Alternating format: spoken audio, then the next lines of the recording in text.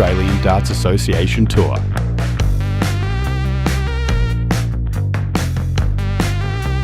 Brought to you by Australia's #1 stream and commentary team.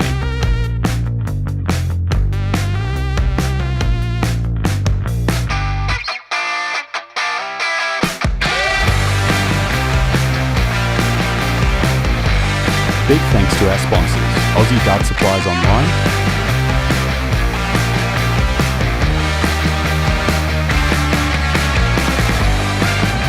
Bailey's Carpentry Services,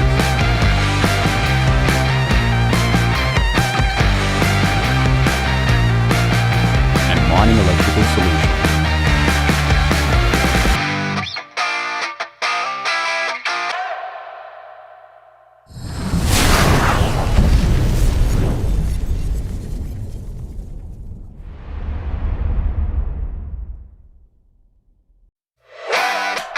It's here. DSL Friday Night Darts is hitting the Pine Rivers Darts and Sporting Club. It's the same format you know and love. $20 entry, round robin into knockout, stream live all night on Dartstream Live. Coming to you from one of the biggest and best looking darts clubs in Queensland.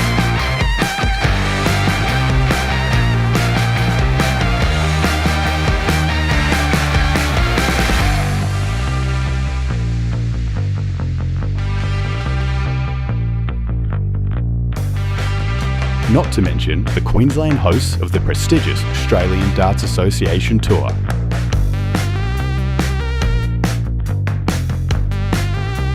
Brought to you by Australia's #1 stream and commentary team.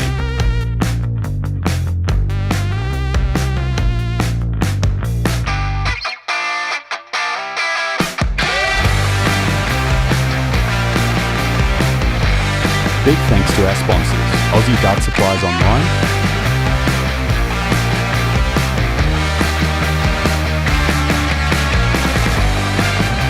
Bailey's Carpentry Services,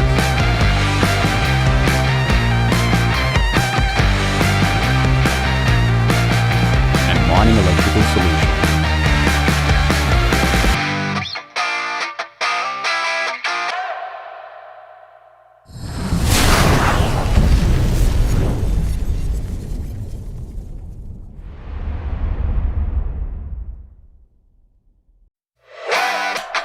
It's here. G'day ladies and gents, welcome to Dartstream Live, Pine Rivers Friday Night Darts. I am Declan Bailey, joined by Kate Gifford, and I will leave you with Kate as I run out and read out our groups for the round robin phase of the comp. Yeah, hi everyone, welcome. Friday night before a long weekend, always good fun.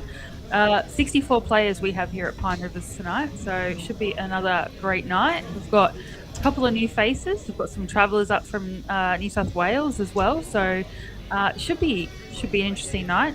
Lots of darts, lots of good darts, and of course still on Dart Connect, so feel free to follow us on Dart Connect. Just search for Pine Rivers DSL Friday Night Darts 23rd of January and you will be able to see all of the matches through Dart Connect, and then the brackets and stages as we go through. Declan is just on the ground at the moment, just sorting out boards, and we will be back with you as soon as we get some games up.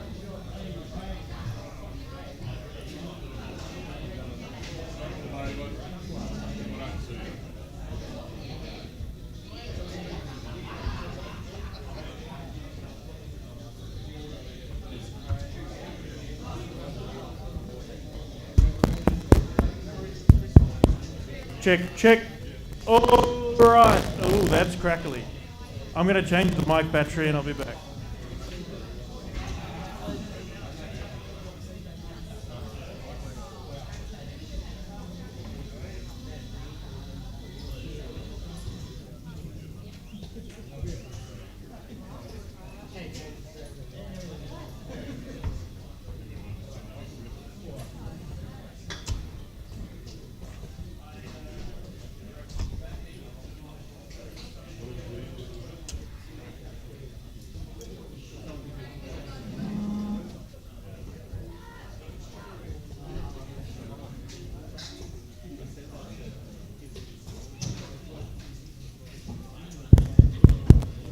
Hopefully it's less crackly now. Yes, for now. All right, ladies and gents, 12 round robin groups. As per usual, they will be best of 3. Top 2 off of each group will go through. Group A on board number 2, Kate Henry, Robert Oakman. Glenn Meehan, Aaron Lowe, Dean Dixon. Group B, board number 3, Colin Kasolki, Brent Ferrugia. Phil Arling, Tristan Bogner, Colin Drysdale. Group C, board 4, Erica Jones, Dita Buna, Nathan Marr, Isaac Polgrange, Stuart Smith. Group D is going to be our streaming board. Peter English, Wayne Von Seidel, Annette Mason, Corey Newman and Mitch Clegg. Group E is board number... Sorry, I took a photo so I wouldn't forget this. Group E, board 5. Ben Justice, Gary Thomas, Jade Whitworth, Ella Mathers, Rowan Edward. Group F, board 6, Paul O'Malley. Hello? Yeah. Group F, Paul O'Malley, Kai Smith, Corey Bender, Josh Kime, Connor Smith. That's Group 6. Group G, board 7, Jamie Rundle, Andrew Phillips, Damien Blair, Dave Hampshire, Michael Beavis. Group H is board 10, Adam Bainbridge, Cameron Wald, Josh Horton, Mark Wiltshire, Toby Goodmarsh. Group I, on boards 14, 15, Damon Bratley, Brendan Miller, Mick Lacey, Jaden Wedemeyer, Jimmy Papworth, Darren Carr. And our last 3 groups are out the back, spread across a couple of boards. Group J on 27, 28. Conrad Buna, Lincoln Moreland, Cooper Dalton, Scott Mitchell, Wayne Leslie, Liam Philpott. Group K on 29, 30. Chili Kasolki, Aaron Garner, Braden Buchanan, Jordan Mathers, Teresa Morris and Pat Ingram. And Group L on 31, 32. Michelle Watts, Robbie King, Martin Kelly, Ben Kimpton, Dennis Ollenberg and Joe Salkovist. So reminder, toss and bull on the first leg, alternating legs from there, best of 3, top 2 off. Any questions, come and see us.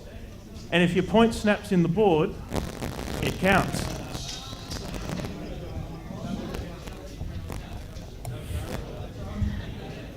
For those just joining us, the point snaps in the board does count.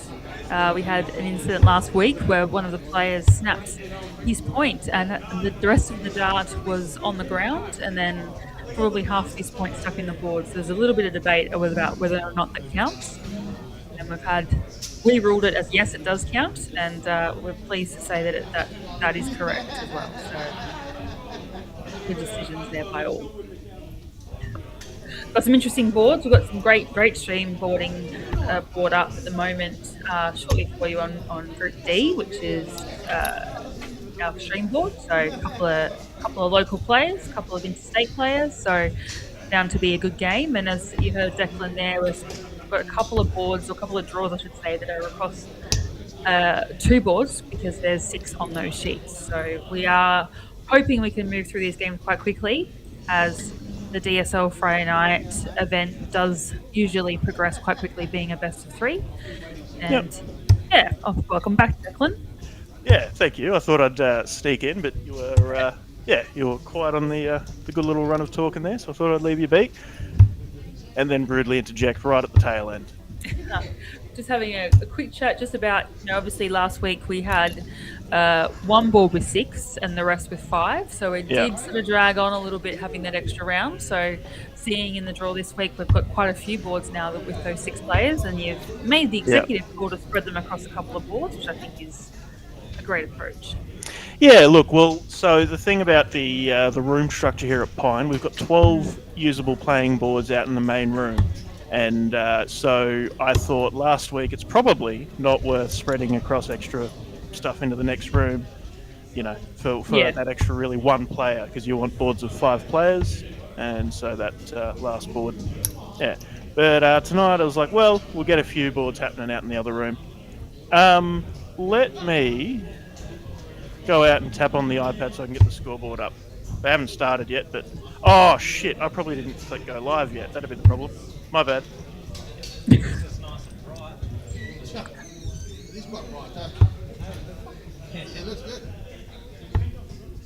Looking at the sun.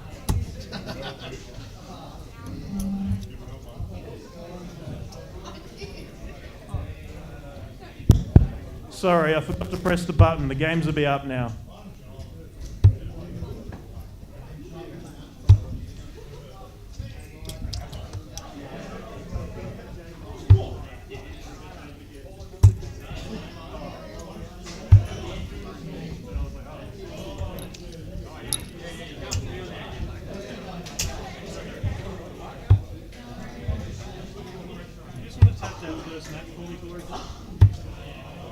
Continue. Go all the way through. No, not that far. That should be right. Thank you. Okay. So, welcome to DSL Friday Night Darts coming from Pine Rivers Dart Club. We are just about to get underway. The doors are up. If you did want to follow, you can have a look on Dart Connect, and all of the matches and the group stages will be up there. As always, best of 3 in these round robin stages, with the top 2 going off each sheet. And we've got a great board up for you with this Group D board. So there's quite a few players in the room that are state players, who have repped players, multiple Australian players, a couple of Australian players are in the room. So bound to be a good night of darts. Just whenever players are ready. Alright. So just getting underway as we speak, and just doing all the admin type of stuff when we set up this thing. And we will come to you live shortly with this first game. Almost there. Looks to be, Mitch Clegg versus Annette Mason. Oh, why are you not liking me tonight? Bloody thing.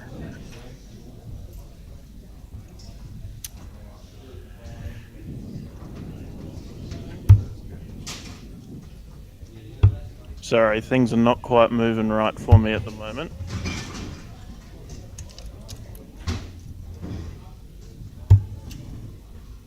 There we are.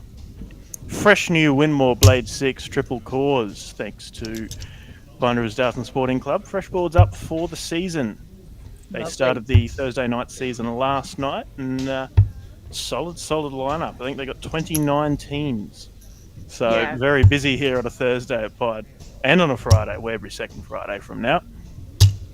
I feel like the first season off the back of Ali Pali and all the the Grand Slam and all those big events that lead into the World Championships, you always kind of get that little influx of players at the start of the season. Yeah. And it's really great to see. I know Luke Dennett Bullseye Darts at Yatla. He's had a great run post the Ali Pali Championships, and he's been very busy. So thanks to him and his continued support as well. But yeah, it's good to see more and more people wanting to take up the game. Yeah, absolutely. So we've got Mitch Clegg here. Mitch Clegg, for those of you who don't know, has been playing darts since he was a little tacker. One of the, Declan and I always talk about families and youth players coming through who are, kids of players or former players. And the Clegg family is definitely one of those players. Families. Mitch has played on the big stage. He's qualified overseas and played overseas with one of the youngest competitors on the big stage overseas as well. I think he was about 13 or 14 when he first played. So he's definitely one of those players that has been at the top level for a very long time. Yeah. And last year, I think, speaking of that record, I think that Mitch is going to be perpetually, unless the PDC ever changes their minds, Mitch will be perpetually the youngest person to play in the PDC World Championship, because he was 15, I believe it was, and since a few years later, the ruling is only over 16. Over 16s, yeah. Yeah. And I actually played drawn mix with his brother David, and there's so many great things with the Clegg family, and obviously Mitch captained the ladies Australian team last year in Korea as he takes that first leg, and his wife Leanne was in that Australian team as well. So it is a family of supporters that have been around darts for a very, very long time. Yeah, absolutely. Oh, here he is. Oh, the booster. just a quality player. He's a beautiful player to watch. Always has been, to be honest. So Yeah. it's nice to see him playing after a little bit of a. Sorry. I don't know if he took a break, but didn't see him around traveling and going to events. So it is nice to see him and his face on the stream. Yeah. Yeah, absolutely. I think, I mean, we saw him in the New South Wales colours at the championships. He made, I think it was I don't think he made the semis. I think he made the quarters of the Australian singles. So he did have a little good run there. I think probably the time we'd seen him on DSL before that was ADC event down in New South Wales, 2024. Yeah, beautiful darts there again. Yeah. Feel for Annette a little bit. She's throwing well. She's just up against a really tough game first up. So it is one of those things with the draw. You just never know. There's no seeds in this event. You kind of just it's all. Ooh. Oh. I was there, bitch. I know. Cracking first game. If we could take this out, it's a well and truly 90 plus average to kick off the night. 39. Double 10. Oh, double 5. That's 10 scored. Ooh. Made a meal of it. Annette not in a position to take it out, of course, but would like to try and put some pressure on. I'm just going to reboot my feed because I am getting a very big delay. And you're making comments on the scores before I'm seeing it. So let me just reset. No worries. Okay. It's all right. I'm just going to refresh. See how it goes, and otherwise I can try and lighten some load on the... maybe it's... there's a few things I can turn off to try and hopefully help it work better. That's okay. We are good, I think. It looks to be better. Cool. So nice start to the night. We've got Mitchell Clegg winning his first match through. Yep. In fine form, 80-odd average. Could have been a little bit better, but just the double trouble in the end. But had it really in control from very early stages of that game. And like I said, tough one for Annette first up to play someone like Mitch. Yep. And looking forward to this next one as well. Got some good games on this board, but then as I look through all of the draws tonight, and there's quite a good set of draws as well. It must have been very hard to pick the stream board. Yeah. Well, look, we want to make sure that we're getting a good variety of different players. You know, Wayne von Seidel, the uncle of Dieter Buhner, is a player who's attended, I think, twice, maybe 3 times. But good to get him a bit of airtime. Peter English is a fairly solid player. Not sure if we've had him on the stream board, maybe in a knockout. But I looked at Jaden Wedemeyer's board, and yes, that's what I was looking at as well. But I was like, I feel like we watch Jaden every week. I love the guy. Yeah. He plays some great stuff, but we want to see some variety. And he was the one that we had that the discussion about the point snapping in the board as well. Yep. So obviously Owen Binks there gave a bit of a ruling, but we from his perspective, but I think we had it under control. Yep. Oh, did he answer? Did he? Yeah. I can't. I don't know if he actually answered, but I think the response would have been in line with what we had said. Yep. Yeah, I wasn't sure because I know they've got the PDC Masters going on over there, so I figured he'd probably be quite busy. Busy, yeah. There's a lot going on. There's no rest for these guys that play these PDC events. Straight into it. Yep. And speaking of no rest in the PDC, the ADA entries filling up in 24 hours. I was just about to say the same thing. I was literally just about to say, and how good is it?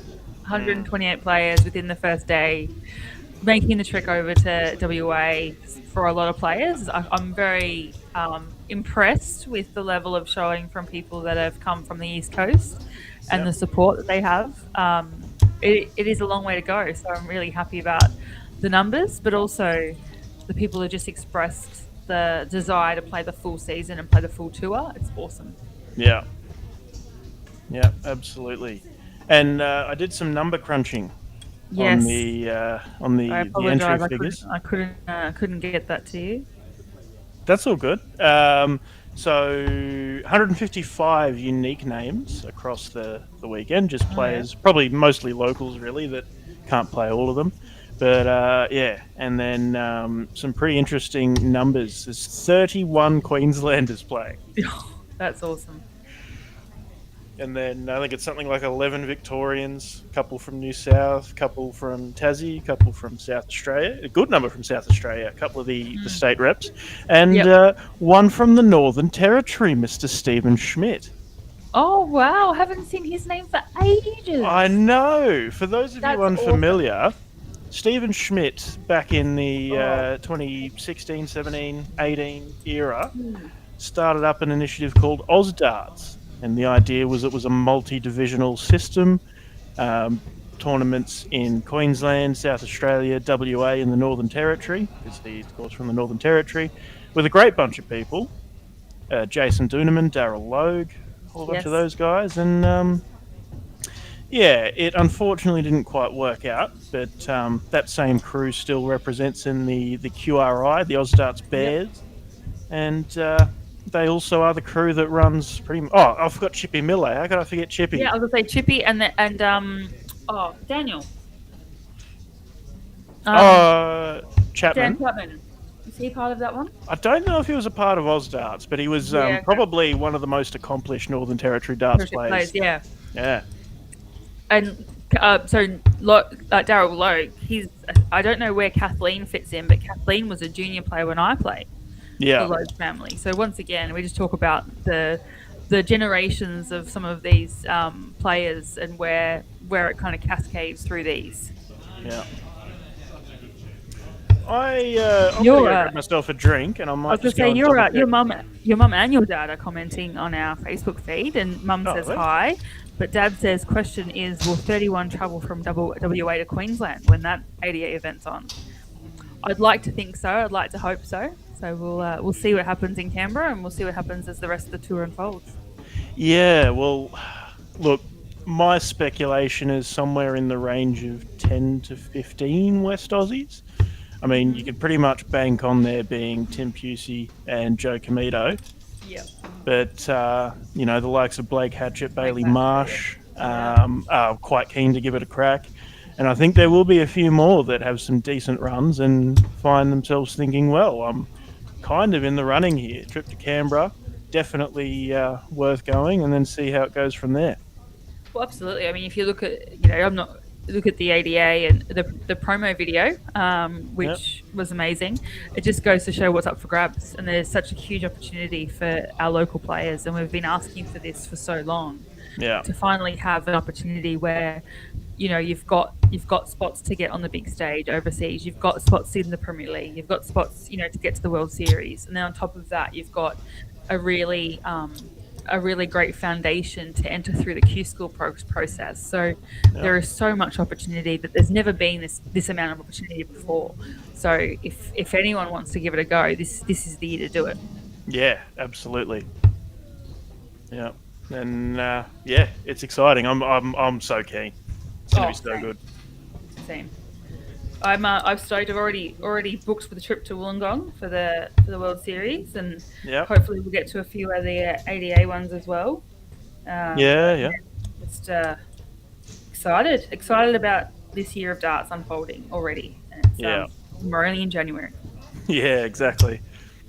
And we still we've got Carroll Park returning next Friday night. We've got Pine Rivers is still going strong as well. I wonder how big it'll be by the end of the year. And Carroll Park, of course, is capped at 50, just due to the space constraints of the hall. But I like that. I think it gives a bit of exclusivity to it. Get in, get your name in, and if you're not, too bad, so sad, really. Absolutely. And look what happened with the ADA and capping the numbers. It created that momentum. It created that talk. Everyone was sharing the fact of how many players were signed in, how many spots were available, and the momentum that got really drove the fact that it sold out within however many hours. So if we can get that kind of mentality as well that people want to play, and if there's, if you build it, they will come kind of mentality, it's awesome to be part of. Yeah, absolutely. I'm going to leave it with you for a minute, Kate. Grab myself a drink, make sure everything's running as it's supposed to be, and I'll be back. Sure, no I worries. won't disappear for an hour this time.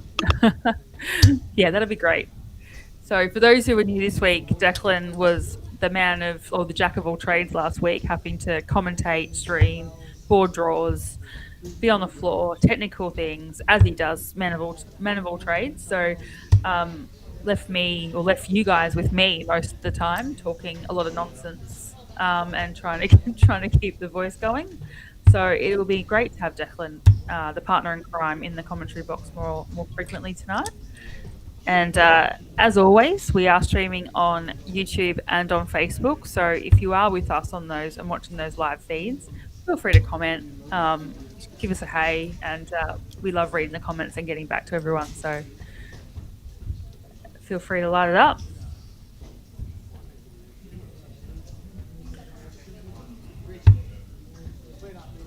So we are at the early stages. This is our second game on the stream board, but we do have quite a few boards happening across the Pine Rivers Darts Association venue. As for those who know, Pine has got an amazing venue that has two main rooms, lots of boards. So we have the flexibility to be able to play on one or two boards if we've got heaps of entries, which we do. We've got a great turnout tonight, 64 players.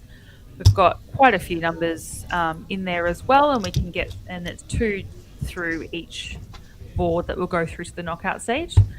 If you're interested, jump onto Dart Connect and have a look at Pine Rivers DSL Friday Night Darts 23rd of January and have a look at the group play, and you'll be able to see those draws and you'll be able to see the results as they come through. So we've got a nice little tussle here between Peter English and Wayne Von Seidel.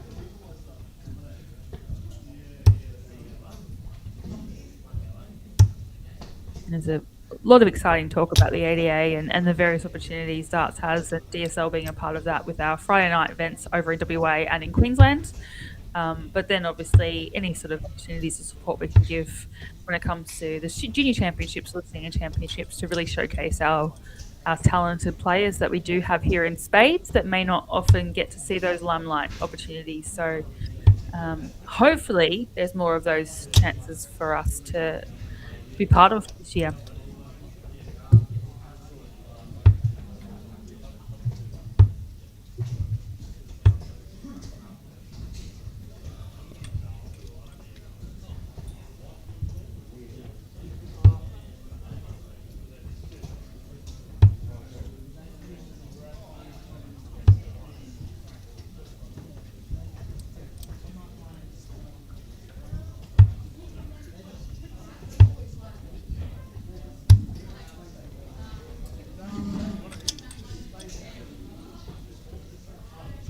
And shout out to those players who are following us at the moment. I can see you guys on the Facebook feed and the YouTube feed. Hi, happy Friday, happy long weekend. Welcome to Pine Rivers DSL Friday Night Darts. Hi, Greg. Mitch did well. Had a great opening match. And won his first match. And this is our second match up on our stream board. So you'll be able to see Mitch's games throughout this evening.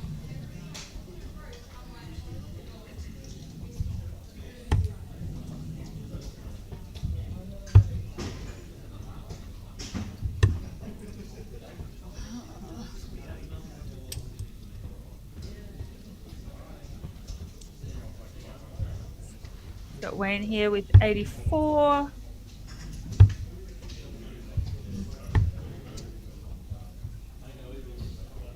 Just fits inside there.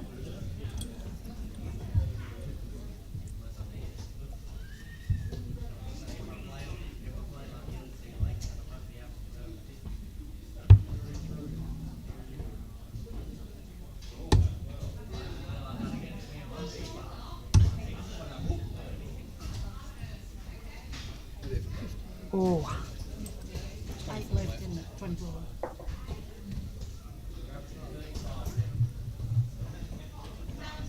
I'll have to apologise, folks. I'm having a little bit of tech issues at the moment.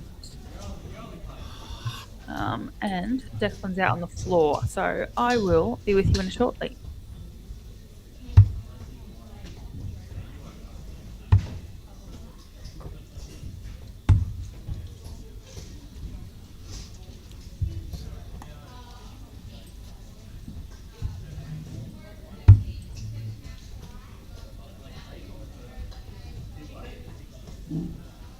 Thank you for scoring.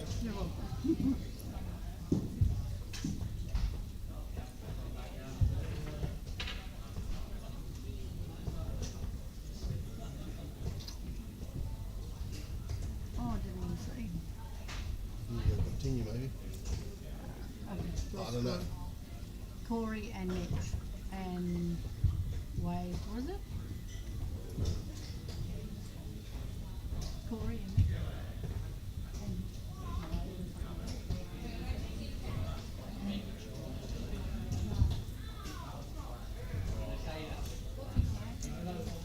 Yeah, Mitch. Yeah, I'm looking at the scorer though. Chalker. New something else. Yeah. Oh, nice. Wade Van, the last name. Wade Van scored last name.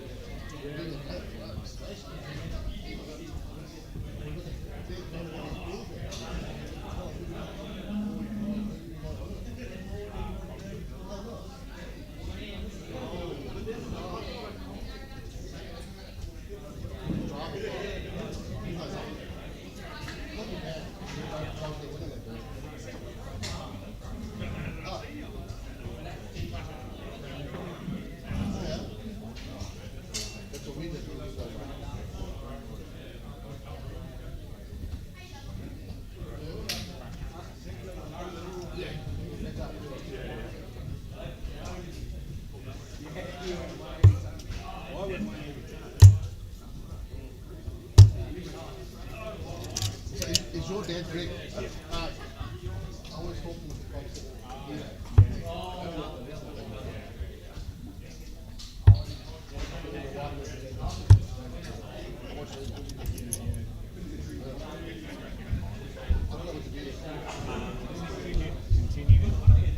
I think I might be need to score. Yep. Right, so next game up, we've got Corey Newman, Mitch Clegg. Mitch has played one game already, winning through his first one 2-0 with an 81 average, which is not too bad for your first game off the ranks. And then we've got Corey, this is his first game up and first appearance here at Pine Rivers on a Friday night so far. Does play at Pine Rivers on a Thursday and is a rep player for Pine Okay. and has played a few of the tour events across the course of the last few years. Sorry. I thought that was it.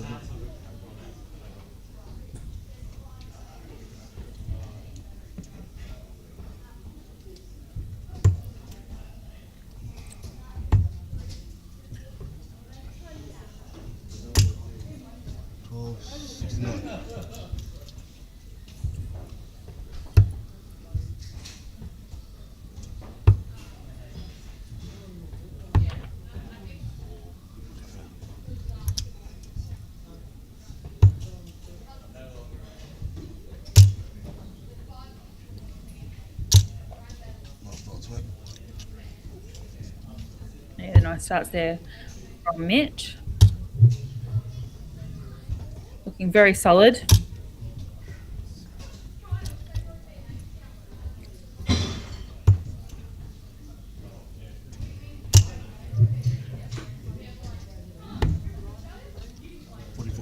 Corey's one of those players that is play exceptionally well, very rhythm-based player.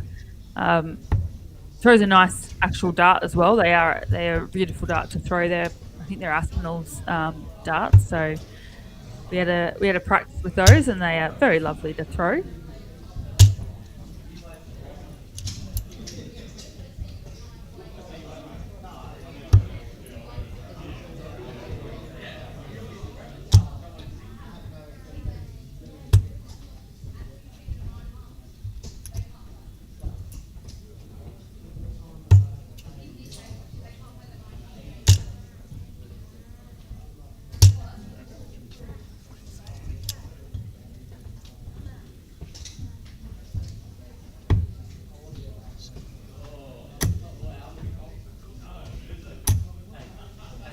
Yeah, lovely switch there to the 19s. Nice little use of the board. Mitch looks at 145. Stay there. All over that triple 19 there. It's got a bit of time with Corey, not on a finish. However, has the opportunity here for Corey to set himself up. Put some pressure on that 88. 46? No, 56. Scoots inside.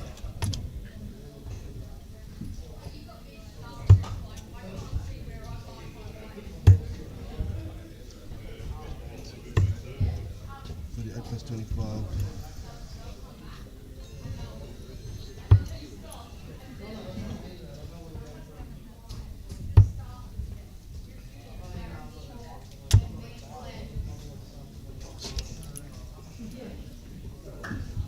Corey is partial to that 36 checkout, which is why he went for that yeah, ton sorry, there and single didn't 40, swap to the 16. Big number there for Mitch. 7 leaves double 4. Just inside. So Corey with an opportunity here to break in that first leg. Which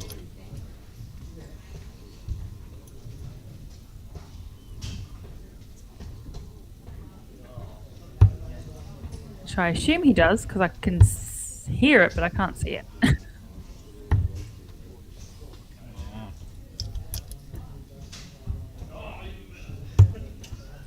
It's a bit cutthroat, this format. Best of 3, so first to 2 legs. Does mean obviously if you get an early break, you're in the prime position to hold.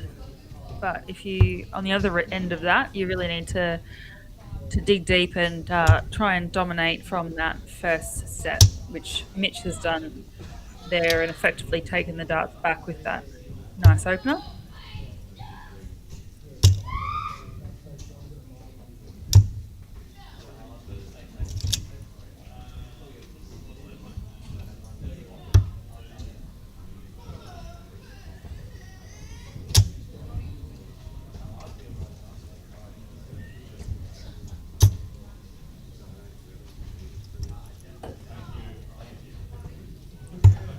Solid.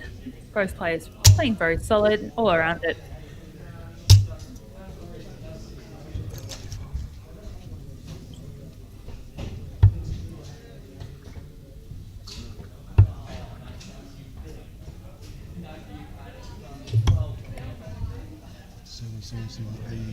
Two.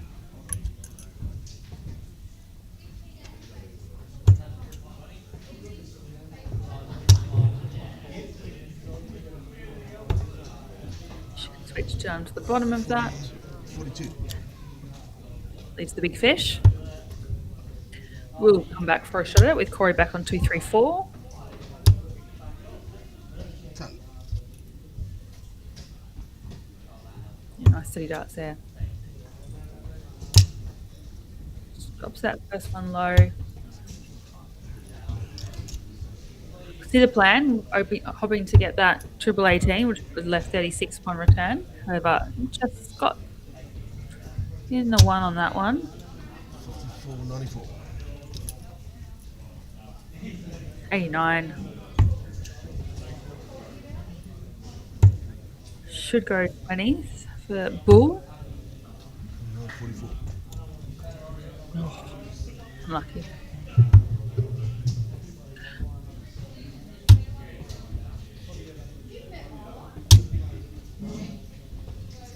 So all over it, needs to scoot that one down. Which he does. Lovely opening match there from Corey. Mitch was a little bit unlucky at times. This was all over that triple 20. Just didn't find those consistently through this match as he did in the first match. But that does make our draw quite interesting for this stream board, which is Group D. If you are looking on Dart Connect, we are Group D. And the games, in true DSL Friday night format, the games do move through quite quickly. So we are on to our 4th match for this one, and there's quite a few movements happening on the other boards. So if you've got a friend or someone you want to have a look at, feel free to jump onto Dart Connect and look for that Pine Rivers DSL Friday Night Darts 23rd of January, and you'll be able to see all the scores, all the games.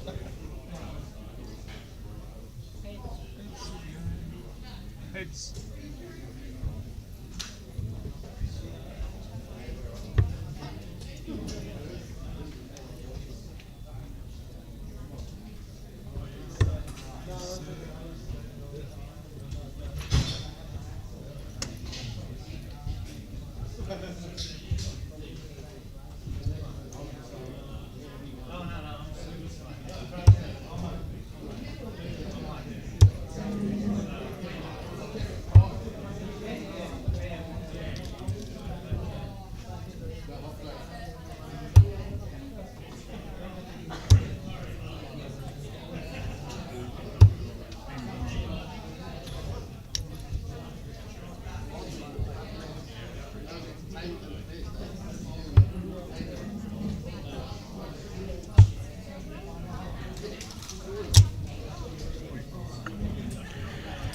And forgive us, guys, just working on a little bit in the background, having a few little dramas, so hopefully get things.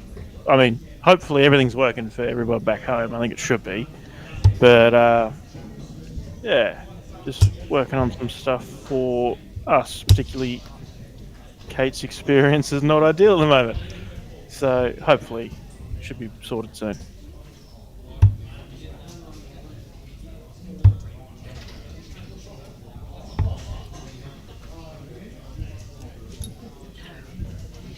Okay, so we've got our fourth game up at the moment, which is Annette Mason and Peter English.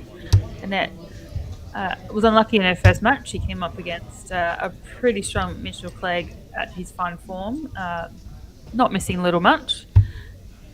Wherein Peter had a similar instance with coming up short against Wayne. So both players looking to get their first win on the board.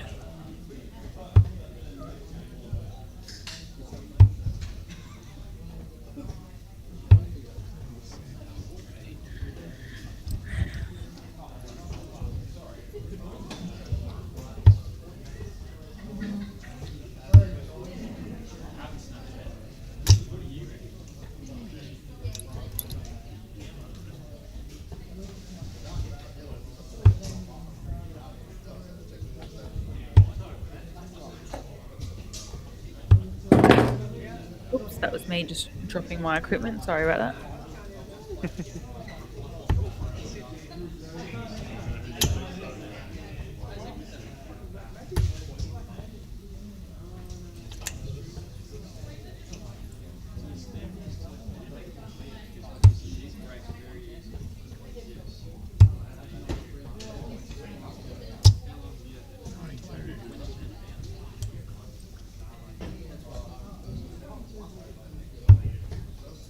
Just for those following us on the Facebook Live feed at the moment, do you mind just giving us a thumbs up if comms and stream is okay?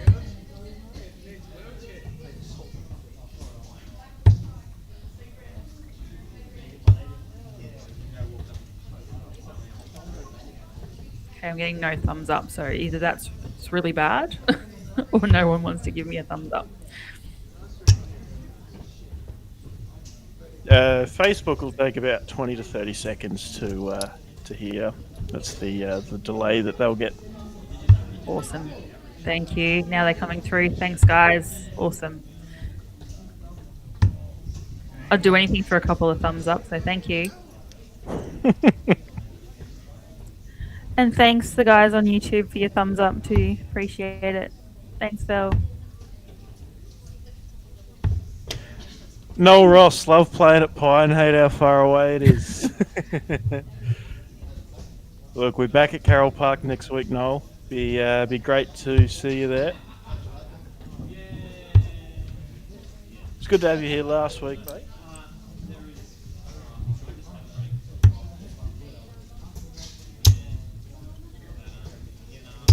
Right, so welcome Friday Night Darts at Pine Rivers. 64 players. We've got multiple boards going.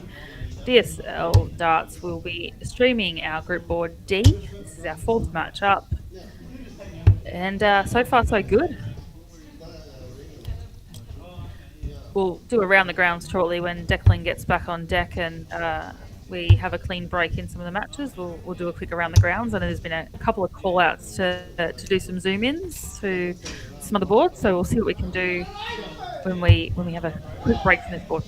Nah, Pato's just a shit stirrer. He loves, he latches onto people that he loves. And we love Pato. He's a good dude.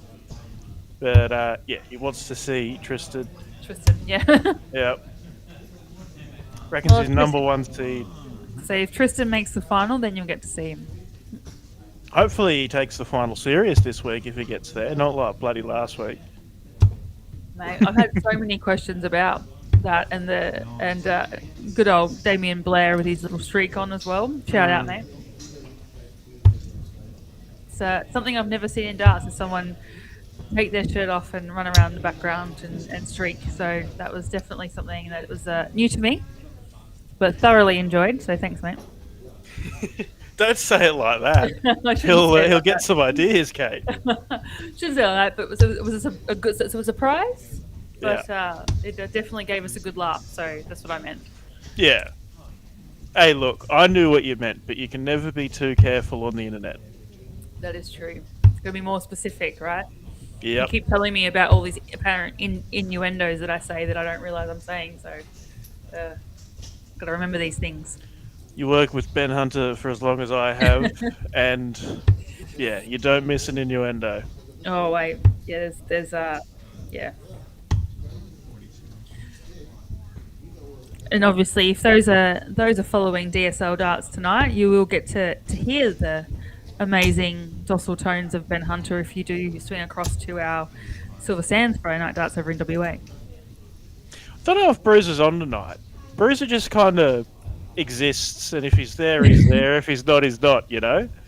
Well, Ben did message me and ask and say, feel free to jump on at Perth if I want to after Pine. Yeah, okay. Well, it may be that he's by himself, or it could just be that his system over there is finally behaving itself, and he's able to have multiple commentators. Well, that's what I said. I said the last two times I've attempted to do comms in WA, or for WA, I should say, happily based in Queensland. I've had issues where I couldn't get on. So, it's a bit of a bummer when you're all pumped up to be able to get in the comms box, and then you get told that, unfortunately, can't do it tonight. But good to see it's all sorted. So it's a great time ahead of the ADA and all these various things that DSL get to be part of.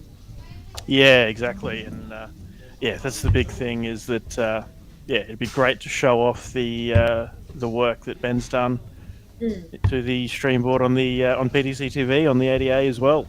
Yeah, definitely. It's definitely I think streaming and videoing and live feeds and all these kind of things have been tried over the course of many years in darts in Australia, and I think we're getting to the point now where the formula is starting to come true. We're getting there. We're on the right track, and things have come leaps and bounds probably in the last 18 months since you guys have been doing your thing, and then having the support with the crews on the ground in the venues as well. Also, really embracing this opportunity, really. Yep. Oh, well, look, we've, obviously we are humble people, self-admittedly, but we've worked hard. We've put in a lot of hours, a lot of money, and we want it to be successful for the sake of the game, we put in the time and the energy and want things to be better, and even just these Friday comps, we run them the way we run them because we want players to have a great forum to come and play darts and get their head on stream, and they don't have to be a superstar dart player to get their head around the world. Yeah, for sure. Speaking of, we've got people from Ireland. How you going on the YouTube video watching us? So shout out to those people on the other side of the world tuning in. Thanks for your support. So it's lovely to be able to show the ladies and gents that we see day in day out doing their thing, and being able to get those people shown across the world in as many forums as we can possibly give them. Yep. So, by the way, Corey's surname is spelled incorrectly. Just saying. Yeah, I did see that. I meant to change it and I forgot. My apologies, Corey. Hope you can forgive me. I will fix it sometime. Well, I'm surprised he's actually playing, because Corey left those city darts that he is playing with has been at our house for over 3 or 4 months, actually longer than that, probably 4 or 5 months, and we only dropped it to his house about a week ago. So he hasn't had much time with these sort of darts that he's actually playing with to pick them up and have a crack again. There you go. Good on him for showing up and actually doing it. And he won his first match against Mitchell Clegg, which was awesome. Yeah, definitely. I mean, Mitch was very impressive in his first match. Just so clinical, poor Annette. Exciting stuff. Didn't know what hit up. I know. Really, and she played really, really well. She actually played well, and it was just unfortunate that she came across an Australian representative in the first match. Yep. No, exactly. It is what it is, but that's the beauty of this best of 3 format, is that it can all change so easy. It's anyone's game in a short format. So, and that's what I say. Like, if you can get an early break, and then you just go hold. Really, it's like it's brutal. And if you're someone that, like me, who can play well but sometimes struggles on the doubles, and you lose a leg and you shouldn't have, and suddenly you've been broken, the pressure's on you to basically outscore your opponent heavily from the first set in the next leg. So it is a bit cutthroat, but that's what we love as well. It kind of separates people, but also gives it a bit more of an even playing field as well sometimes. Yeah, absolutely. Sorry, I just got a message in the background. Said your sponsor helped a little bit in terms of when we were having a conversation about putting in the tie bed buddy and whatnot. Oh, yeah. And yes, of course, it'd be remiss of me to not mention all of our sponsors at DSL, but of course, the main man, my old man, James Bailey, Bailey's Carpentry Services. And yes, Dad was massively helpful in terms of funding and whatnot. So appreciate it all. Thank you. And I can vouch for Bailey's Carpentry Service, because he has done some work at my old house. So shout out to those who need some handyman services in Brisbane. James Bailey's your guy. Yeah, I don't know if he really is super keen on coming up this far up on the north side of the town. Of course, we are Southsiders.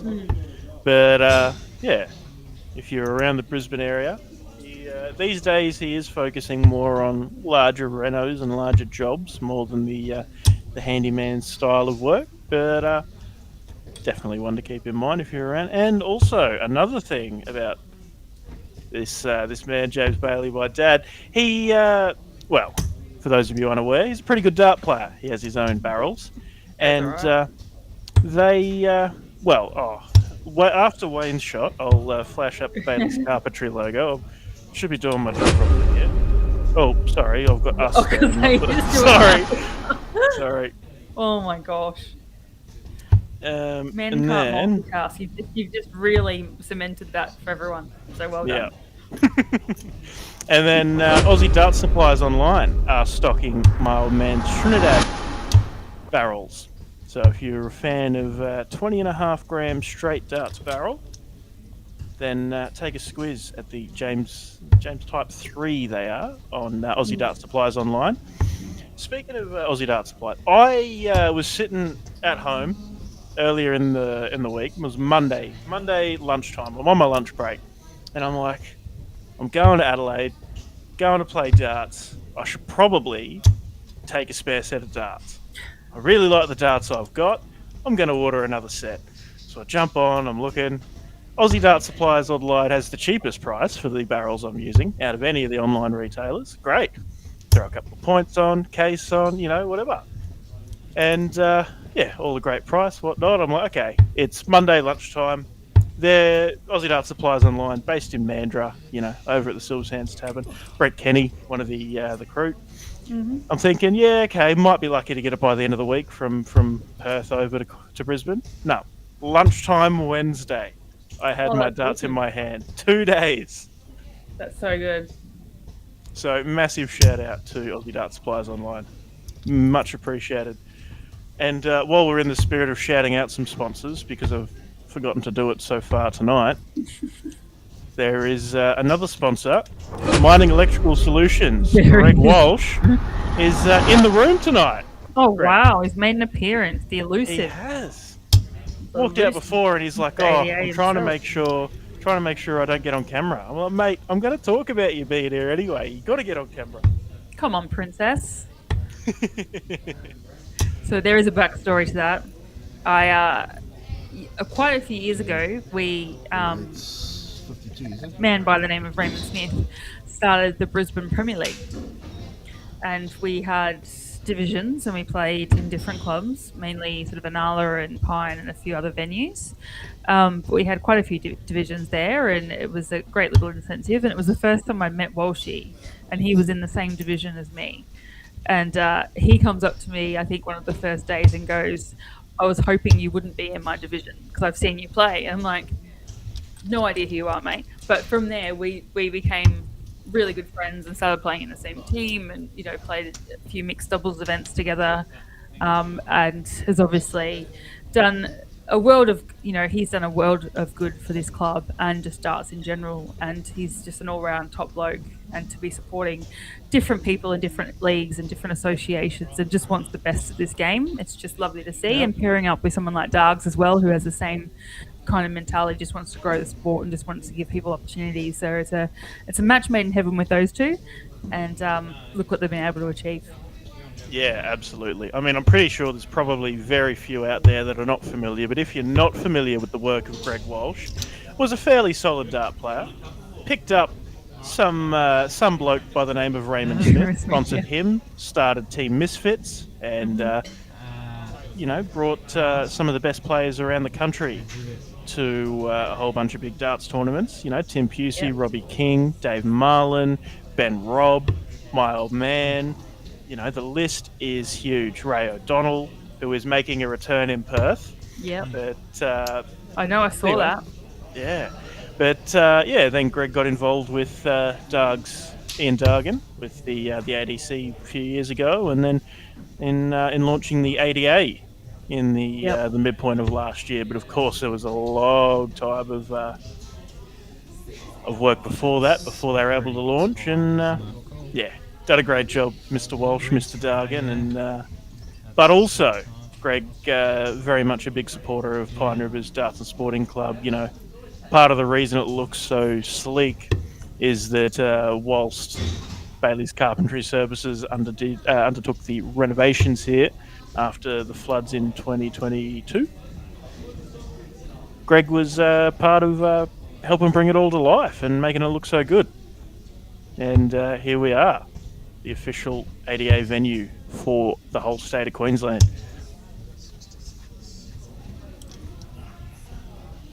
I'm going to say that. Scoreboard is I'm not. gonna- Oh, there we go. I was going to say, Mike's just come down and given me a top up of my drink. So, Mike, for those of you who don't know my partner, he is English, and he's like, "I hope Peter wins. He's got a good surname." So Fair typical. Get out and get back upstairs. I just said, I said, "Do you want to join the commentary?" And he goes, "Nah." Mike, when are we seeing you? Is he still there? When are we seeing you at Pine? He's left, but I did say to him he needed to get down. And he said he might do at some stage. He's enjoying his darts at the moment. He's Awesome. Yeah, I bought him the Omni, the Target Omni dart counter thing. Yep. Which is great because then he stopped asking me to practice all the time because I didn't want to do that. So now he just practices against the Omni. But yeah, he's really enjoying it. So it's great to have someone that plays the game that I've grown up in and loves it the way I sometimes love it and sometimes prefer being on this side of it. Yep. Now it's good to. Well, it's a unique and I suppose privileged position that yourself and I and very, very, very few others are in, being able to be Yes. involved in not only going and playing the game, but also in well, particularly the streaming capacity, but even the wider administrative capacity. It can be tough to really focus on playing well when you're involved in the administrative side of things, and that's why particularly at things like these Friday events, you really have the committee of the club separating themselves from the comp. Occasionally they'll mix it up and some will have a game, but typically you've got those few people that are involved in running it but not playing because it can be quite distracting. Yeah, definitely. And look, a lot of people put a lot of effort in to put these events on. Obviously, yourself and Ben from a DSL perspective, and the team that give up their time to be able to do all this kind of stuff. But then also the people on the ground and the clubs and the players that come to these things. So Yeah. it's all a community, and we wouldn't be there without each other. So it is great that we can all kind of get together and do these things on a regular basis. Yeah, absolutely. And well, of course, not forgetting yourself and Bruiser, the commentary extraordinaires, not only coming in and talking, but also being able to fill the air when shit goes wrong. And Ben is quiet, fixing things, or myself, I'm either fixing things or running around the room, making sure things are moving as they should be. It certainly takes a load off that we're not trying to talk and also not trying not to punch the monitor. All I take from that is that Bruiser and I are good at talking crap and just talking in general. That's why we keep you. I guess it probably goes in one ear and out the other, and I don't even know if people are listening, but at least it makes me feel good sometimes. I'll tell you what, sometimes I'll be on a string of talking for 20 minutes and then I'll stop and I'll be like, I don't remember a single word I said. I was just talking. But how many times have you done that and then realised that you've been on mute the entire time and actually answered the thing? You tend to do that quite a lot. Yeah. Yeah, I do. Oh, that was a point in the board situation. We probably should talk a little bit about the games that are being played. Yeah, true. I feel. But Mitch here, dominating from the first shot in his second leg. Yeah, I mean, Peter is a solid player, but Mitch, we talked about his first match, just so dominant. His second match really was a bit of a drop-off and lost 2-0 to Corey Newman. He'll be coming out with a vengeance here, and he is, tidy first leg, but really coming out ton 40 ton to start this second leg, and he's in again. That's what we saw in his first match against Annette. His first start 60 was so consistent, and you just looked on from the first start. Whereas that did drop a little bit against Corey. Just couldn't quite find that first start, which is what he really relied on, I suppose, in the first leg. And we're seeing it here now. When he does get that first one in, it's usually backed up by another one. Yeah, and of course, I should know that Mitch Clegg goes 19s on 161. Yes.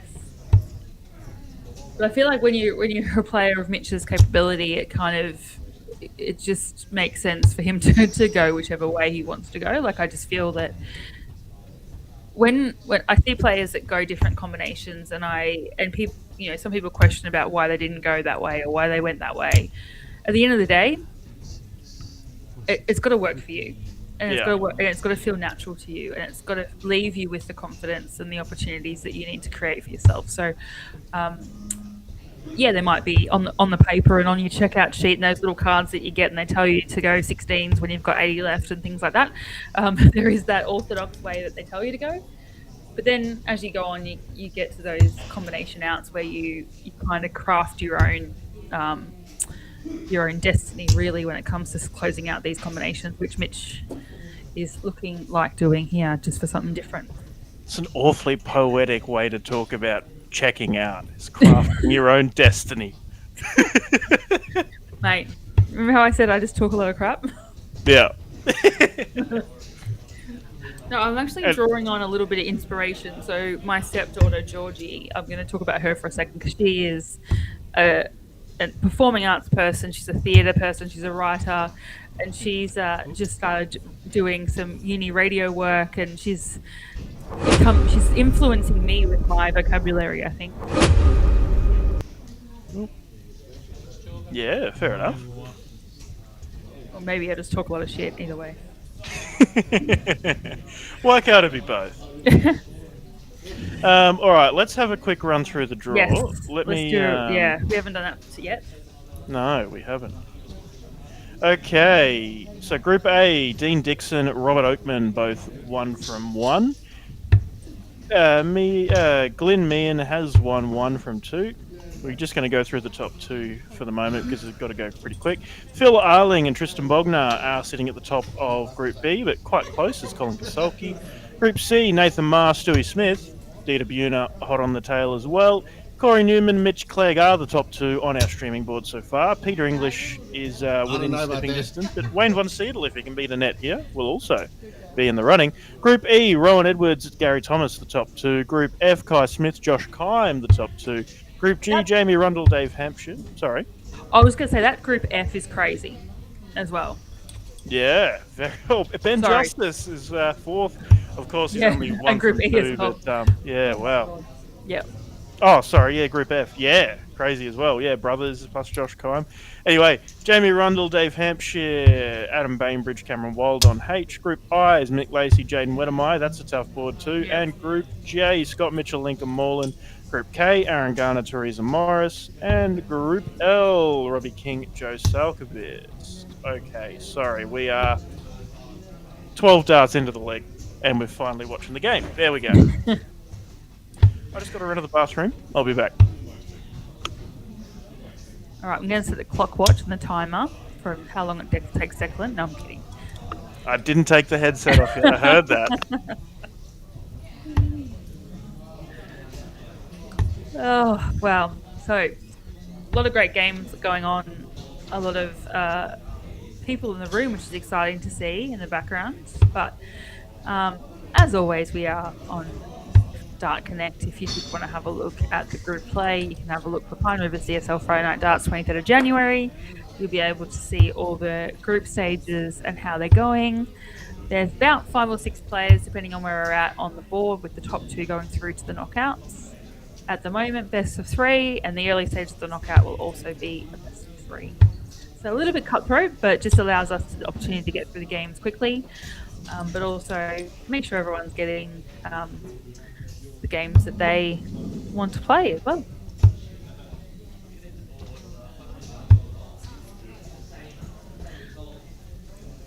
So with this one, we are Group D, which is the stream board.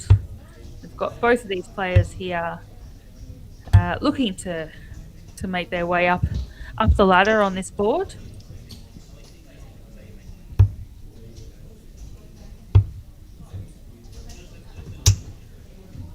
There's some great games happening all around the room, so if you are interested, have a little look and you can see what's going on. But there's some great dart players, some great darts happening, and it's awesome to see.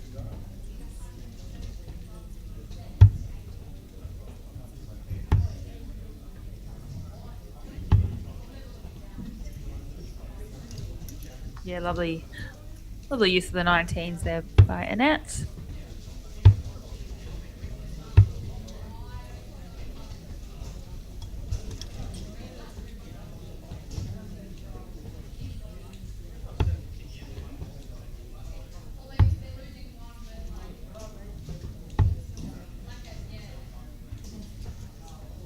And again.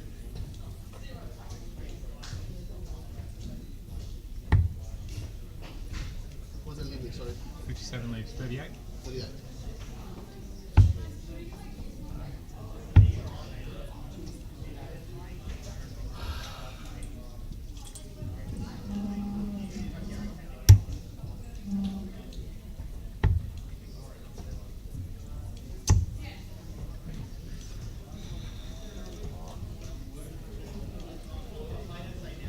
So Wayne here looking at 38, take this opening leg.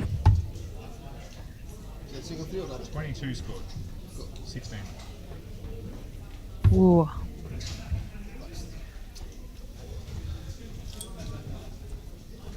And just scoots a bit low and busts that number one. So Annette with 115. Should go 19s. Ooh, 76 left. Yeah. So, another crack at this 38 here for Wayne. Should be there again, which will leave him double 16. Blank spot. Gee.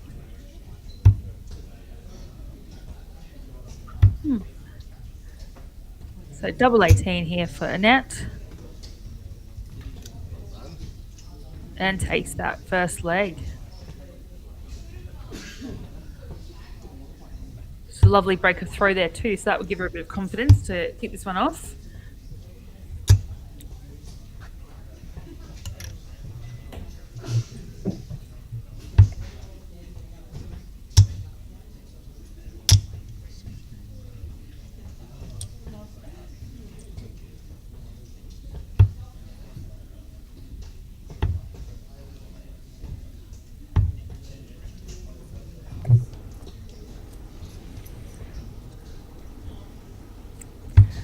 And it's been really consistent on those 19s. I'm actually surprised she doesn't start there more often.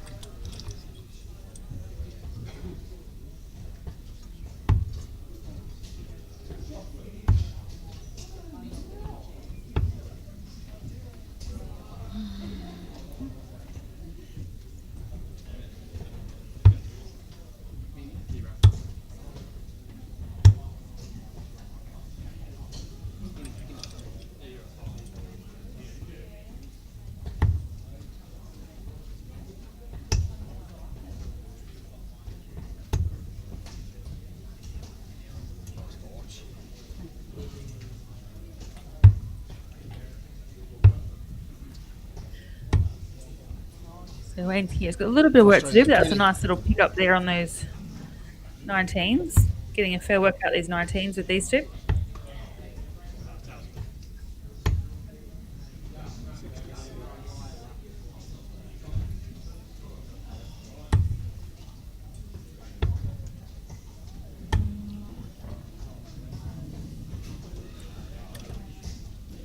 I, for one, am definitely partial to a 19s. It's the number I grew up playing as a junior, and definitely a fallback option for when those 20s go awry. But then Annette just goes up there at top and bangs a 140. So it's great that she's got both ends of the board covered and sets up this match very nicely. So looking at 8 or a 16 here for a combination checkout for 48.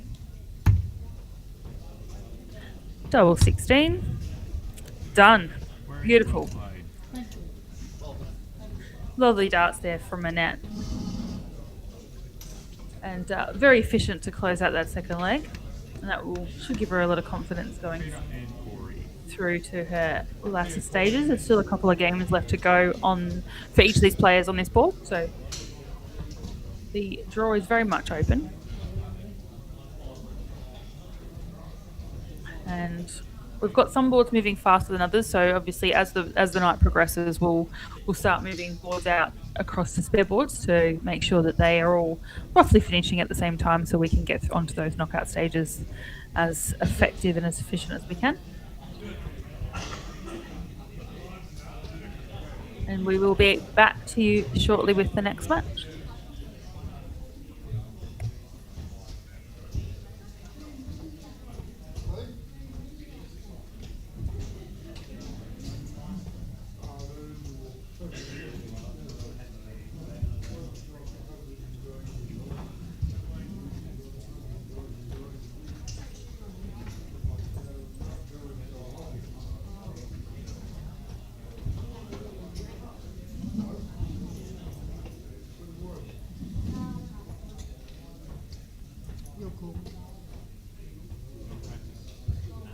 want to practice?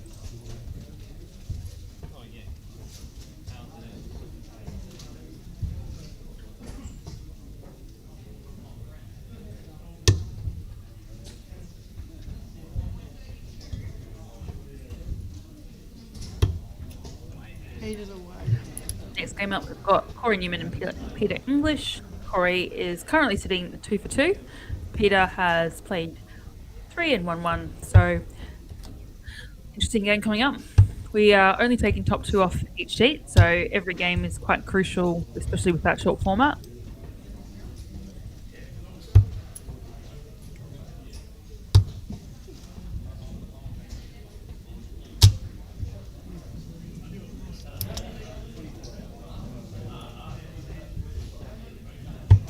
Lovely opening walk there by Corey.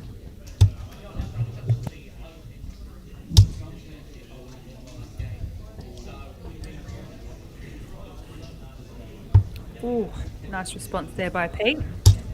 Scooting to the other side of that wire.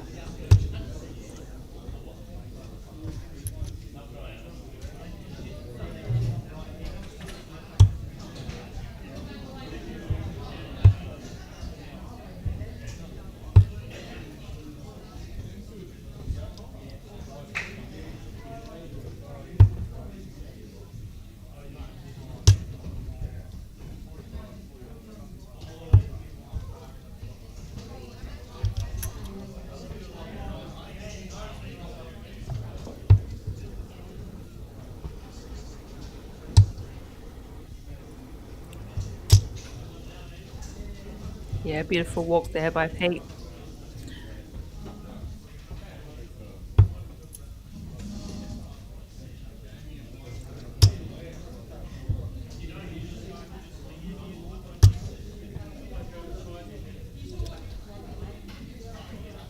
So it was Pete's walk, so a nice big score here would really set him up in a prime position to take this opening leg. Should switch down. Yep. Unfortunately, just missed that target there. So Corey with an opportunity now for him to set himself up.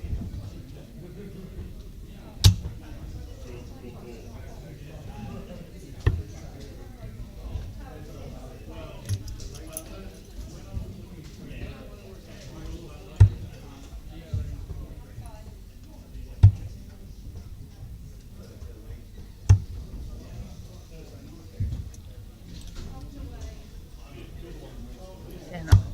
Nice switch, saw the plan.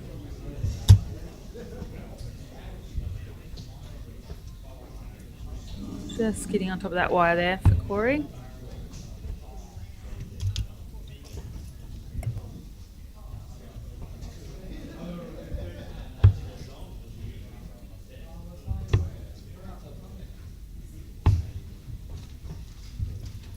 Corey here with the opportunity to take the opening leg against the throw as well.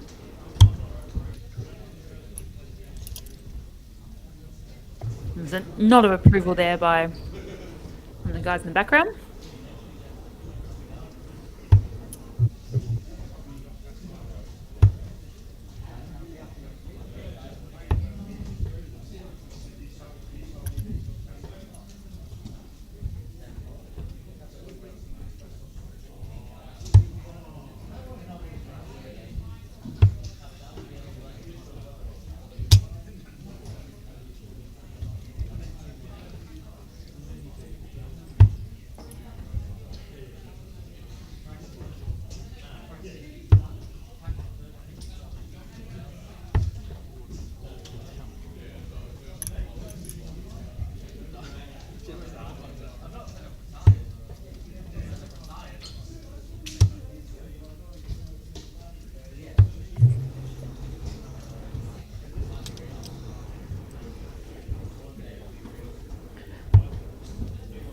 So for those of you who might have just joined us, welcome.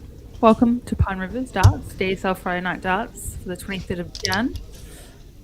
We're here again. We were here last week, and we had a great turnout last week with 61 players, and Aiden won through over Tristan in that final. Aiden had a 79.4 average and took that final out. So some great darts last week. This week, topped it. We've got 64 players. We've got some great great players in the room and some very worthy supporters as well. So we appreciate everyone that's shown up and put their hat in the ring, especially what a great starter to a long weekend as well. So we are looking at Group D here, which is our stream board. Currently sitting at 5 players on this sheet, with the top 2 going through. It's the same across most of the boards, with 5 or 6 on the board, with the top 2 going through to the knockout stage. It is a bit brutal.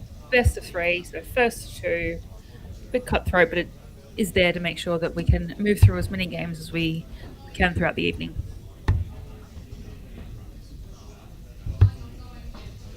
Everything I wanted, everything I wanted. So Corey here looking at 1-2-2. Should go the bull route. Opts to go 18s.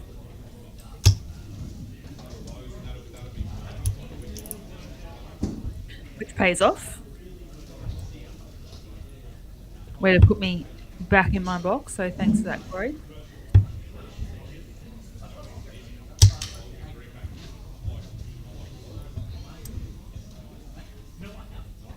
So Corey here looking at double 16 to take this match, which he does. So very first start finishes on both of those legs there for Corey. So that's 3 out of 3 for Corey on this board. So currently sitting top of the table.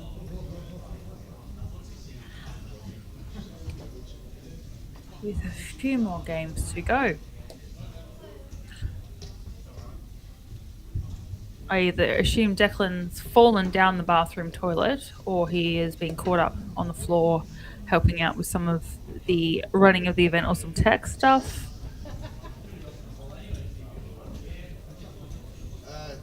Tails. Don't want any warm up? Tails? Heads. So for those wanting to play along, currently Group D, we've got 3 matches apiece for most players. Corey's sitting at the top at the moment, 3 out of 3. Mitch is 2 out of 3, and we've got Annette Outside. and Wayne and Peter all 1 out of 3.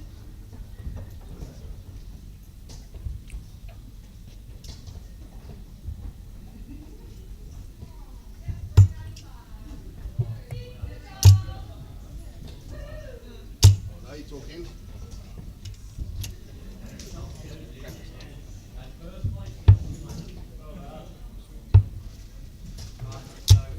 Might just do a quick round the grounds as well. So Group A, at the moment we have Robert Oatman and Dean Dixon looking solid at the top. Group B, Phil Arling and Colin Kazuki on the second board. Group C, we're looking at Dita Buna and Nathan Ma.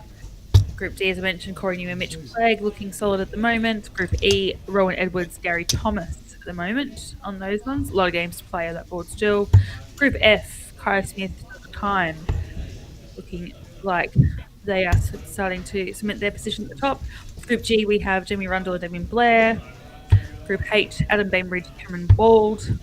Group I, Jaden Wedemeyer, Mick Lacey. Group J, Liam Philpott, Scotty Mitchell. Group K, Aaron Garner, Teresa Morris.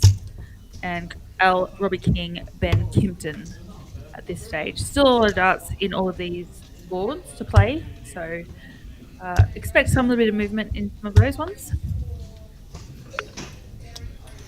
I'm back. You That are was back. not an hour on the counter, I'm pretty sure. I think it was in Well, the I did region put of it a out few to minutes. I did put it out to the group to see if the voting was in whether you'd fallen down the loo or you'd been caught somewhere on the floor. Well, there was a board out the back that has 2 boards allocated that was only using 1, and Okay. they were a little behind, so I got them moving. And there was another that's very much ahead, so I said, well, you guys can stick to just 1 board then. And then got myself a snack, a drink, a chockey, and we're good to go. Rightio. What's the snack of choice this week? Cheese twisties and a caramello. Wow. Okay. All the food groups covered. Sure. When did you have last week? You had hot food last week, didn't you? Yeah, dim sims and chicken and garlic balls, but I moved too Yeah. slow this week. All that's there is some spag bowls, thanks to Richard. Great Yep. meal, but I don't want a full meal. I don't want to fall asleep. I just want some snacky food. Yeah, last week we had a charcuterie, which was nice for dinner. Charcuterie seems to be your meal of choice while we're streaming. It is. It's just easy because then you can pick at it. Yeah. Yeah. So it is. But between you and Benny, you've definitely got me. You've stitched me up a couple of times by crossing to me live when I'm eating. So one of these days I'm going to have to return the favour when I figure out how to do stream and get you back. Oh. Mitch takes the first leg in 25 darts.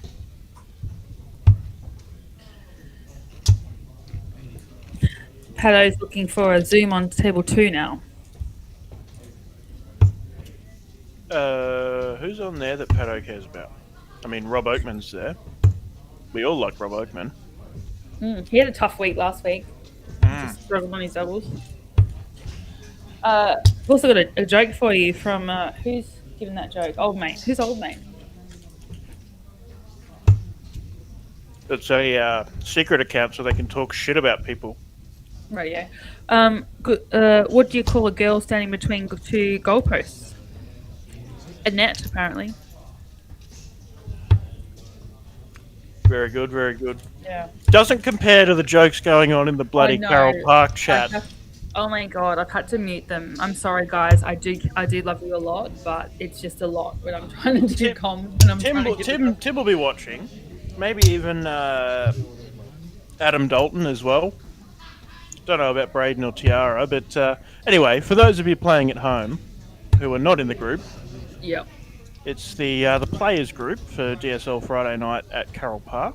By the way, There is one for anybody who is a player at either Carroll Park or Pine Rivers and is not in the groups and wants to be, reach out, send me a message. It's not some exclusive club, it's a players group. It's where all the information gets put. And unfortunately tonight, it is subject to the most terrible puns. Yes. It started as a conversation about the point rule. Mm-hmm. Ended up in some Gone puns. downhill very quickly. Yeah. And Tiara was the one who brought it down that way. So I blame Tiara. Anyway, speaking of the point rule, I have to jump in, sorry. Yeah, go on. Owen Binks commented back and said I was right. Ha! Yes, I told you that you were right as well. So you can thank me as well, mate. I told you first. You didn't have to go to Owen, really. But it's fair to go to Owen, to be honest, as well. I would as well. No, I do love you guys at Carroll Park, but it's a bit much tonight, so I have had to kind of put you on ice a little bit, because it's been a bit distracting. Because I'm kind of only reading every second or third comment, and I'm like, where's this gone? Why is it gone like this? What happened? What did I miss? Yeah, look, it's not the greatest. I make enough bad jokes in commentary. It's a lot. Anyway, back to the game. Mitch Clegg took that one. Well, let's take this opportunity to have another look through the draw once it refreshes. Robert Oakman, 3 from 3, has one more game to play. Dean Dixon, Aaron Lowe, pretty well tied to, I think they're probably playing now, perhaps, or soon. Group B, Phil Eiling, Tristan Bognar, the provisional 2. Stewie Smith, Dita Buna on Group C. Group D, Corey Newman, Mitch Clegg, our streaming board of course. Rowan Edward, Gary Thomas on Group B. Group F, it's Kai Smith, Josh Kime. Group G, Jamie Rundle, Damien Blair. Kai Smith, Josh Kime, in fact, fun fact, was the Swift Flight Classic final in 2024, when 2023 even, when Kai earned his spot at Lakeside for his debut. Mm-hmm. Yep. Group G, Jamie Rundle, Damien Blair. Group H, Adam Bainbridge, Cameron Wold. Group I, Jaden Wedemeyer, Mick Lacey. Group J, Liam Philpott, Scott Mitchell. Group K, Aaron Garner, Teresa Morris. Group L, Robbie King, Dennis Olenberg. A lot of games still to go. Especially that when it comes to this format, I always find that second spot is it's up for grabs. There's so much movement in that second spot, and it does come down in a lot of cases to legs won. So it is really important. We say all the time that it is a cutthroat tournament in terms of a best of 3, and it does often go back to a leg count. And even if it's not a leg count, it goes back to an average. So it is really important to make sure that every leg counts and you're not throwing away legs or you're not throwing away your average, because you never know. Yep, exactly. It's so much can happen in the space of a leg or two to have such an impact on the standings of the group. Being only the top 2 through, it certainly makes it interesting. Yeah, for sure. And you sometimes see the draws as they go, and you see the movement in that standings throughout the evening. You go, wow, that potentially could come down to this last match, or this could, if this person wins 2-0, then this other person doesn't get through. If this person wins 2-1, then this other person gets through. So it often comes down to that in this short format.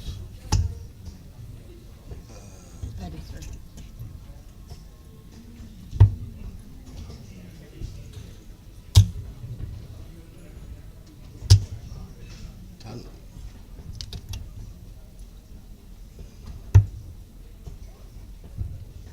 Are you playing much these days, Declan? Are you playing Super League or anything like that, or during the week? So I'll be playing Tuesdays at Carroll Park again.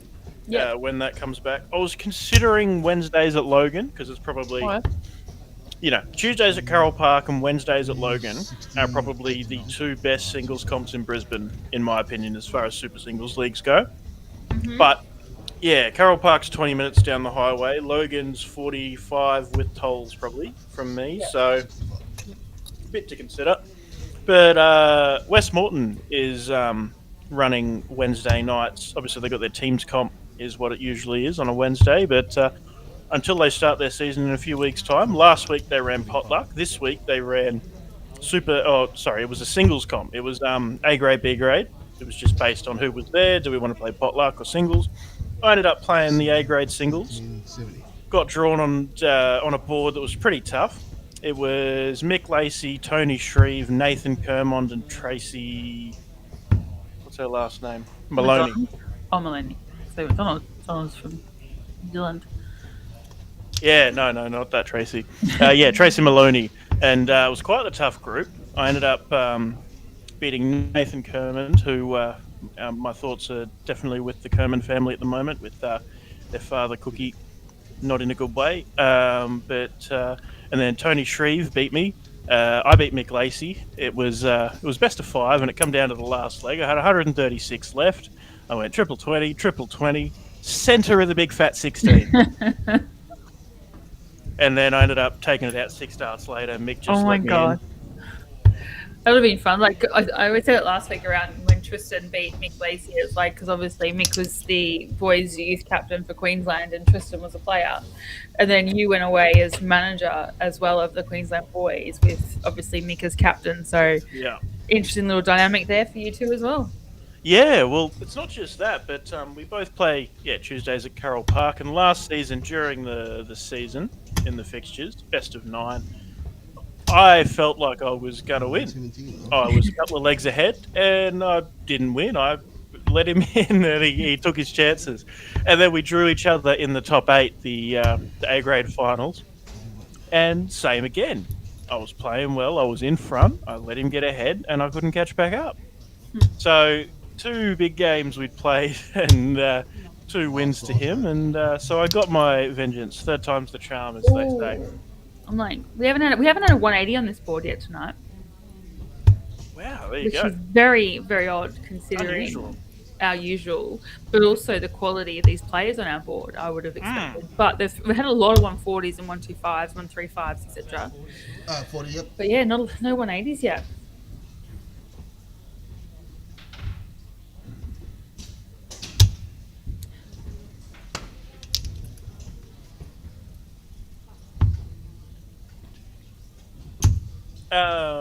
Where were we? Oh, yeah.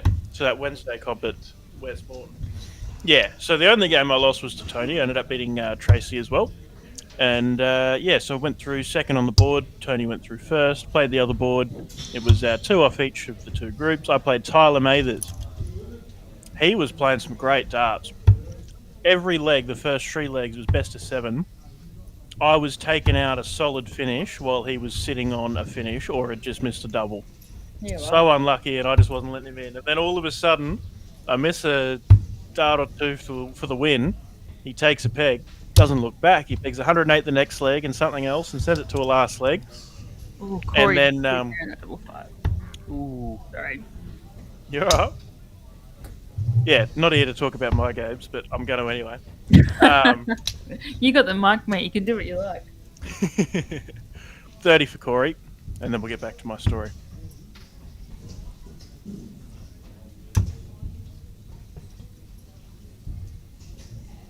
He's got plenty of time, so really he Oh. should be fixing this up and sitting outside. Yeah.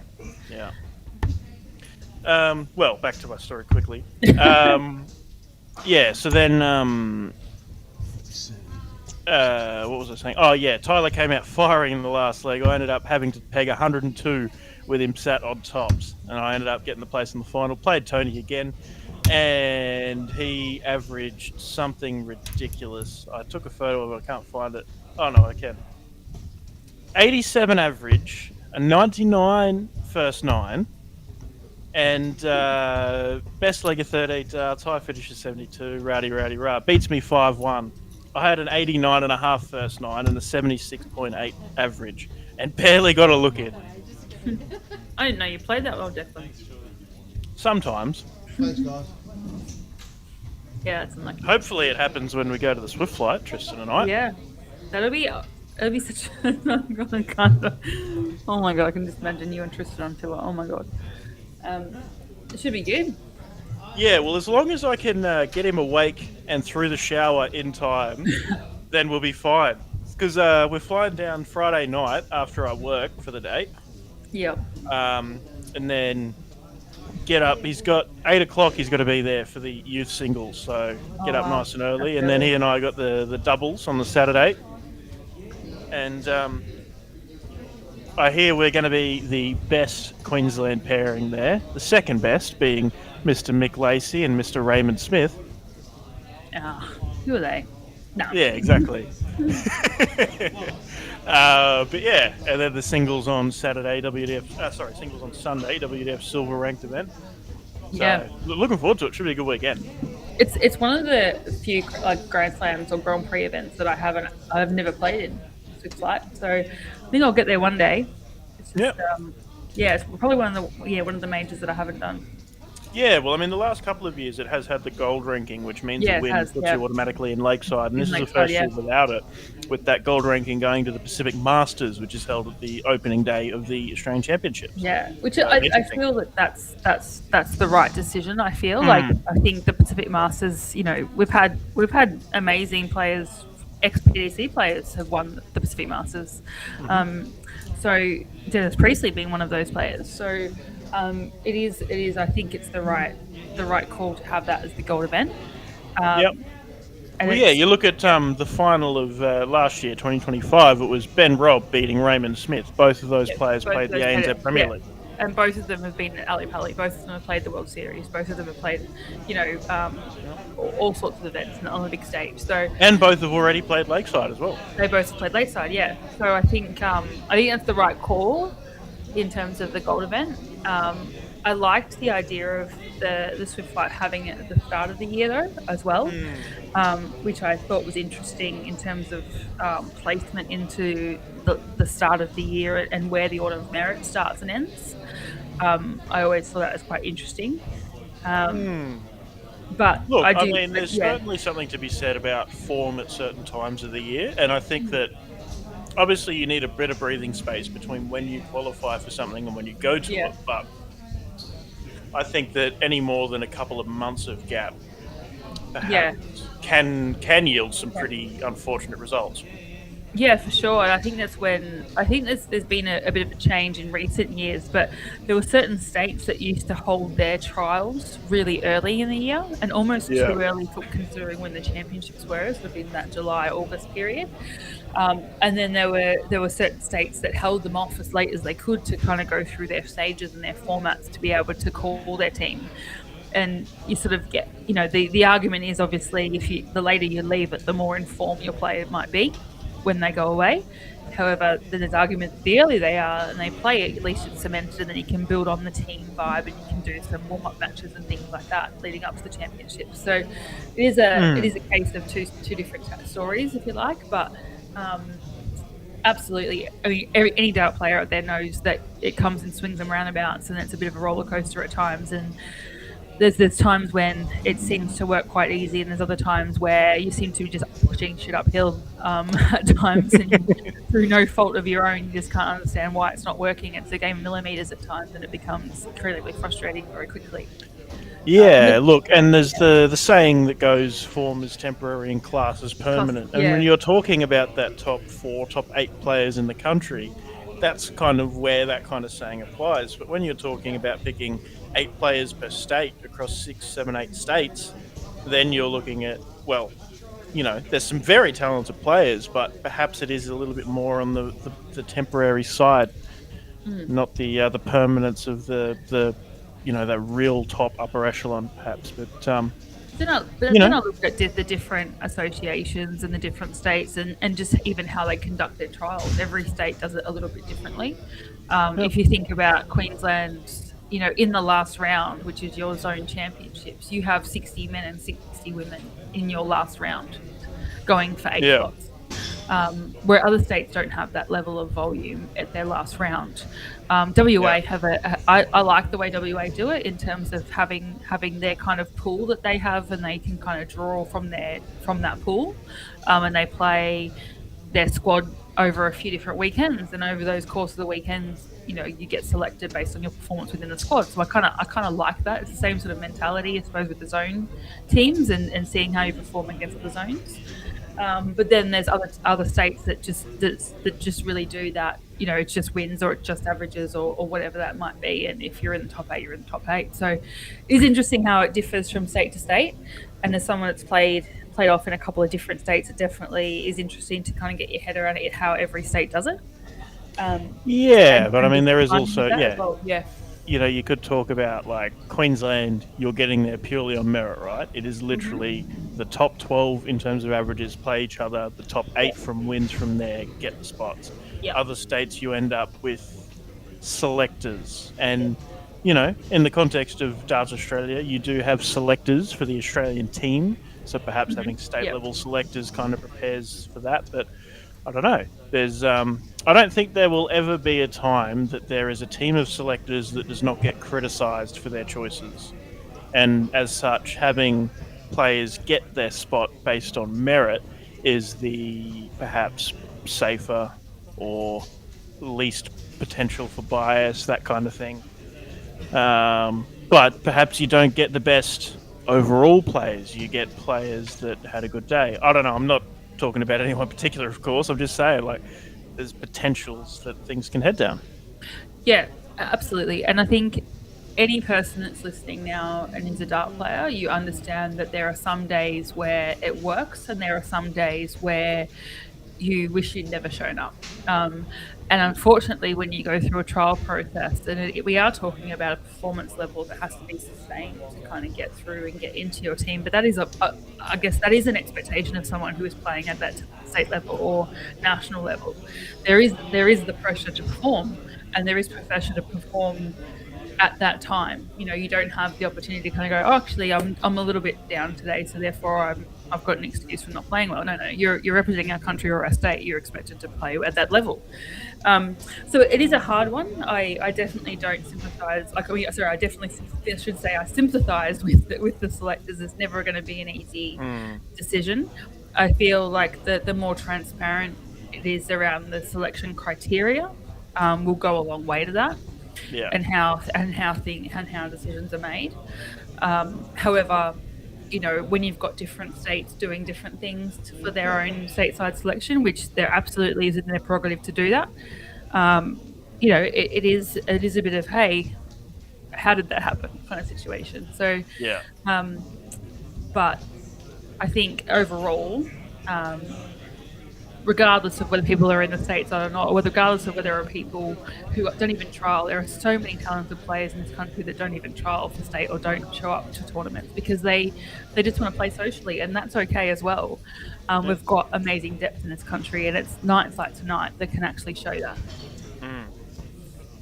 Yeah, absolutely. Speaking of darts, Greg Walsh is up there in the top left by the bar. He's disposing of some bottles and cans very gently and tidily. Responsible man he is.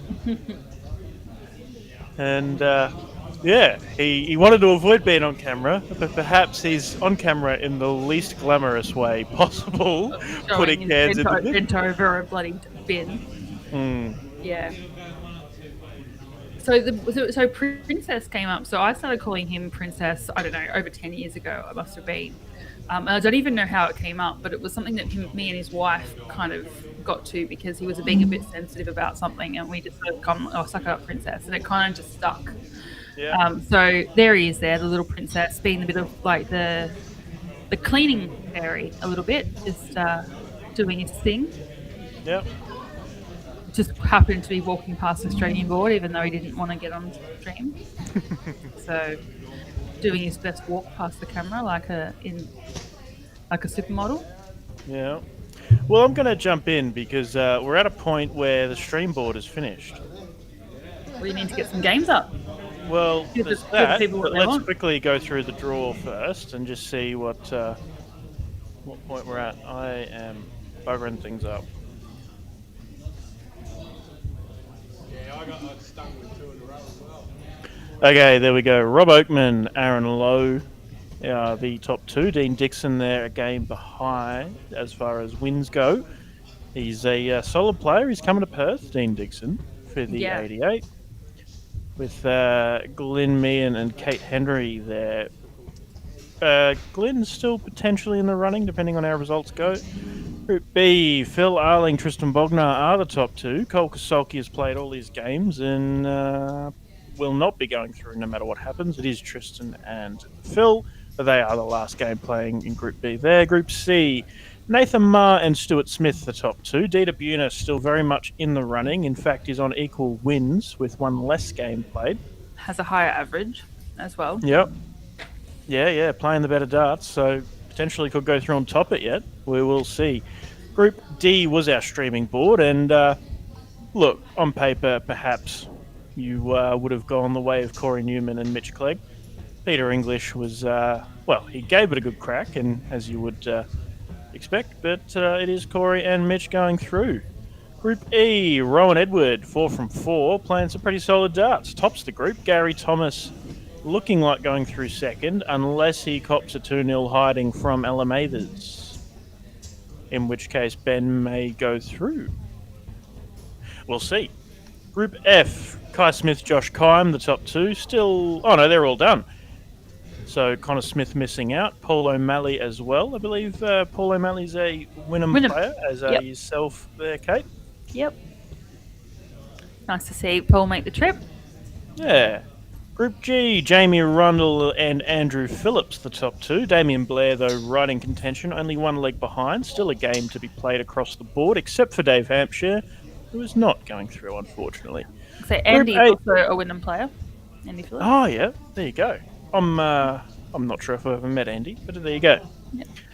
Adam Bainbridge and Cameron Wold are the 2 qualifiers from H. They are also done. Mark Wiltshire, Josh Horton and Toby Goodmarsh missing out. Group I, one of our boards of 6. It's Mick Lacey, Jaden Wedemeyer sitting in the top 2. Damon Bratley there. Got to have a few results go his way and needs a big win in his next match. Darren Carr as well, but is a few legs behind Damon. Group J, Liam Philpott, the very first ever champion, is back. First inaugural winner. Yeah, and undefeated so far. Still a game to play. Scott Mitchell there in second. Conrad Buna, the father of Dieter Buna, with his 40 average, has gone through with 2 wins. With Lincoln Moreland, Cooper Dalton and Wayne Leslie there with some catching up to do. Group K, Aaron Garner and Jordan Mathers there, but Teresa Morris also. They're all 3 from... Oh, they're all dead even. They're all 3 dead from even. 4 leg difference, and 7 think- legs won. I was going to say Teresa's average is going to cost her, I think, in this one. But yeah, You never Because know. that It ball's could be big, Aaron yeah. and Jordan playing each other. Teresa may. oh, that's have- right. One more round in this board. Sorry, I'm Yeah. thinking 4 and then we're done. No, we've got one more round in this one. Yeah, so it could become very Yeah. interesting. Pat Ingram there, the president of Pine Rivers Darts and Yes. Sporting Club, they're having a game tonight. And Group L, champion 3 weeks ago when he last attended, the Rocket Robbie King, Dennis Olenberg, Martin Kelly there, and Ben Kimpton. So there's 3 of them playing for second place. Martin Robbie. Kelly's also winning. Ah, there you go. But Joe yeah, good- Stalkovist is also in the ranks. There's Yeah. 4 playing for second place. It's Michelle so great to see. I was going to say it's great to see some players coming up from Paradise, from Yeah. from New South Wales, from Wynnum. Like there's so, and from Carroll Park, obviously the following. It's just great to see players showing up for this, and from Absolutely. wide open spaces. There's plenty here. I will clarify, Mitchell Clegg did not come, and his wife Leanne and son as well. They did not come up They're on just. holidays. But, They're on holiday up here, but it's pretty cool that we're able to have players, top interstate players, coming on holiday in Brisbane. They're like, I'm going for a game of darts. This is where I'm going. Well, Pretty look at bloody cool. Look at Friday night last week. We had Damon Hedder over in WA. Yeah, in pop up WA. for a game of darts. So Yep. and Simon, we've had Simon play at Carroll Park. Like we've had a. Yep. It's great to see the guys come home and support the local clubs and show up and play in these things. Yeah, absolutely. Well, I'm gonna leave you for a bit. well, that's all right. I've got to go out and put some games on the stream board, so I'm going to put the promo up while we both Great. disappear. Perfect. See you in a bit, folks. Too easy. See you. It's here. DSL Friday Night Darts is hitting the Pine Rivers Darts and Sporting Club. It's the same format you know and love. $20 entry, round robin into knockout, stream live all night on Dartstream Live. Coming to you from one of the biggest and best looking darts clubs in Queensland.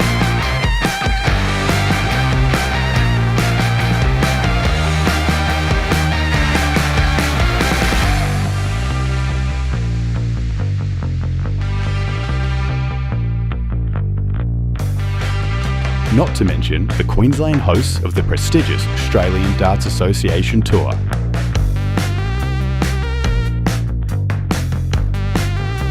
Brought to you by Australia's #1 stream and commentary team.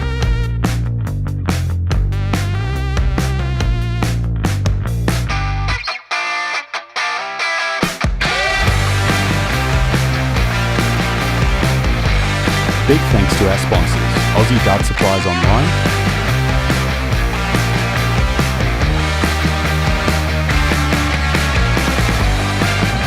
Bailey's Carpentry Services,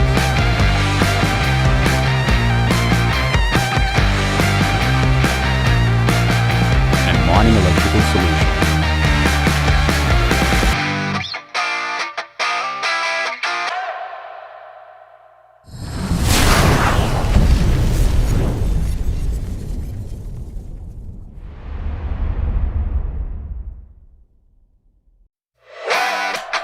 It's here. DSL Friday Night Darts is hitting the Pine Rivers Darts and Sporting Club. It's the same format you know and love. $20 entry, round robin into knockout, stream live all night on Dartstream Live. Coming to you from one of the biggest and best looking darts clubs in Queensland.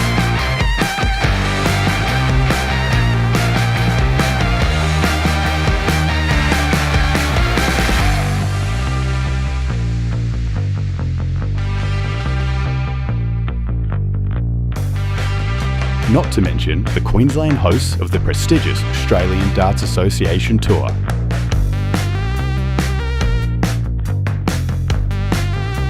Brought to you by Australia's #1 stream and commentary team.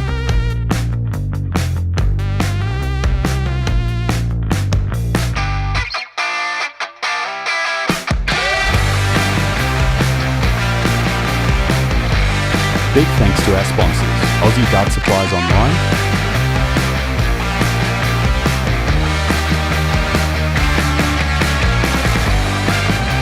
Bailey's Carpentry Services,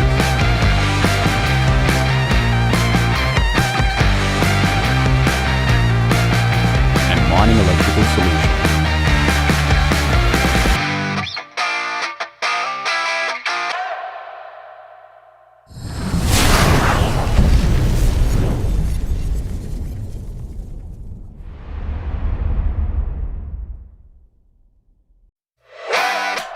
It's here.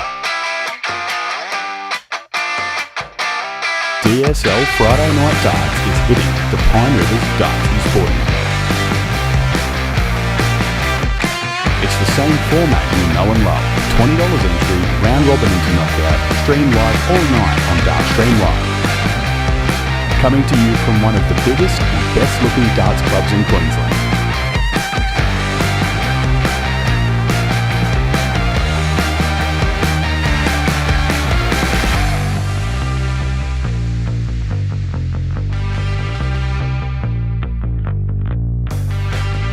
Not to mention the Queensland hosts of the prestigious Australian Darts Association Tour.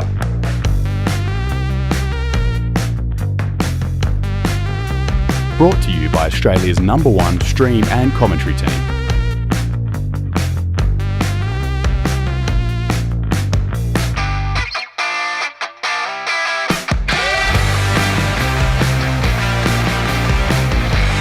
Big thanks to our sponsors, Aussie Dart Supplies Online,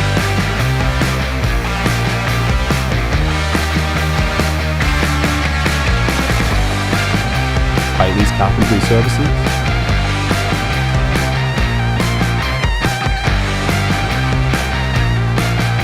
and Mining Electrical Solutions.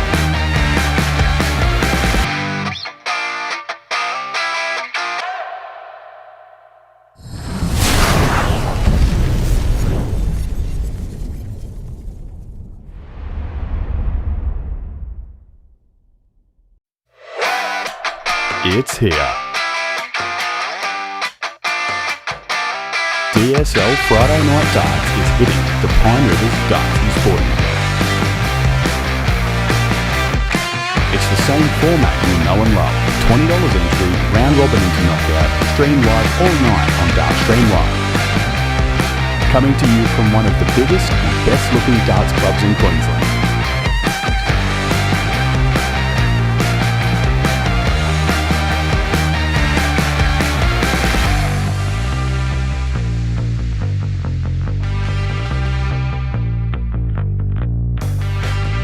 Not to mention the Queensland hosts of the prestigious Australian Darts Association Tour.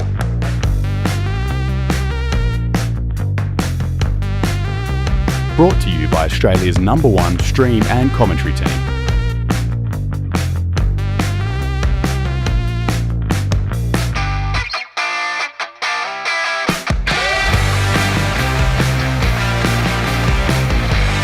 Big thanks to our sponsors, Aussie Dart Supplies Online,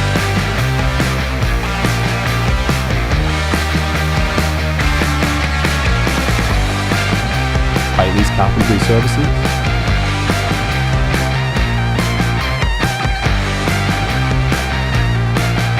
and Mining Electrical Solutions.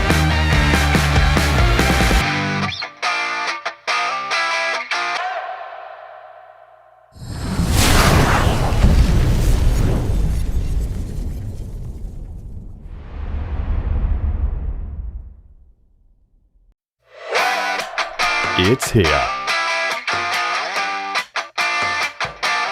DSL Friday Night Darts is hitting the Pine Rivers Darts and Sporting Club. It's the same format you know and love. $20 entry, round robin into knockout, stream live all night on Dartstream Live. Coming to you from one of the biggest and best looking darts clubs in Queensland.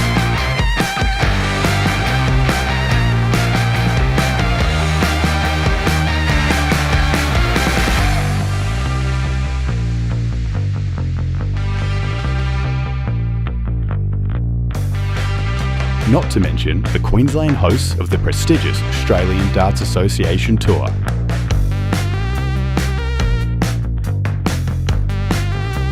Brought to you by Australia's #1 stream and commentary team.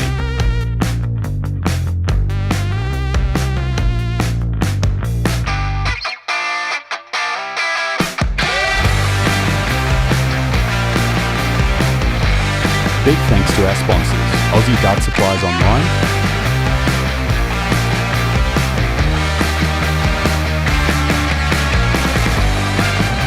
Bailey's Carpentry Services,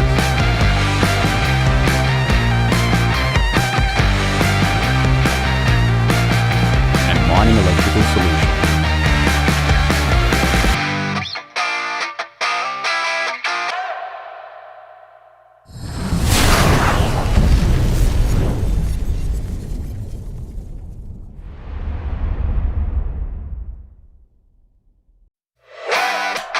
It's here. DSL Friday Night Darts is hitting the Pine Rivers Darts and Sporting Club.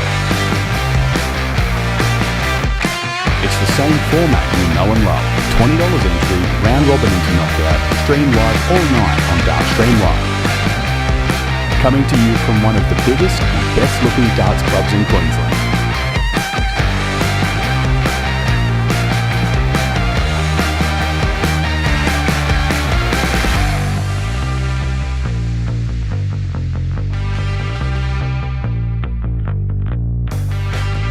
Not to mention the Queensland hosts of the prestigious Australian Darts Association Tour.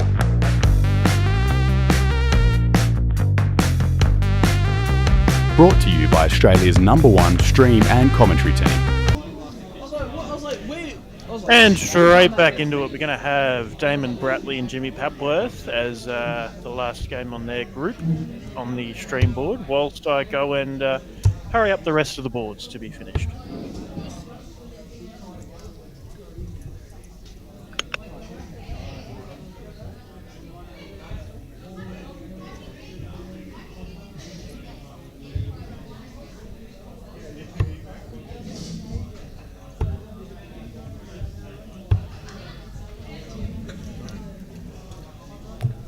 Cool, so we're just scooting across to that group I, just to finish up that board. So as Declan just mentioned, we've got Damon Bratley and Jimmy Papworth. Damon's currently sitting in that third spot, so has the opportunity here, if he wins, to tie it all up and make it very interesting on a leg count and an average count. Jimmy is sitting at the bottom of the table, so not going to get through despite the game, but Bullseye. let's just see how the drum goes. First up. That's close. Almost.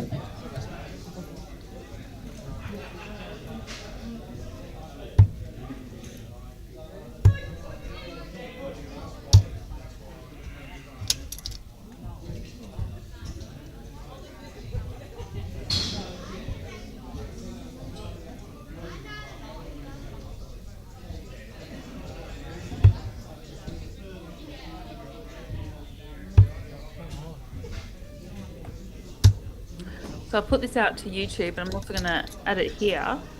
You've had a fair chance to have a look at the games that are playing. You've had a chance to have a look at Dart Connect and see the results. So keen to see who you think is going to be in the final tonight at Pine Rivers, and who do you think might take it out?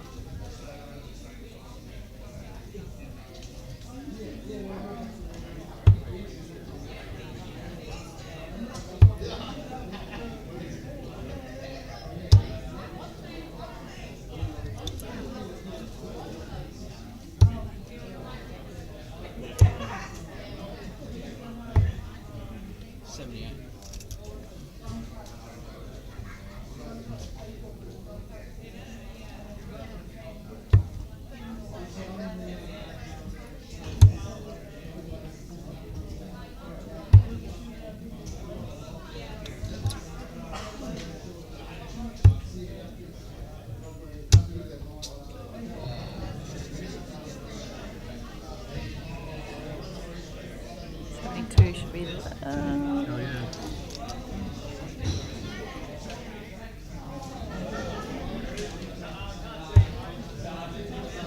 My bad.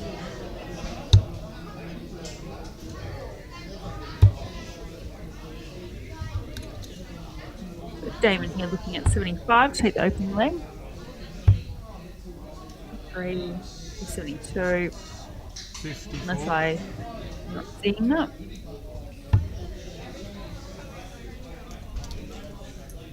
I'm actually having a little trouble with my stream, so I'm just going to refresh to see what I get.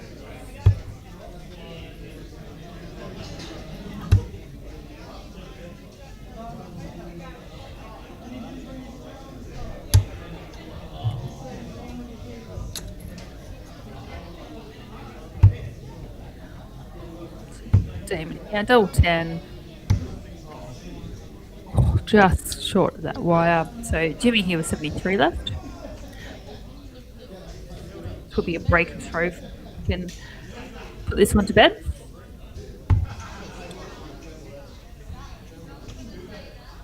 Got to go the big number with Damon on finish. So bullseye.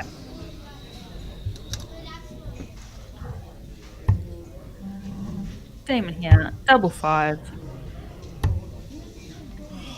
Making a little bit of a meal out of this one. This was all set up and just struggling with it, putting that leg away.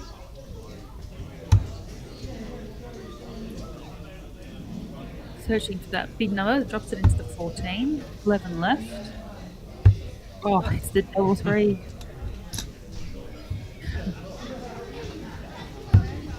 Damon really needs to have a look at this one and just take his time.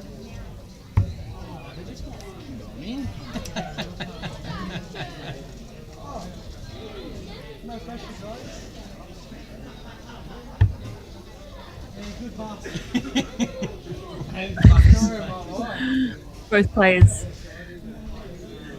having some trouble closing out the first leg. Yeah, good lead. At least they can laugh about it.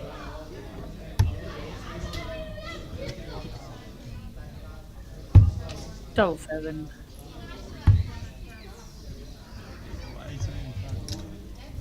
Just inside. Both of them have left themselves something they have to mop up. Camera gets you going, doesn't it?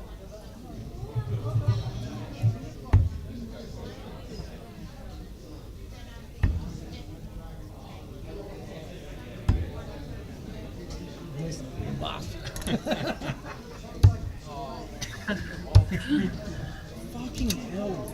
Oh, Damon seems to be rushed in that first start a little bit. Just keeps dropping it short. The last couple of shots, he's hit that big 18 or that triple 18. So just needs to take it half a second more and just have a look at that big number. It's why chalk.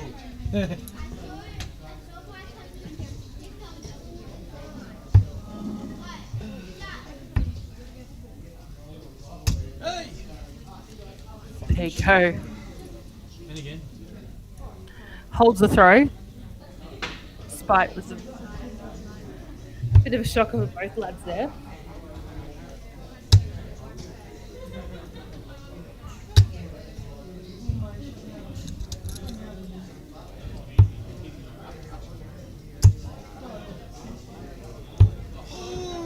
Pressure. Yeah, lovely dart there by Damon.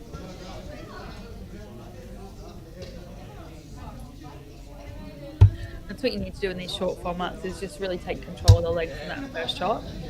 Obviously getting down to a double is great and the combination checkouts are all good as well, but in such a short format where it's best of 3 and there's no opportunity to really deal with breaks and holds and things like that, so you just need to dominate really early, and your first 9 are pretty critical in setting up each leg when you don't have the luxury of time to muck around really when it comes to hitting that double and closing it out. Pressure's the first out.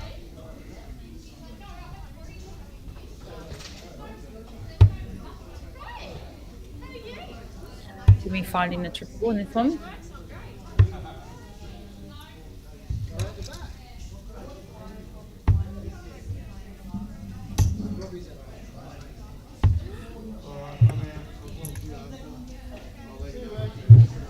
I like that switch from Damon going down to the 19s. Definitely thinking about that combination on that I guess setup through to finishing.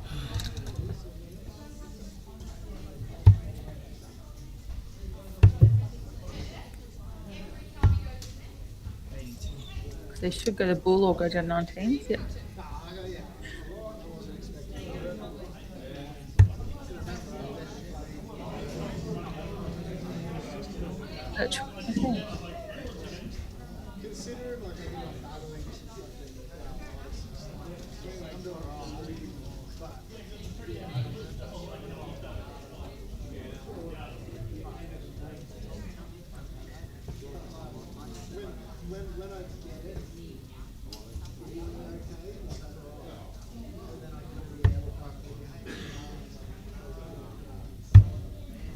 Okay. Oh, yeah. 45. I like that. I like that that attempt there from Jimmy. Just slowed himself down, had to think about the opportunities.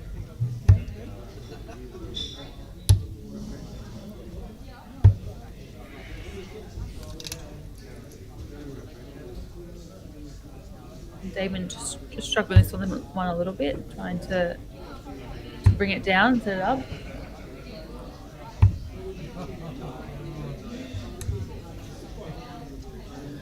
Should be at 19, bottom of the board. Yep, it's 88.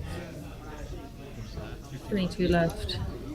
Should be 56 upon his return. Should he return?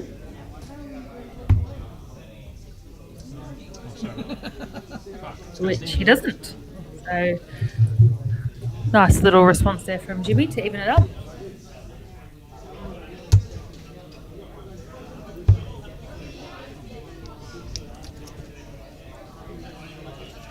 So we are moving through games quite thick and fast here, folks. So if you are wanting to have a look at Pine River's DSL Friday Night Darts 23rd of January on Dart Connect.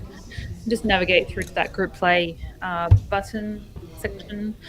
You'll be able to see all the group pages at the moment. We are wrapping some of these up and we'll be through to our knockout stage imminently. We've just got a couple of games on some of the boards that did have that extra 6 players, so had to play the full extra round. So just working through popping those games onto other boards to catch up to the main draw, and then we'll be able to commence the knockout stages, which will remain at best of 3 for the first couple of rounds of the knockout and progress into the final.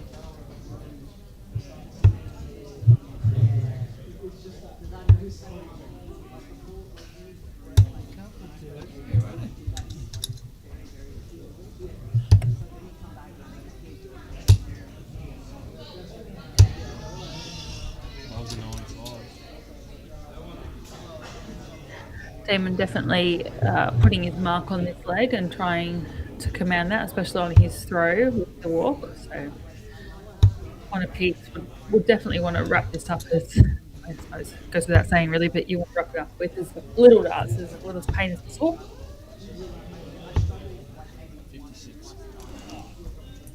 And Jimmy with a lot of work to do here to put the pressure back on Damon.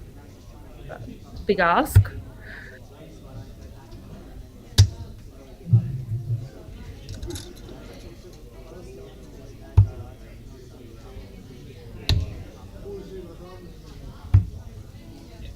Where you go? Just mate, coming to nowhere. Similar, hey? And nicely done there from Damon.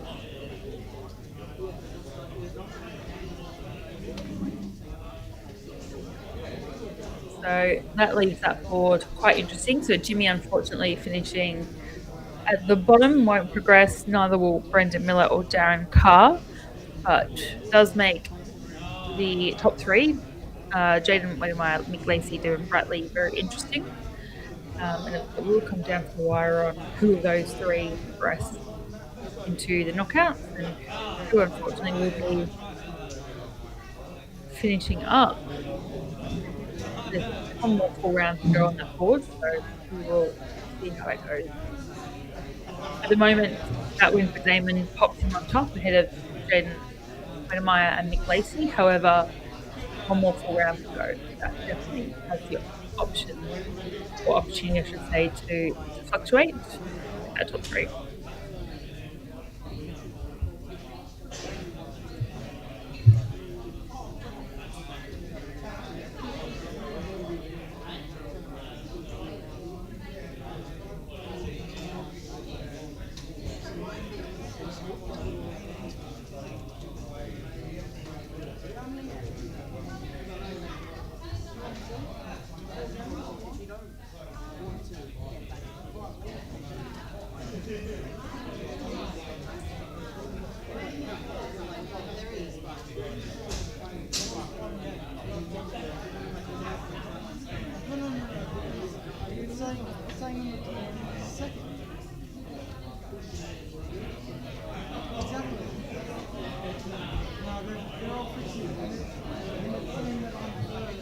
We're just having a little bit of a technical glitch with Dark Connect right now, so we will get on to that and get back to you with the next game as soon as we can. Damon, yeah, so it goes Damon, then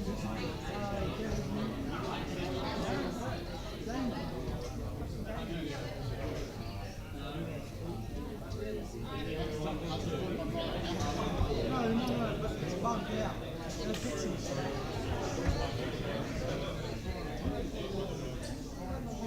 Imagine you.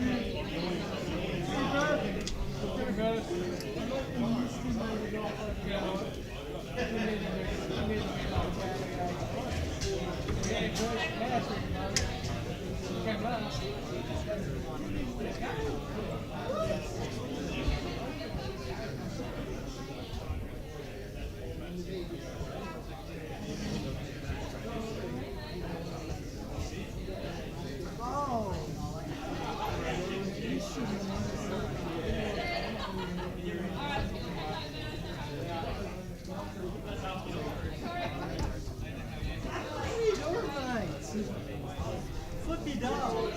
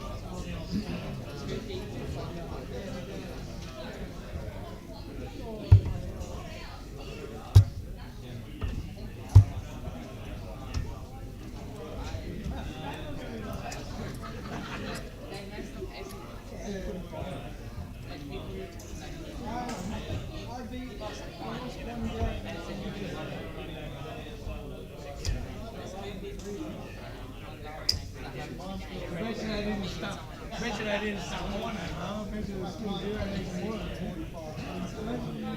Imagine they gave you all the legs you wanted.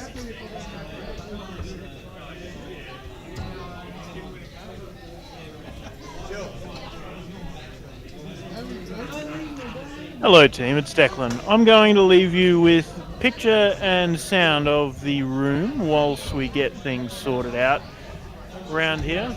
A few issues with the standings and whatnot as we finish up our last couple of round robin games, but shouldn't be too long. And yeah, hopefully you enjoy the picture and sound of the room more than the promo video, which we will see soon.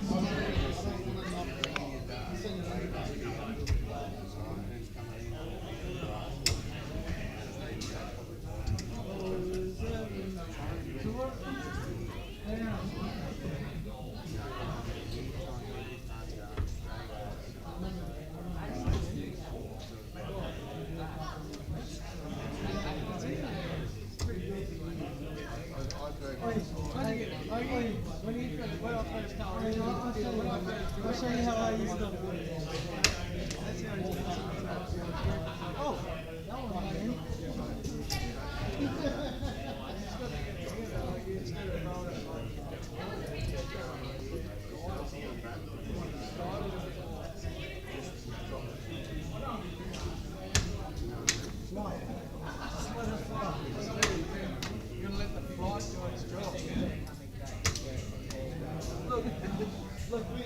the flying thing. Flight down there.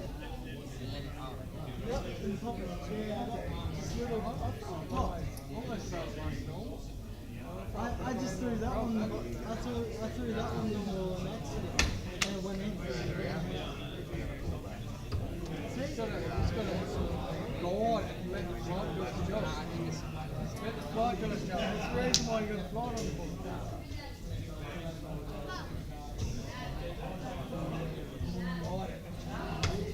And if you can throw a normal, if you can throw a normal, I've got one in. throw a little bit wider than if you can throw it like that, you can throw it normal. And he's the goat. He throws better backwards than he does forwards.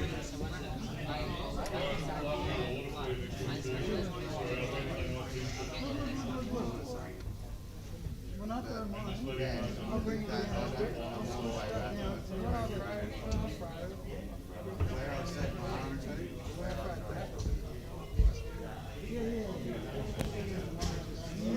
Hello, ladies and gentlemen. We have now finished all of our round robin games. Unfortunately, the standings on Dark Connect are, quite frankly, pretty bloody stuffed.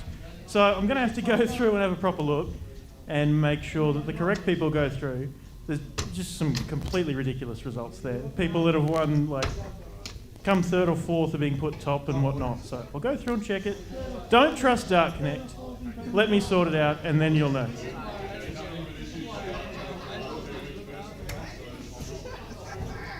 I'll have to send an email, but in the short term, I'll have a look.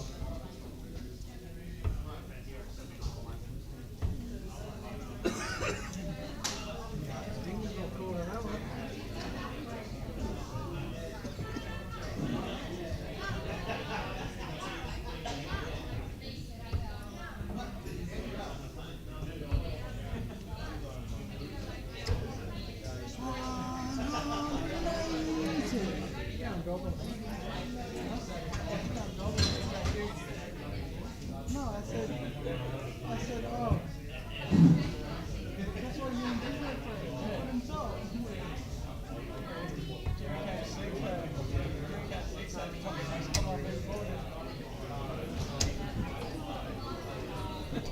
I think that I shouldn't have told my boy now. Come on.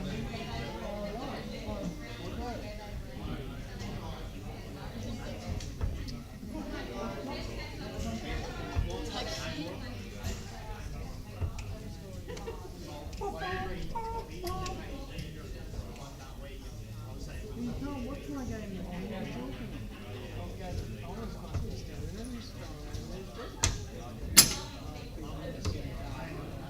Oh, Jerry, so man. Oh, cowboy, Jerry. Did you see my game against him last time? I should have.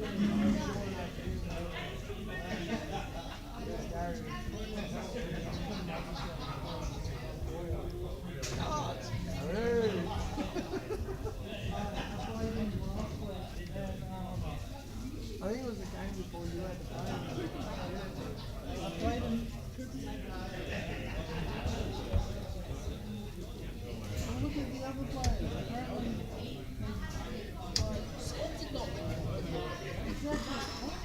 He beat because he exactly. someone made him do that. How long did you win? And that was my first game. And my next game. Who's got into my head? And I played shit up. So what happened when you using your normal button there as you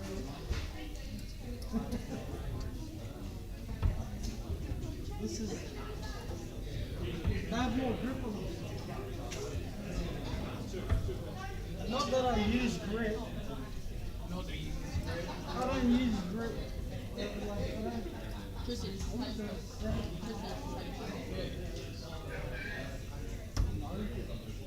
literally holding it here. So I switch my throws like. Don't they have Tristan throws? What are you talking about? No, it's pretty important. Let's go over here and take that shit. What? You don't. Oh, you go like this. You go like this.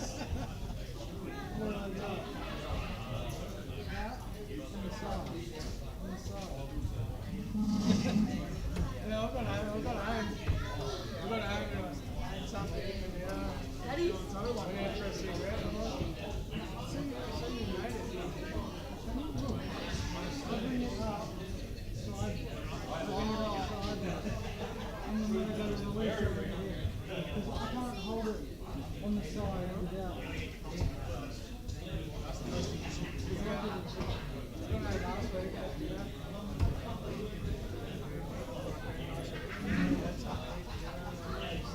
Bro, this is you when you go.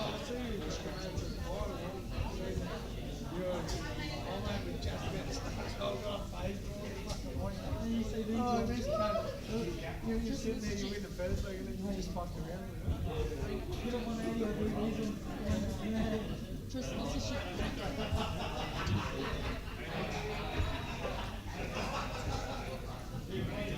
Come on! Do you remember Josh Best? When he climbed, if he's quiet through his whole day until he gets double chatting. Get in there! This is Josh Best, right? This is Josh Best. The only time you say it to you is when you're falling in.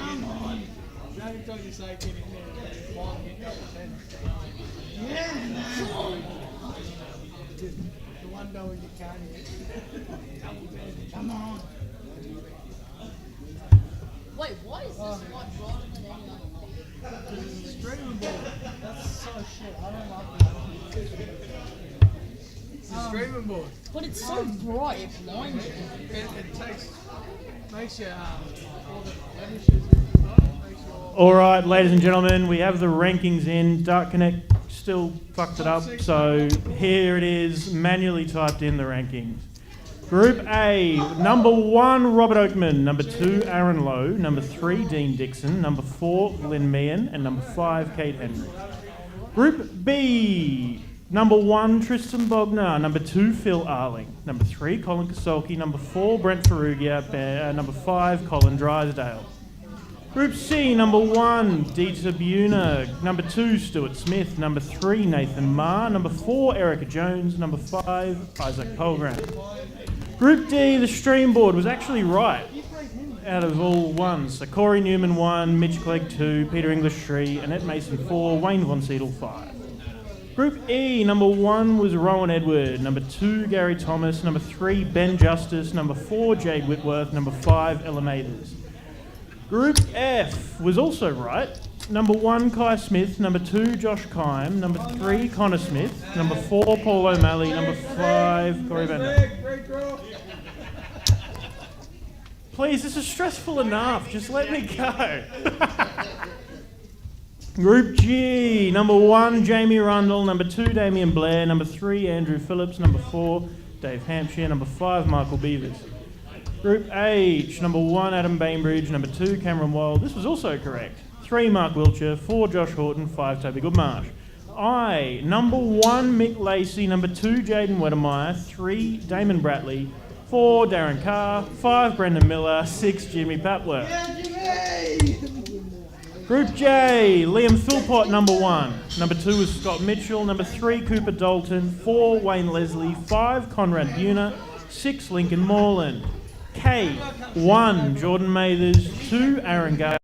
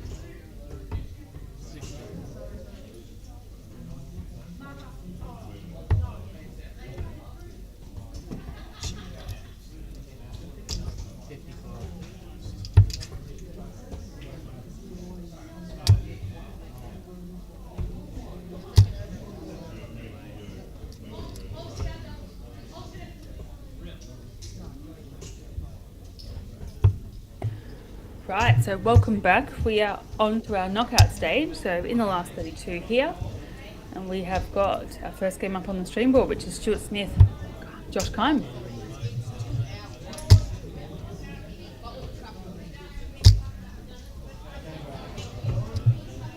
We are still best of 3, so still a bit cutthroat, first to 2 legs in this knockout stage. So the winner of this one will play Robert Oakman, who got a bye through to the top 16.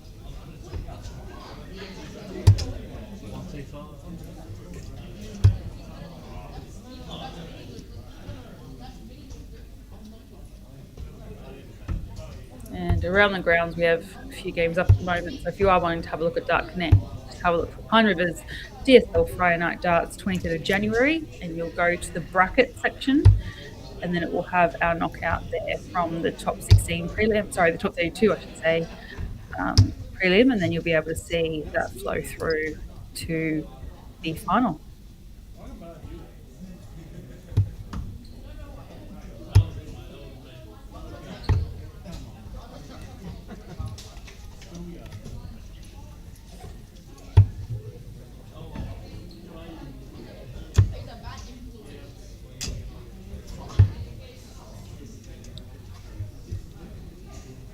I think it's the first appearance in a while that we've seen these two folks on the board, on the stream board. Stuart, a frequenter at the Carroll Park Darts Association. Josh plays, I believe, in at Paradise, Gold Coast. Great mark.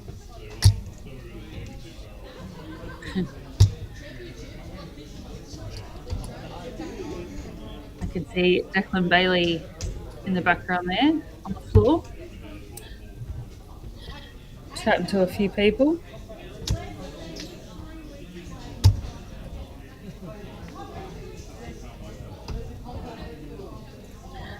So keen to get your thoughts, folks. We're down to the nitty gritty now with the knockout. Who do you think's in prime position to take this one out?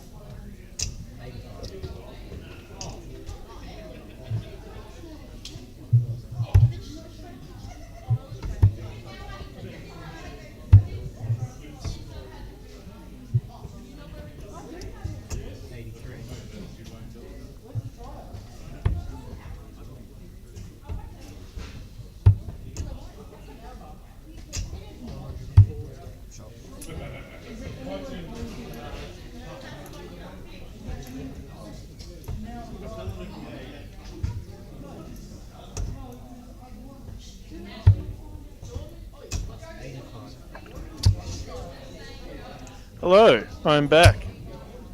Dark Connectors had an absolute nightmare tonight. It, even just going through on my laptop, I could see the results. They all made sense. I could go to the standings in the organiser page. They all made sense. Then you go to the standings page for literally anybody else to look. It's just completely fucked. I don't know.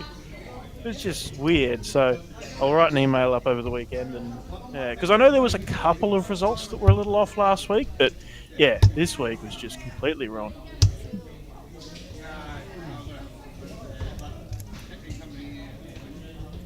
But thankfully, I was able to manually map it all, and we are now cooking. Well, that's good. Good to see. I've just asked the crew on who's following us and both the Facebook feed and the YouTube on the World Wide Web, who they think is positioned to take this one out. Who's the money on? I don't know if I'm allowed to have a punt, but I'm thinking Robbie King will be back for vengeance. He's looking good. He's got Gracie and Tiff here again this week, and yeah, I'm backing him. Cool. The way that he was last time, like, he was just dangerous last time he was here. Yeah, nice. Of course, that was the only one I missed. Well, I was going to say we do have the record just got broken, Declan.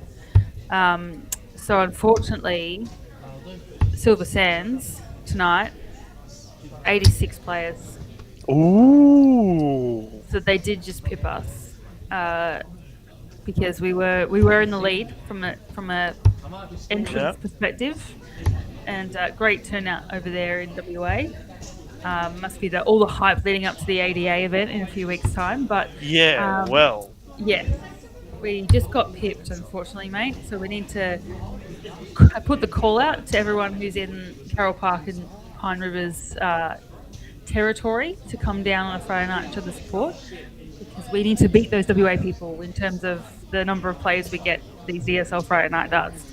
I don't want to be negative, but we do not need 86 people at Carroll Park. Carroll Park. We can't fit you in We at need Carroll that Park, many. sorry. Yeah. But in Pine we can. 36 of you would be turned away if that was the case. But no, Pine Rivers definitely. And Josh Kime takes the win 2-0 over Stewie Smith. Yep, and he will play Robert Oakman. We've also had Aaron Gardner beat Mick Lacey 2-0, so he will play Cambridge. Well, give me a second and I'll put it up on the stream like I'm supposed to do if I actually do my job right.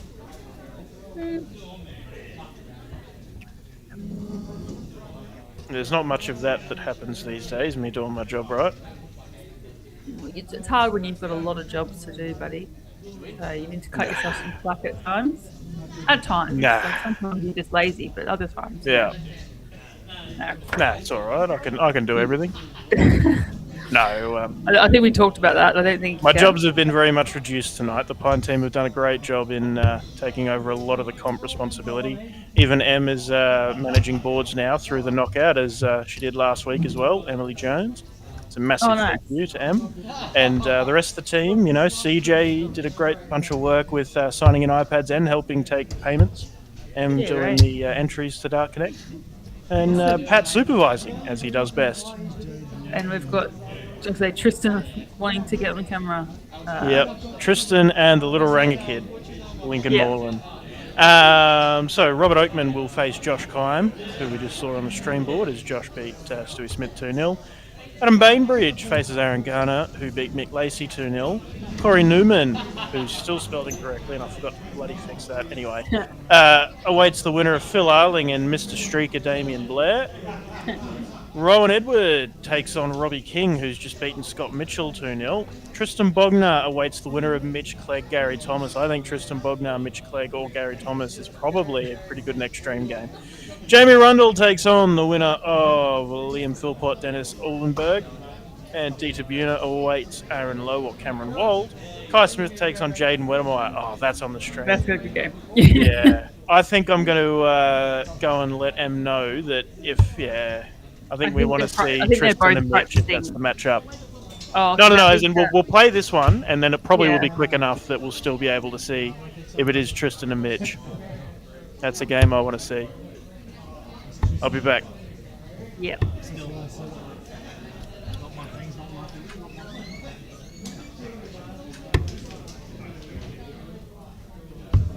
So Jaden and Kai, both great players. Jaden was the one last week that had the point snap and has opened up a lot of conversation about did it actually count if only the tip of the point is in and the rest of the dart is on the floor.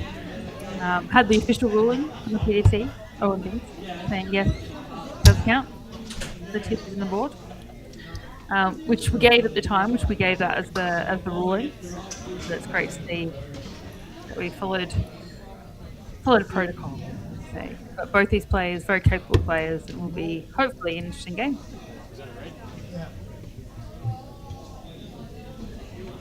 And we will see Tristan Bogner take on Mitch Clegg after Mitch beat Gary Thomas. And so we'll play this game, and then we'll see that on stream, and it'll all time out pretty well, because we are making pretty good time. It is 12 minutes past 10. We're into the top 16. We're going to be out of here pretty bloody early tonight. It's good. That'd be nice. I think last week we finished about midnight, but it was a bit of a delayed one last week. There was some delays, but we also chose to extend it by playing both semis on stream, and then Tristan and Aiden took it so very unserious. Yeah, we also had a couple of teething issues, obviously, with on the ground and various things like that. So, you know, it's not easy, new clubs taking on new events and having to get used to the formats and just new players coming in. We had a great turnout. All these players hadn't played DSL on a Friday night before, so they're all very much getting used to how things run.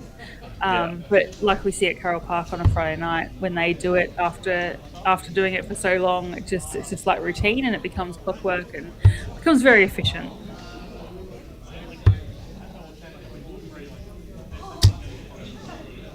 I personally have been up since 4:30 this morning, so I am fading fast. However, duty calls, and I'll be jumping on to WA after this. Nice. And lots more games of that to go on. Yeah, well, lots of games over there with massive turnout tonight. Yep. Yeah. Well, I was fortunate. Worked from home today. I think I rolled out of bed around the 8 o'clock mark. Lucky for some. Yep.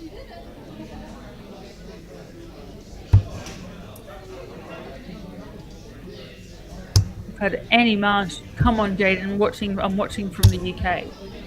So shout out to all those people that are following us from overseas. We have a couple of Brits and Irish people sing out to us tonight. So appreciate you jumping on and following us. Well, Andy, you're tuning in from the UK. Are you a regular fan of Jaden? Do you know him? Are you a regular viewer? Like, don't know if I've seen you commenting much. Or have you, come around with the whole Broken Point video and now a fan of Jaden for his ability to score and break darts?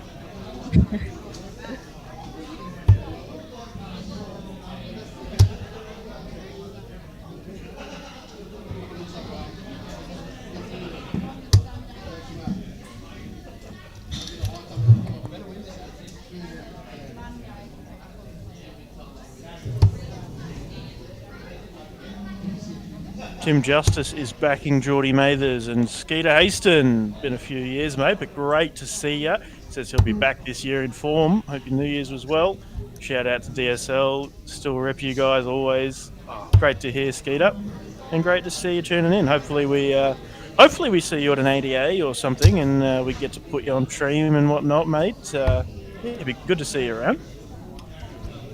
Skeeter, you'll still play out of the Northern Territory, Skeeter, is that right?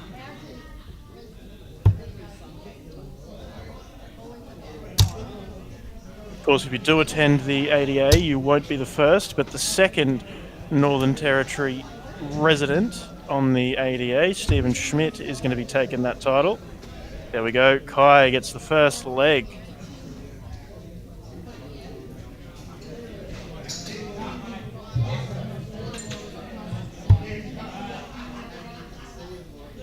Do we know how far? What's the furthest lady that's played an ADA so far? Ooh.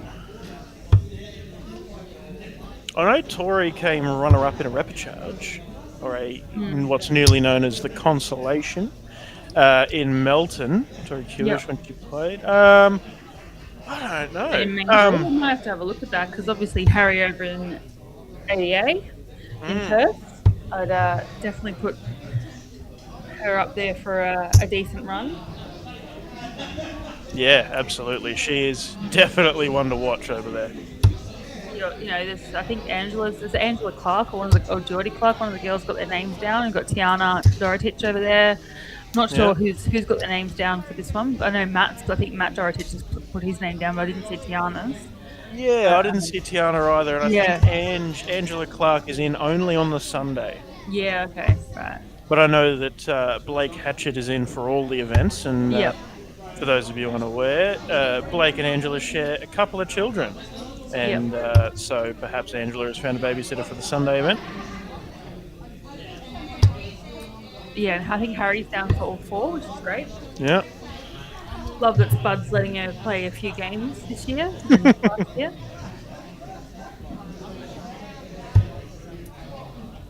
You say that like she's a prisoner. Not at all. I am a huge fan of Karina's, always have been. But she's a top chick as well, which makes it very easy to support her and want to see her go as far as she possibly can in this game. Yeah. It's good to see her back playing regularly. Yeah, absolutely. She's certainly impressive. I mean, perhaps it's definitely a function of my age, but she's one of the players that obviously was very achieved back in her day, but I just wasn't aware of her. You know what I mean? Yeah. I wasn't around at the times. Sorry, that sounds like I'm trying to be rude. I wasn't around at the times when her and Bo were successful junior dart players, and as such, didn't really know who she was, and then saw her around the sands, and certainly a big fan. Yeah, my first. Oh wow, Jaden Wedemeyer, big ton 40, set himself on 36 with Kai on 114. Of course, Kai goes 19s on 114. It's Kai. Always does. Oh, he's hit the double one dart premature. Uh, Leaves himself tops. 36 now, Mr. Wedemeyer. to level it up in this knockout as well. Ooh, double nine. Takes his time. Ooh. Oh, you definitely are like a couple of seconds ahead of me because I'm like watching and you've already gone. Ooh, Okay, so maybe there is something going on with the setup. that's okay. Oh, because we're not looking at the same thing. Okay, I'm going to try something and let me know if it completely ruins your viewing experience again. So for those of you who don't know, Declan and I are not in the same room. if you hadn't noticed, or you haven't noticed because you haven't put us on camera, but Declan is on site at Carroll Park. Sorry, at Pine Rivers, I should say, not Carroll Park. And I am in the comfort of my own home, which is lovely. But it does put some challenge when it comes to viewing experiences and seeing experiences and hearing and all those kind of things. So especially when I've got 3 screens up, I've got YouTube up, I've got Facebook up, plus the live feed from the venue. There's a lot going on. There's a lot of tech happening at the moment to make this happen. Yeah. Yeah, and Pine River's internet is limited, and so we're in the process of working to upgrade it. But in the meantime, we are using some workarounds to what we would typically do at places like Carroll Park, where we have the setup completely dialed in because we've been running for 7 extra months, really, and we've had the time. This is only the 4th time we've been at Pine Rivers on a Friday night, and we have some work to do. You got to start somewhere. Use what you got. So, Exactly. Pine Rivers is a amazing club, as are a lot of. We are very fortunate in Queensland to have some fantastic clubs, and I'm not saying other states don't have it because they absolutely do. But I'm a little bit biased. I think we've got some amazing clubs up here, and also give a shout out to Melton, Geelong, and Dandenong as well, back in Melbourne, because they are some great venues and some great people running those as well. So very privileged, and we get to run these type of things here. And right now we're looking at another top game between our last week's runner-up, Tristan Bogner, and Tristan is probably one of our most successful winners from a Carroll Park on a Friday night. Yep. And then we've got Mitchell Clegg up on holidays from Newcastle, and thought he'd pop in and have a game tonight. So thanks to Mitch for coming down and showing his support. And looking forward to this little tussle we have here. Once again, still best of 3, first to 2, very cutthroat. Tristan won the bull, so he has the walk in this first leg. Opens up steady with an 81. Mitch, 3 straight darts to follow.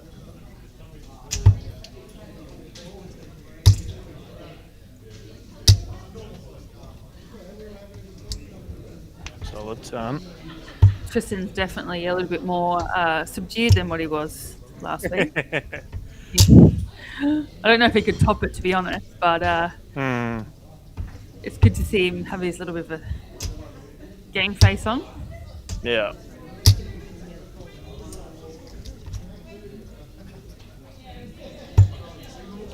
We were talking last week about how beautiful to watch Tristan's action is, and I say the same thing about Mitch. Mitch's action has not changed in the entire time that I've known him, which is many years. And he is also just a lovely dart player to watch. as well. And without being rude, but for Mitch, it's many kilos as well since Yeah. when you first met him. I'm sure he, yeah, certainly has lost some weight for a few years now, and yeah, I think in general is feeling and looking better for it. Yeah, I think I first met Mitch when he was about 11 or 12, to be honest. Ah, So very, very, very, very young. Very, very capable player, as all the Clegg family are, including David and Amy. And obviously Greg Clegg and Sue and everything like that. They're all a huge, huge darting family and have done so much for darts in terms of players and administration as well. But can all throw very, very well and have had their own sort of experiences and have reached their own kind of levels. And it's great to see. yeah, absolutely. Well, the Clegg family spread right throughout the entirety of the Darts New South Wales committee. And that's one thing I saw a lot of down in Forster is, yeah, just how much work that whole family does to make darts, not only for the juniors, but seniors too, make it successful down there. Very good ambassadors for it, and Yeah. and very good in terms of whether it's supporting new players, youth, or just in terms of giving guidance. Always valuable conversations, definitely.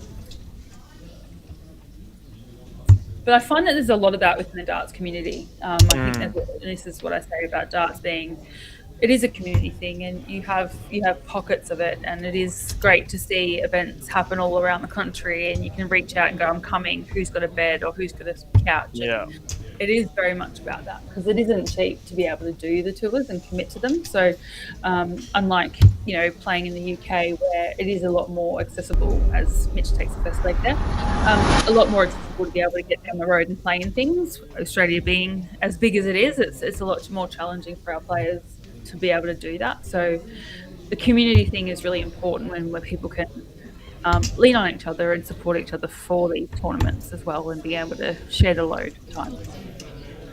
Yeah.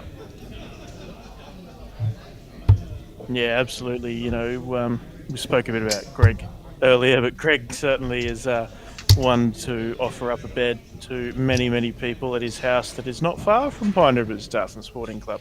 Yes. Oops, someone's trying to come in here. Give me a sec.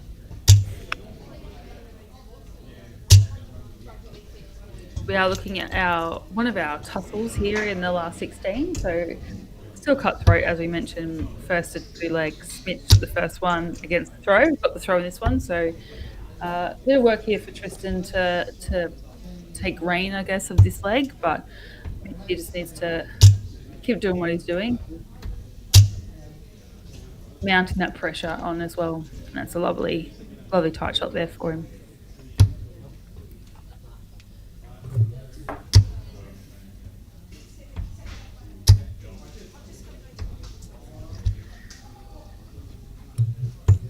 I don't know what it is about tonight. We haven't yet seen a 180 on our stream board, which that is a very rare occasion. Usually we do get quite a few, and even through to our knockout stages. So there's definitely a lot thrown in the room tonight. It's just hasn't been on our stream, unfortunately.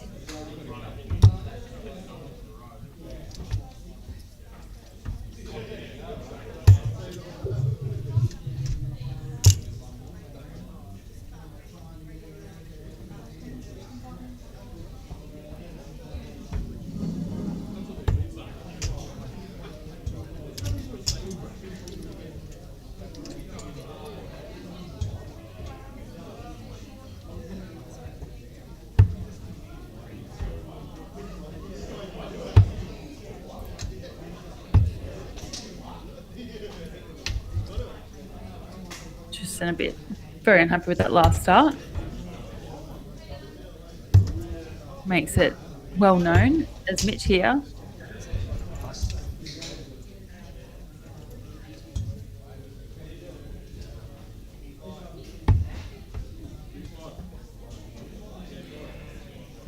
So Declan's walked off, which is why we haven't been able to change the camera view to be able to see what's actually happening. But Tristan is looking like he's got something at the top of my machine. There we go. Double 4, as he does. And takes it to a deciding leg. Tristan on the bull, so has the walk.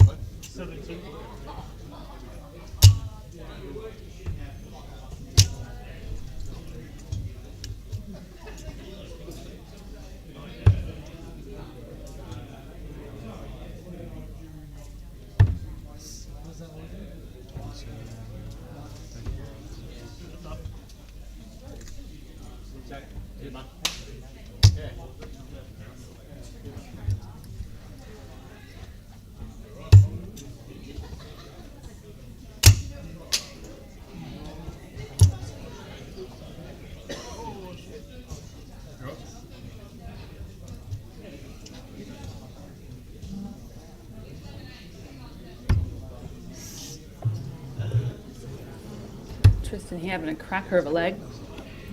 As I get the commentator's curse, the big fat 11, double 2. It's got some time. Mitch has had a back on 260. Looking to put pressure on the double for Tristan. Nice, lovely 140 there from Mitch. Double 2. All the win. And done. Tristan Bogner through to our quarter-final, and he will play Jamie Rundle in the quarter-final. So some news around the ground. We've had Josh Kime beat Robert Oakman through, and Adam Bainbridge has beaten Aaron Gardner. So Josh Kime will play Adam Bainbridge in the quarter-final on that one. And then we're still at a couple of boards happening at the moment. So Corey Newman is playing Phil Arling, and we've got Rowan Edwards playing Robert King. The winner of those two games will play each other in that second game in the quarterfinals. We've had Tristan Bogner beat Mitch Clegg, and Jamie Rundle has beaten Liam Philpott. Liam was our inaugural winner of Pine Rivers from the first time we ran this late last year. So Tristan Bogner will be playing Jamie Rundle in, I believe it was a repeat of last week's quarters, potentially. And then we've had Dita Bunar beat Aaron Lau through, and Kai Smith has beaten Jaden Edemaya. So Dita will be playing Kai Smith. So next game progressing. At the moment, we're just waiting on the winner of Corey and Phil and the winner of Rowan and Robbie, and that will round out our quarters.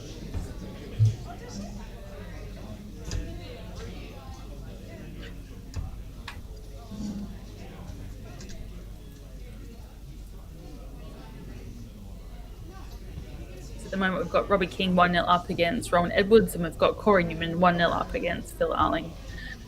And as I said that, Robbie King has just beaten Rowan Edwards, so with a lovely 94 average. So he is on fire tonight. So we're just waiting on the winner of Corey Newman and Phil Arling, and then we'll be able to progress through to those quarters stages.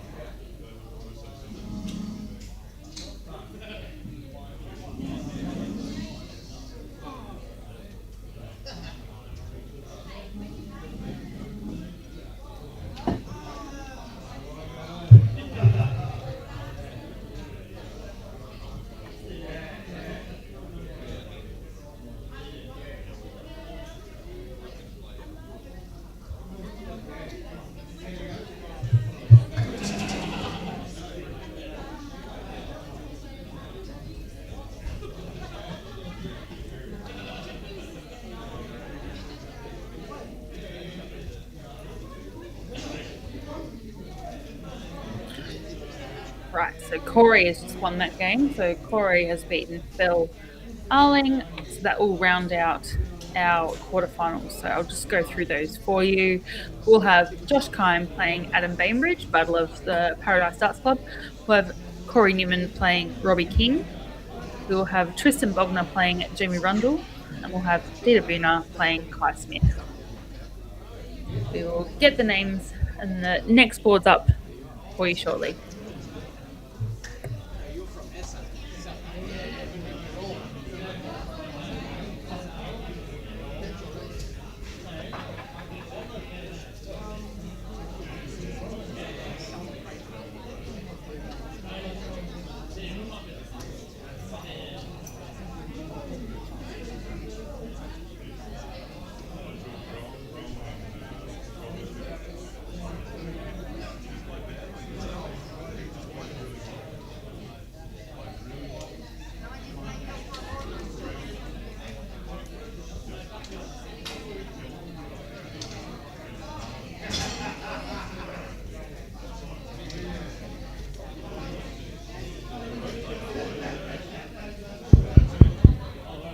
Ladies and gents, board number 12, the streaming board. Josh Kime, Adam Bainbridge.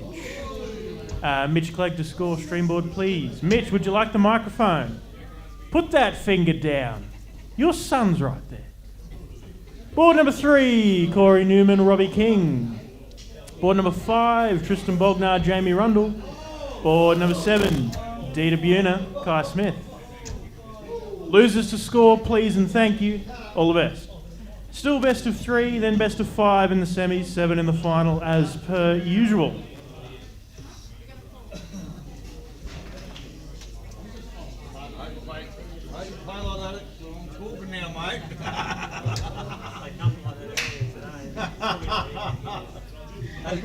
Hopefully you heard that from Declan. So we're having Josh Kime, Adam Bainbridge on our stream board, which is board 12. It is still best of 3, so best of 2. And then when we do reach that semi-final, it will progress into the leg count. But other games up, Corey Newman, Robbie King on board 3, Tristan Bogner, Jamie Rundle on board 5, Dita Buna and Kai Smith on board 7. So you can follow that on Dart Connect, so Pine River DSL Friday Night Darts, 23rd of January. And you can navigate now to matches, and matches will show you the games as they're progressing, and then brackets will give you the draw. So we'll have that game up for you shortly. It'll be Josh Kime, Adam Bainbridge.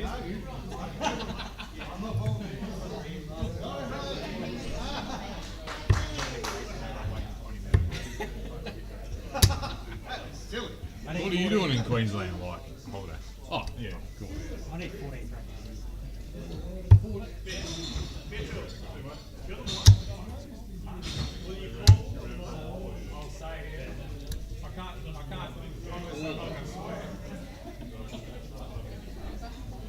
Do you want the mic, or it should pick you up?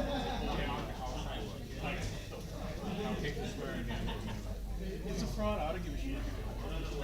Serious? 45,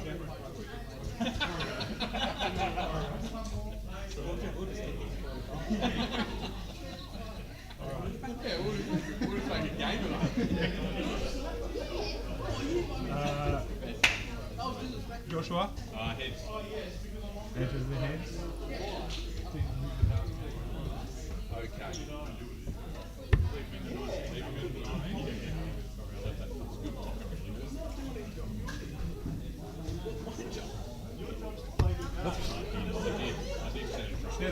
I didn't give it enough.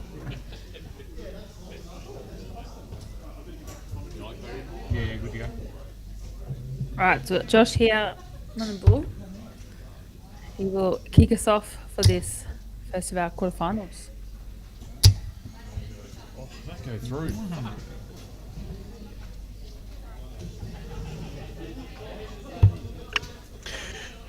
And I'm back. Damon Bratley would like a shout out, so shout out Damon Bratley for being one of the most annoying members of the crowd.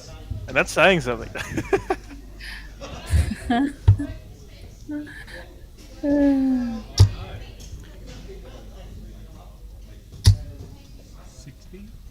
Had to hopefully all the sound came through for me announcing to the room did. who's where. Yeah. Cool.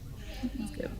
It's was last time I was announcing the start of the knockouts that all the sound cut out, so hopefully that doesn't happen again. Stupid bloody thing. No, it came through loud and clear. Sweet. But I did read through it just as a precaution, just in case it didn't. So, all good to go. Raring to see Cool. these quarterfinals games. Yeah, look, they're all really good games, all watchable stuff. But yeah, Adzi and Josh had to go as two Team Misfits players with the man who founded Team Woohoo! That's our Misfits, first Greg 180. Walsh, in the room. And there we That's our go. Is that first still the 180. first 180 of the night? On Bloody stream. hell. On stream, Our yeah. first on stream, yeah. 85. Adam Bainbridge, who is averaging 106. So I've known Adam since I was a junior. And Of course, he's former Victorian. Yeah, and his brother Daniel and his old man as well. His old man was a very, very great, good dart player in Victoria, and very well known and played. I don't know if we played state level, but definitely competitive level. And yeah, Adam and Daniel known for a long, long time. Shout out to Yeah, well, Daniel. I met Daniel Ages. down at the 88 at Melton. Yeah. Woods, I believe his name is, his Yes. nickname. And Yes. yeah, very nice fella. Bullseye for Bainbridge. Whoa! Bullseye's in the middle, that's it. 64 for Mr. Kime. Speaking of players with very good, very skilled Yes, dads, yes. Josh Kime's Josh old Kime. man Jeff, former Very Oceanic Master, PDC World Championship player, Yep. and I- yeah, done heaps. Yeah, I believe he played for Aussie, didn't he? Yeah, I think so. Yeah, I believe he did. I think he actually is. I think his Australian blazer or his state blazer might be on the wall at Wynnum, actually. Yeah, that's not surprising. Yeah, a few, all of our previous or state and Aussie players that represent our club, they've got their blazers framed at Wynnum and on the wall. So it's lovely to be able to walk in the shoes of greatness, I suppose, or the footsteps of greatness, I should say. Yeah, well, that's something that is fairly common, particularly around Brisbane. A lot of these historic clubs, you can see a bunch of shields and whatnot around Yeah. Pine, but there's a lot of clubs. You know, Redlands has current and former Australian reps on the wall. Wynnum, Carroll Park. You know, all these different Logan, all these Like, different clubs that yeah. really celebrate their current and former players and their successes. It's great to see. Great to remember. Who was and celebrate who is some of the greatest players in the country. Yeah, and I'll give a shout out to Geelong Dart Club as Yes. well. You know, that's one of the first dart venues I ever walked into as a kid, and aside from the Brunswick Legion. So yeah, a lot of history on those walls. The first junior championships I ever attended was at the Geelong Dart Club. As a supporter, I hadn't even started picking up darts yet, but that's what made me fall in love with the game, was that championships down in Geelong. So Yeah. I've had the rich pleasure of history there. commentating several tournaments at Geelong Dart Club in the Ernie's Den. Yep. And that is a place that stores a whole lot of history. You know, Australian Championship banners from the 70s and 80s. Yes. Well, you should have seen, I mean, this was way before your time. I don't even know if you were born yet, mate. But at the Brunswick Legion down in Melbourne, they had this back room, and it was full of the history of darts and some old Points and Tips magazines, and just all sorts of crazy things from decades and decades and decades ago. And I don't know where all those things ended up. Hopefully someone's watching, and hopefully someone might know where they all are, because that was just the pennants that were there. Double 12 for Kime. Sorry, I'm Oh, sorry. I had to interject. No, it was great. But if anyone's watching from Victoria and knows where all those things are, that would be great to kind of surface and share, because they were such a rich history. But anyway, back to our quarterfinal. Double 6. I got to go full board because none of the cameras capture it that good. Oh. 167 now, Mr. Bainbridge. Yes. Starting down in the 19s. finds the big 90. And another. And another. Double three, Mr. Khan. Gets it done. And go to another decider. Good calling from Mr. Mitchell Clegg.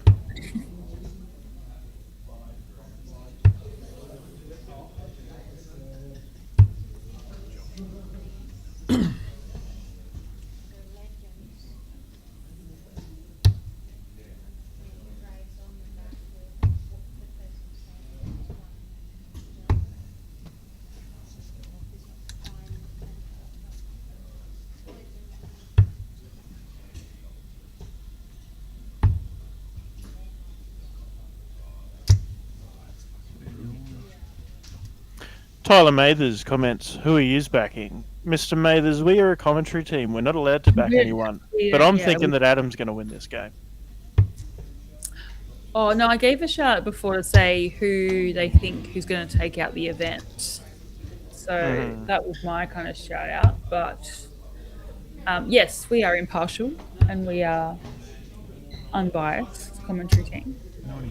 However, having said that, I would love to see actually any one of these quarterfinalists would make me really happy. They're all good blokes. They all can throw a mean dart and they wouldn't be in the quarterfinals if they didn't. But I think any of them would be worthy winners. Aiden, we got a player count of 64 today, mate. We definitely missed you as last week's winner. Yeah. Where are you, mate? Yeah, shame not to have you here, Aiden. As to go to back to back, but anyway, I don't know. That first comment from you there should have come. Looks like I'd have some games on my hands. Sounds like you had an easy run last week, mate.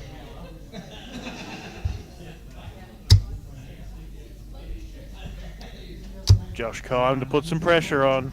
Oh, the 140 leaves himself 90 as Adzi comes for 154. His lift, Damon Bratley sitting in the back, hoping that Josh gets the job done so he can go home. 94 remaining for Adzi, 90 for Josh. Another 20 for the ball. For the ball. Oh! For the match.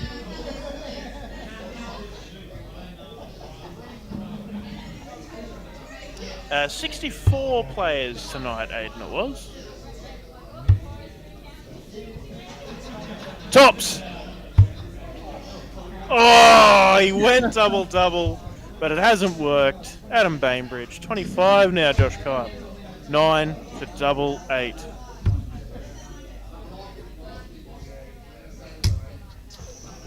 Oh, God. Having a word to both himself and Mitch Clegg about what has gone wrong for him there. Tops, Adam.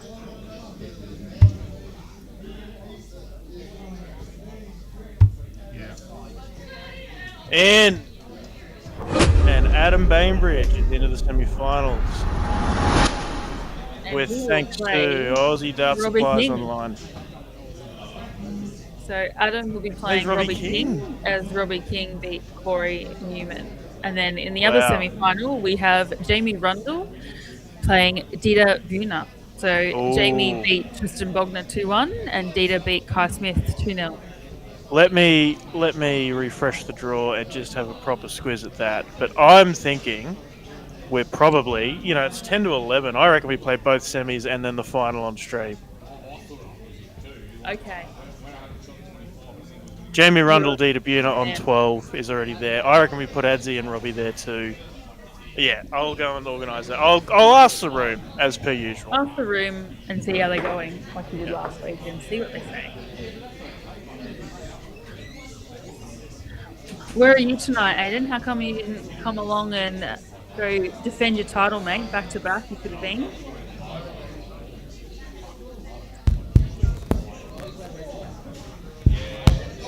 Ladies and gentlemen, We have hit the pointy end of the evening. It is 10 minutes to 11 p.m. and I would like to know what the general opinion is. Do we play one semi off stream and one semi on and get out of here early? Or do we put both semis on stream and get an action-packed viewing experience for everybody? The first semi, Adam Bainbridge, Robbie King. The second semi, Jamie Rundle, Dita Buna. What's the vote? Raise your hands for one on stream, one off stream. I think the verdict is we want a show. Alrighty then, well it's gonna be Adam Bainbridge, Robbie King up on stream first. Yeah. Tristan, you want to call? You can call all three games.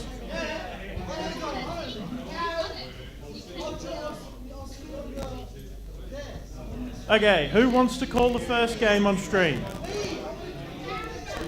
Adam and Robbie are first. Your ears painted on, Tristan. Jeez, mate. Who's calling the first game? Damon Bratley. Oh, here he is.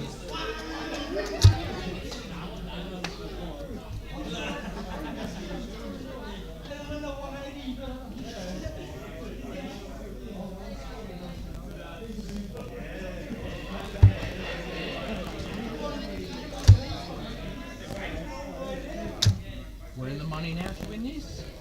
We're in the money. Got a buy. Yeah, because you top your board and get a buy. Oh, did? Yeah, but Robbie didn't. He took this board and didn't get a buy. I think there was a mess up with Darknet.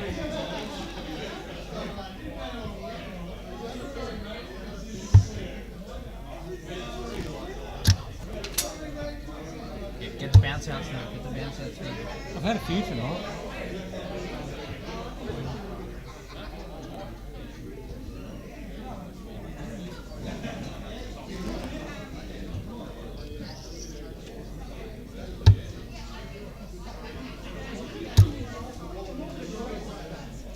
First of 3 legs, this one. Best of 5. 5, I think. Well, there we go. 2 semis on stream. Action-packed night at darts. Here we go. I'm excited. The crowd has spoken. They want to see a good show. I did just get told off by Tiff, who is not only the other half of Robbie King and his lift, but also media manager or social media manager for the ADA. And yeah, she's not happy. She's like, I blame you if I get home at 1 a.m. And I said, you had your opportunity to speak out, be loud, and let me know you wanted to play at the same time. But I don't think you were beating the crowd. What happens when you've got a partner that's such a good dart player and goes deep into draws as well? So we've just had 2 Paradise guys play off in Josh and Adam, and now we've got 2 Paradise guys again. Yeah. Not only that, but same with Misfits players. Team Misfits, yeah. Josh and Adzi, and of course Robbie and Adzi as well.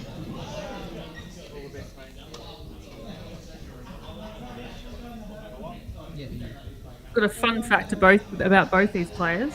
So I was living in England when Robbie King came over with Guy Holland and played in one of the first PDC youth events. Second dart. Robbie was 14, and his dad, Jim, goes, my son's coming over. I know you're living there. Can you go down to the event and give him some support because he's doesn't really know anyone. I'm like, of course, I'm going to be there anyway because it was played at the same time as the Players Championship Floor event in Crawley, and I was there anyway. But yep, another 180 there from Adam. What a terrible 180 call from Damon. I'm going to have a word with him. 180. Maybe. Just like rudimentary. 57. But yeah, Robbie, when he's the first time I met him was when he was 14 and we were just over in the UK.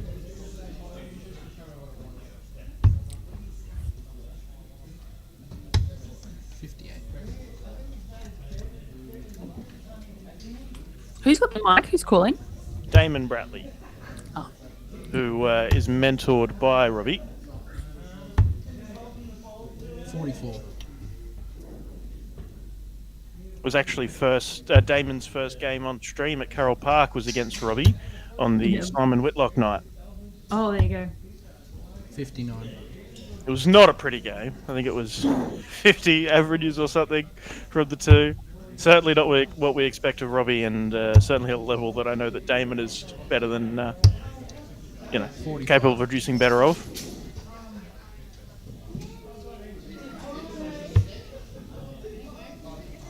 G'day to Jeannie Buhner, mother of Dita Buhner. Yes, Conrad here, of course, supporting Dita, giving him a lift, as is Wayne von Seidel. Having some solid games themselves tonight, both Conrad and Wayne. But yeah, Jeannie there in the comments supporting Dita. I'm sure she'll be watching along right through as Dita comes up next against Rundle. 82. And look, Dita's already beaten a recent former junior player in Kai Smith 2-0 in the quarterfinals, and will be looking to take out Jamie Rundle to get to his first DSL Friday night final.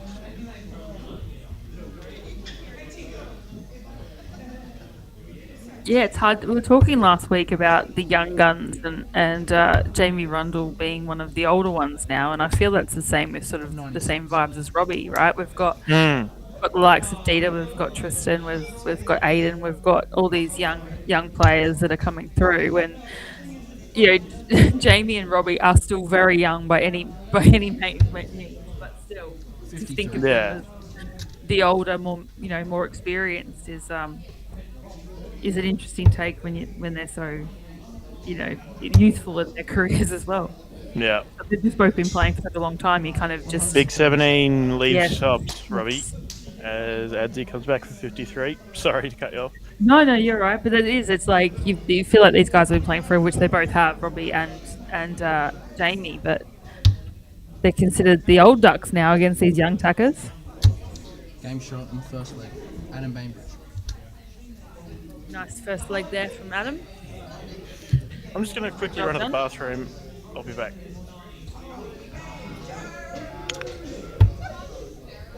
So as with our semi-final, we have upped the leg count, so it is best of 5 in this one, and obviously best of 5 in the subsequent semi. So it is the first of 3, and then the final will be best of 7. Another 180 for Adam. Yes, he's third in 3 legs here. Had one in the last leg and had 180 in the last match we threw on, which was also on the stream board. So finding the triples very frequently at the moment is Adam.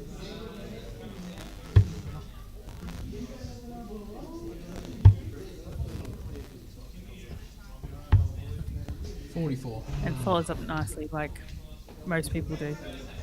Back down to earth.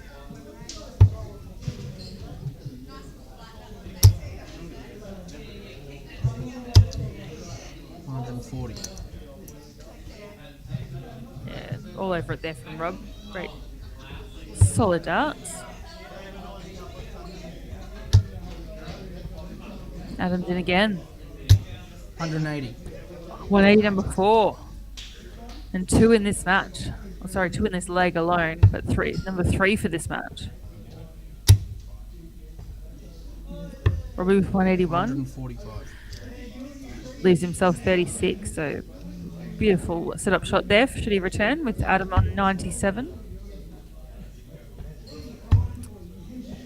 Sorry, I can't switch the board shop, guys, because Declan's not here, so I have absolutely no idea what Adam's got there, but I assume... Well, there we go. So Robbie looking at double 18 to level it up. Should just bouncing off the barrel. 18.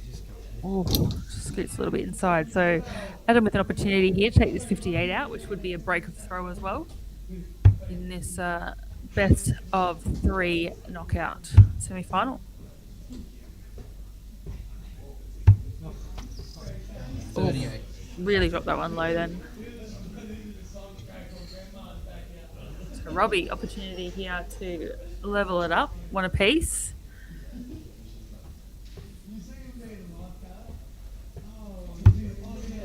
Game shot in the second leg. And she does.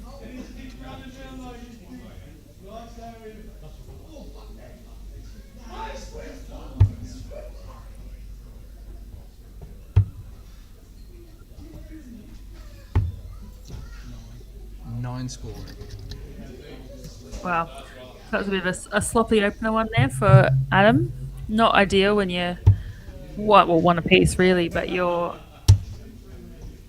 own throw as well. So 140. a bit of a crucial leg this one. So if Adam holds, obviously it's on throw. But if Robbie breaks this one, he's then throwing from that. So a bit of a crucial leg this one. And Adam has not started it off nicely, but Robbie has capitalised with that one as well. 100.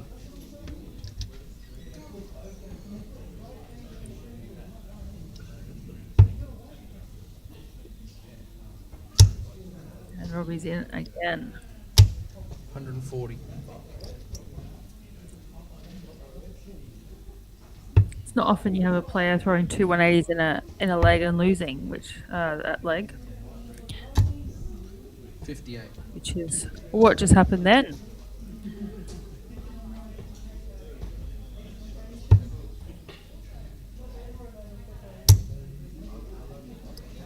Robbie's taking full advantage of this momentum he has here.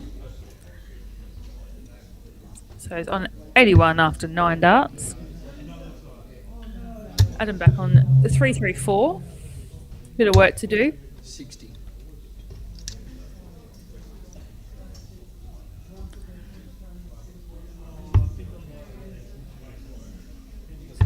Should go the triple 10s. Yep, so he's got, I think he got the big 10 there. Yep, so he will return with 40 on the board, with Adam back on 274.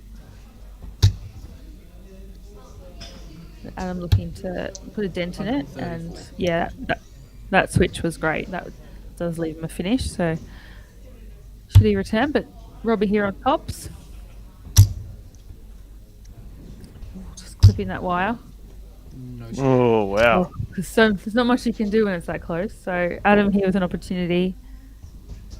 It's a tough ask, but definitely doable, obviously. Yeah. Adam had two 180s in the last leg and had double trouble, ended up losing the leg. So it is, 60. as they Bloody say, hell. it's not over till it's over. Apologies for leaving the camera in the wrong spot again when Yeah. I left the room. Don't know why I even still have a job. Yeah. Ooh, double 15. Not that camera, that one. Ooh. So Adam here with a real opportunity to steal this one back, to be honest, because he was well out of this leg, and then it's just played himself into position, but doesn't look like it either. You went to go 25 bolt. Yeah. I could just see in the background there Gracie trying to run to Robbie and Tip just chasing behind her to grab her, making sure she doesn't run into the game. Double 3. 9. Ooh. Wow, opportunity. Making a meal out of this one, these boys.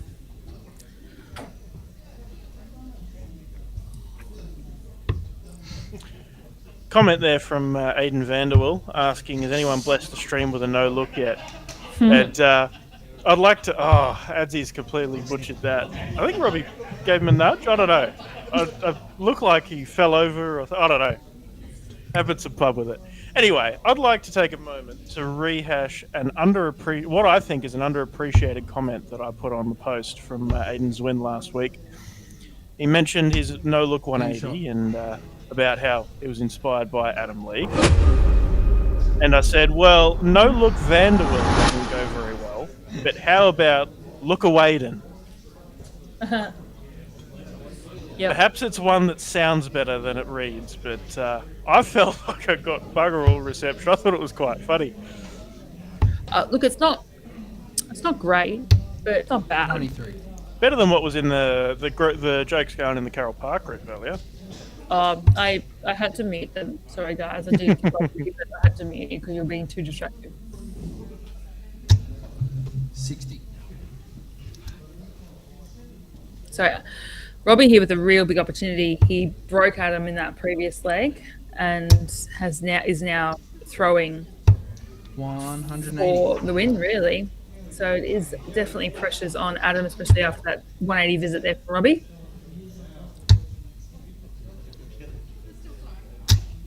$60.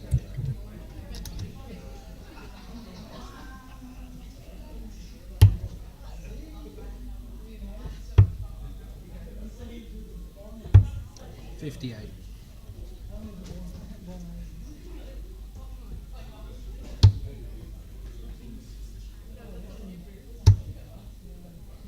Oh, Adzi. Oh, Adzi flicks off and onto the floor.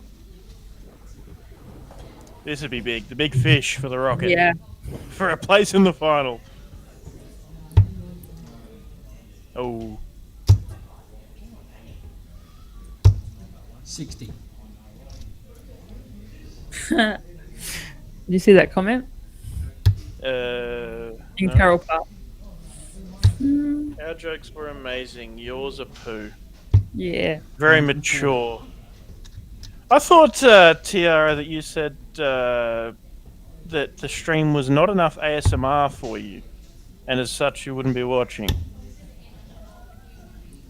Well, anyway, good to have you watch it along. Not good to have you talking 70. shit.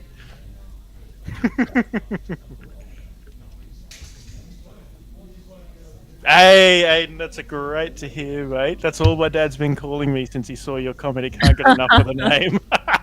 Yes, I'm glad someone appreciates my comedy. Oh God, there has to be one out there, so might as well be. Aiden's dad. Robbie here looking at 32 for the match and to progress to our final. And that first start that was a little high may have blocked, yeah, and he's into the single 16. He's bust, and 93 now, Adzi. He wipes the sweat off his forehead, the Rocket. 93 now, Adam Bainbridge. Treble 14 for 32. Oh, he's up in the nines. And he's left tops. 3 more darts at 32, Rocket.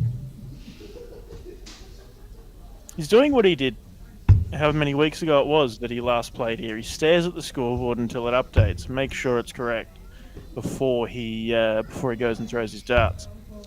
24. Ooh. And you can see there the Andrew Thumper Eagers shirt that Robbie King is wearing. Andrew, part of what was Team Danger in New South Wales. Yep. Pretty solid player, pretty regular competitor on the DPA back in the day. Back in the day? Even at the Warilla legs last year. Yeah. Adds his missed 3 darts at tops to force a last leg. Robbie King now. Gotta go, Robbie. Gotta go. 3 at double 4.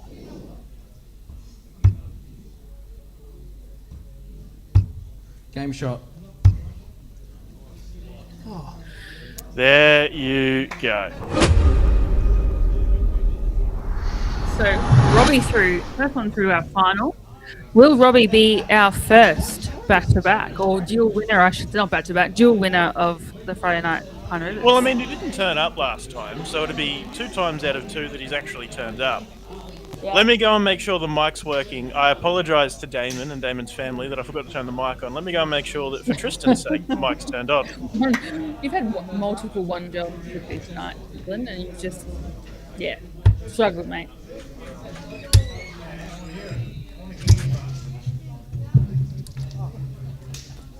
Okay, you ready?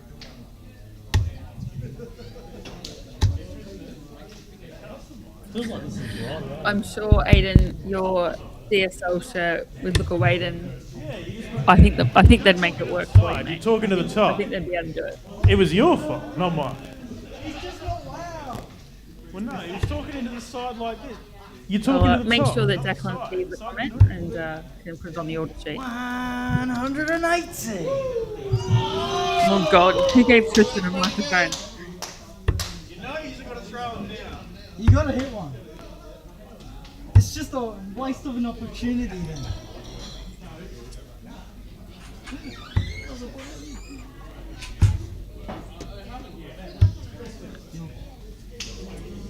Let's get ready to rundle!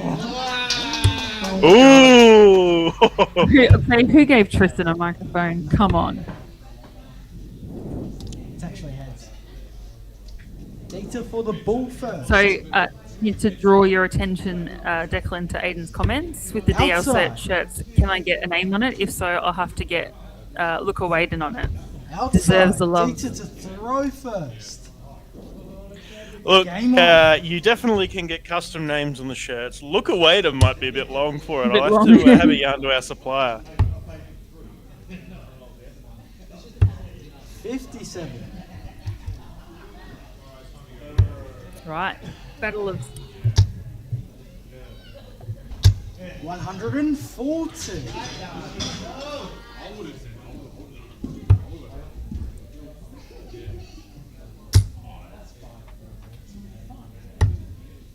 $59. nice little pick up there from Dita.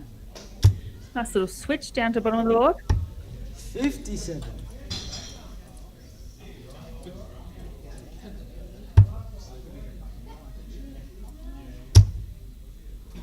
Shout out to Jesus Sarah. Christ, Tim. 45. Sorry, you go first. I was going to say shout out to Sarah who's joined us online, talking about Jamie. Hi Sarah, how you going? 58. Sorry, what you say, mate? Tim Justice comments, when you throw, I look away. And when you enter the room, I want to leave it. Tim. 140.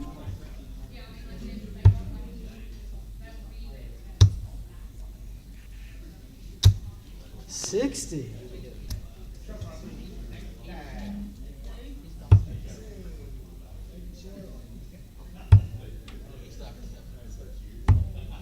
$28.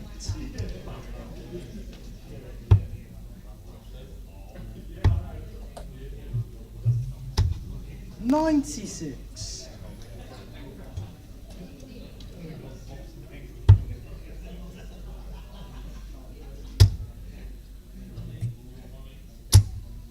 $55. You require 90.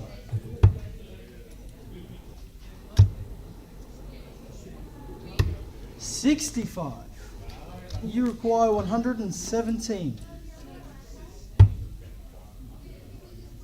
I'll be back in a sec. Yep, you're right. Tops for Dita Buena for the first leg. 77. Ooh, a little high. You require 25. Game shot Double in the eight first gets leg. it done. Randall.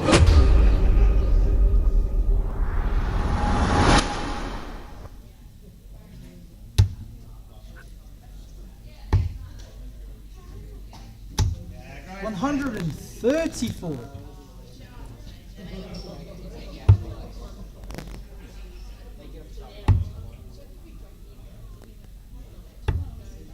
$56.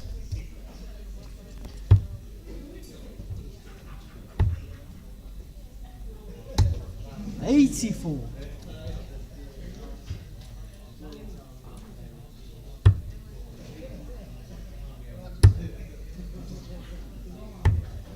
$28. Dita steady, or struggling his way through the start of this leg, but Rundle playing some pretty good darts, really.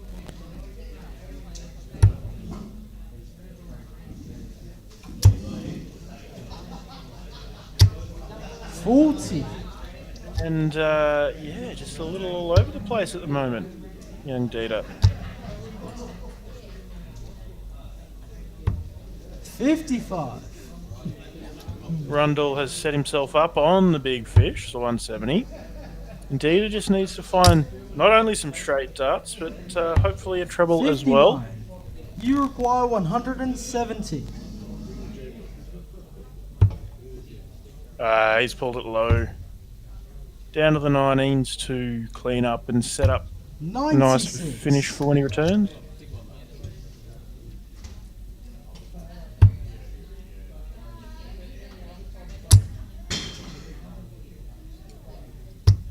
$60.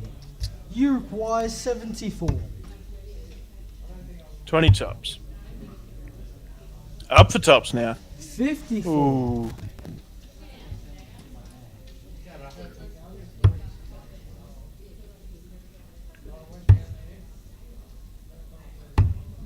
40. Uruguay 20. Sorry, wrong place. There we are. Game shot. Gets In it done. Second leg. Rundle. Third leg to into the throw first.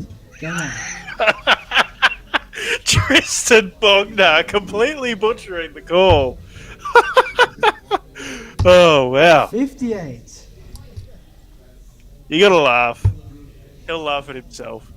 In the moment, it can feel quite awkward and whatnot, but you can't beat 100. yourself up. You gotta laugh it off. It's all fun darts, really. Here tonight, some seriously good darts being thrown, but 97. we're all here for a bit of fun at the end of the day here at Pine Rivers on a Friday night, really. 96. When I go out there, I'll have to joke with Tristan that he's not allowed back on the mic until he can get his words straight. 85. What did I miss? So Jamie pegs, and Tristan's like, game shot in the third, 58. second leg to Rundle, third leg to throw first. Dita to throw first. It was just a bit of butchery. 43. I'm looking at Sarah's comments in the chat. If you hit 170, I'll give you another baby. 96. Bloody hell. Pressure's on, buddy. Mm.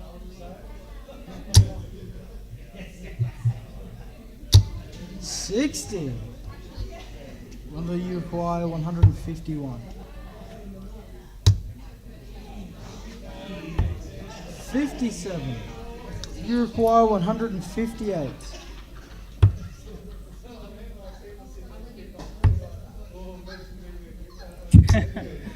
Take the mic off. 58.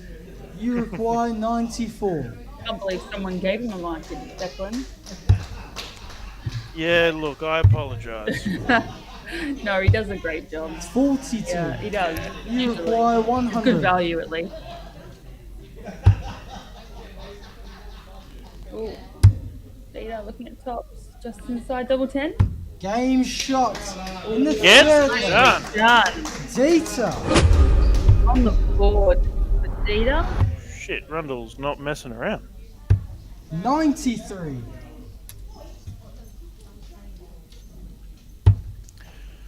My phone, which is hotspotting the commentary setup, is about to die. I need to run out and steal a cable from one of the scoring tablets. I'll be back.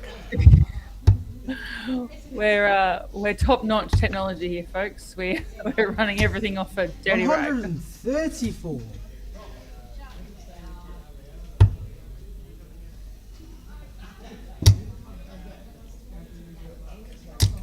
135. For those just joined us, you're watching our second semi-final, which is the first of three legs, best of 48.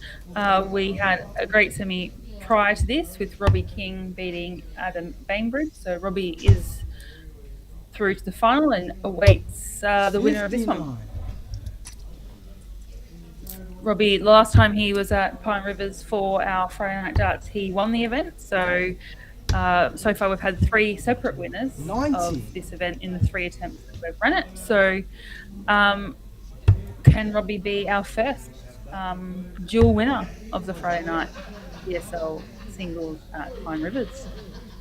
Dita 62 on the board, 185 remaining. 80.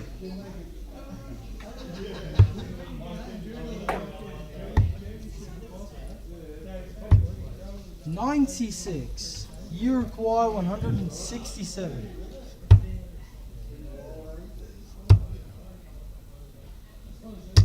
60. Uruguay 40.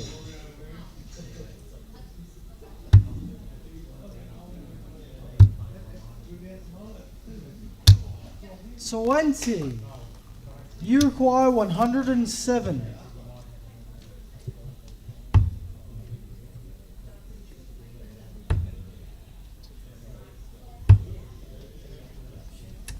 47.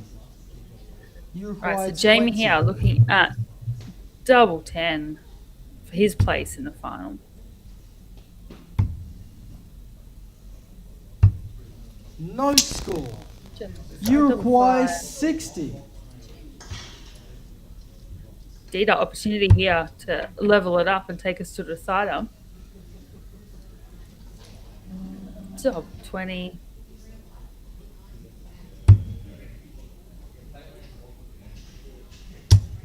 $40. You require That low. 20. Beautiful second dart. Drop that last one low. So Jamie. Getting confused. No score. You require 20.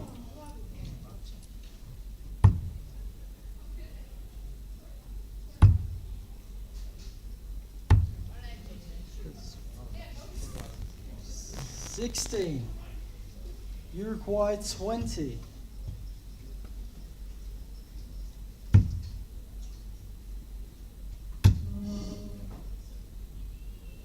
Game shot. In the match, Rundle. And there we go, folks. So we've got our final, Robbie King, Jamie Rundle. These two players have played each other many, many, many times in multiple different events, in multiple different formats. So know each other's game quite Thanks, well. guys. So this should be a good game. Thanks, Tristan. Love your work, mate. Hey Declan, do you want this mic? So we'll be back on shortly, folks. We'll just I'll throw Declan in a minute, and he'll be putting the final on.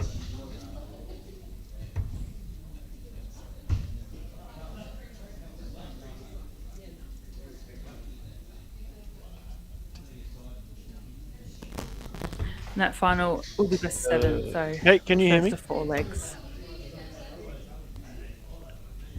Are you leaving?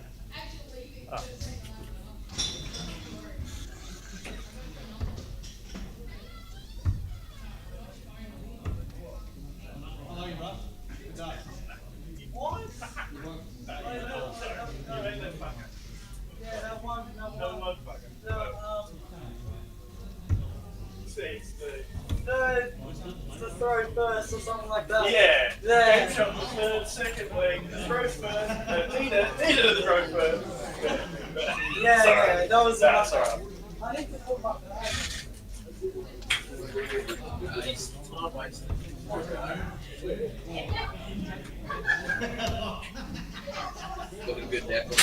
Thanks, mate.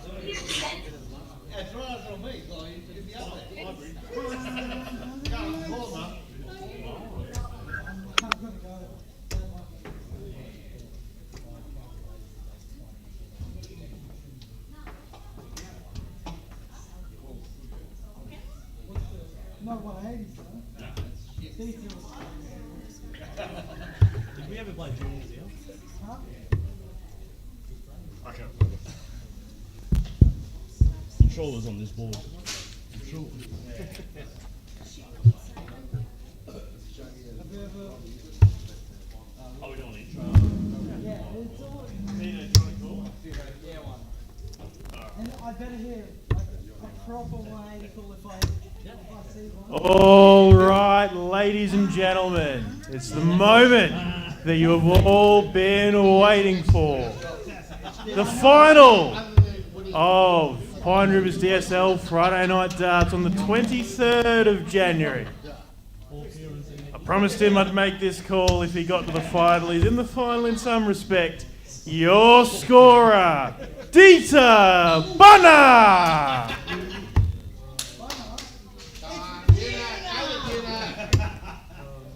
And your finalists, who will be competing in the best of 7 legs. The Rocket, Robbie King! Woo! And the crowd goes. And his Wild. opponent, Rundle in the Jungle, Jamie Rundle!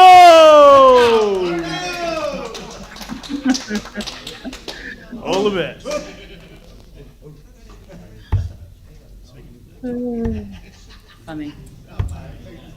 Right.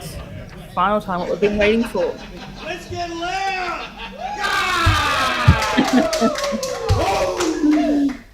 Declan doing his best to fire up the room here for the final. I wonder if we'll see a streaker this week. We did see a topless a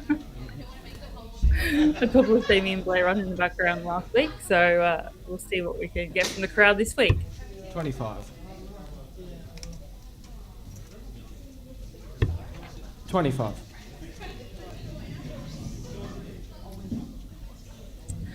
So welcome. First 4 legs, so best of 7 here for our final. We've got Robbie King and Jamie Rundle playing off after winning their respective semi-finals. Both won their finals 3-1, and looking pretty good most of the night tonight. So it's great to see them. Robbie having won this Friday night DSL at Pine Rivers Outside the ball. It's Robbie early to throw January, first. so Game on. for our first dual event winner if Robbie takes it over the line. So far, Yeah. 3 events here and 3 separate winners. So let's see what we can do. Yeah. And look, Rundle could well be the 4th separate winner. Absolutely, for sure. Both players playing exceptionally well today. All three very 134. consistent. So, rightly so in the final. Both very talented players. 42.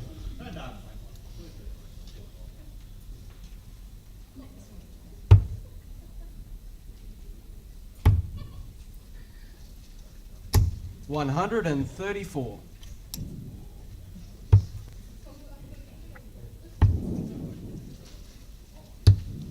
93. Dita's not a bad caller. He's done a couple before, hasn't he? We've had him call before. I don't know if we've had him 95. calling like properly on the mic to the room. Oh, okay. Maybe I'm wrong. I'm not sure. I thought we've had 40. it before on Robbie, you something. require Whether it be 138. Carroll Park or maybe it was ADC or something like that. But No, I don't think he's No? been to Carroll Park for the ADC or for a Friday there you night. go. Maybe I'm thinking of Wednesday nights then. Because he plays Maybe. in Red on Wednesday, yeah. 106. Lovely does there from Robbie, taking a commanding lead in this first leg. 58. Tristan's calling me. Robbie, Let you me see require what's going on. 32. Oh gosh.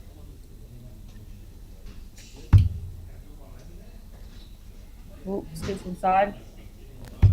Or is that on the wire? Must have been on the wire because he. Game shot on the Hasn't first moved. leg. Robbie King.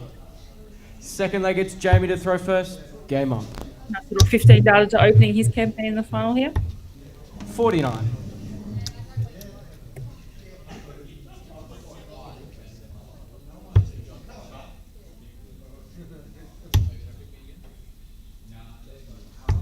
$58. Sorry, I'm back. Tristan was confirming whether he does or does not get any money for that, and he does, and he'd already 92. left and not collected his money. There you go. Must be yours then. No, he's running back in to grab it. 100. I was hoping to cut to a shot of us 100. during the gap between the semi and the final. Say good day to everyone at home, but unfortunately all of my stuff crapped out and wasn't able to. But seems to all be 96. working now. So after the final, we'll say good day. Kate did her hair for this and everything. Oh, come on. No, I 80. didn't. This is the reason why I said it to you earlier was like I've been up since 4:30 this morning, so I'm progressively getting more and more tired. 96. I'm like, you're gonna stitch me up and switch to camera when I'm at my most tired. But then I've got Sands next. I've 99. been looking over Yeah. at Robbie, you Sands. require They're still 151. progressing. Stitch you up like this, huh? Oh, thanks, Declan. Thanks, mate. Thanks. Hey, look, you had to know it was coming. 97. Jamie, you Doing payback one require of these 80. days when I learn how to do string. Another 20 for tops. Game shot in the second leg. Jamie Gets Rundle. it done, Third leg Jamie is Robbie to Rundle. throw first. Game on. Nice little holder throw there for both players. Becomes a best of 5. 48.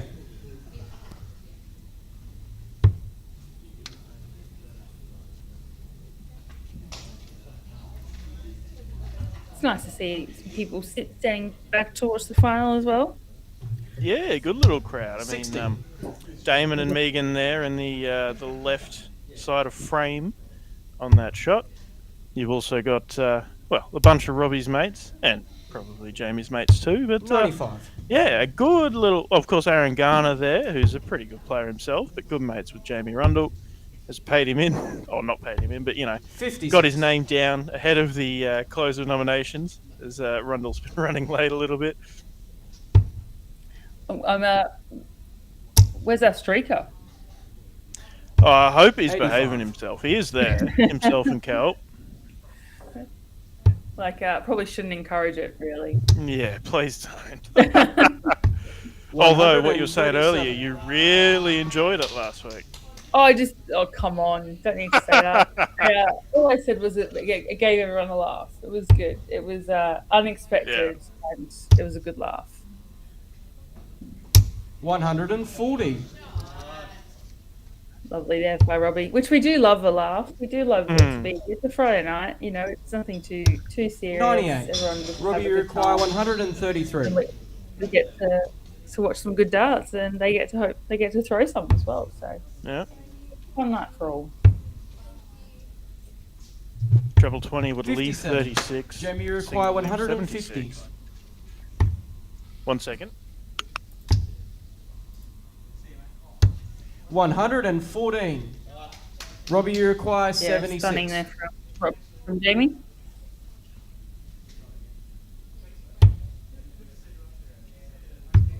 $15 for tops. Double 12. 64. Jamie, you require 36. So Jamie with an opportunity shot in the third to leg. get a break Jamie throw Rundle. here. Fourth leg, it's Jamie to throw first. Game on. This is where you really want to cement your stamp on this leg and just get that hold and have a nice, 100. but essentially what he's doing now. Nice steady shot to start the leg. Put the pressure back on Robbie to outscore, and 140. she does. Nicely done. 41.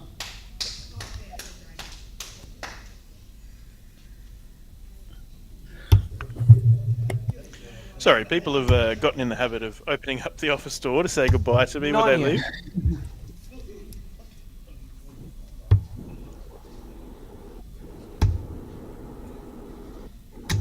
$96. Both players trading scores at the moment. Yeah, I mean, there's 13 points in the average, but yeah, 57. really doesn't tell the story. Of course, with Rundle being 2-1 ahead. And look, it's felt like a really even 56. contest most of the way through.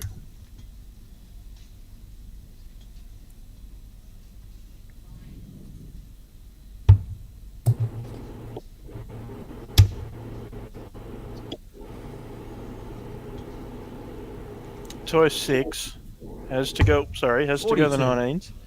Yeah, 164 left.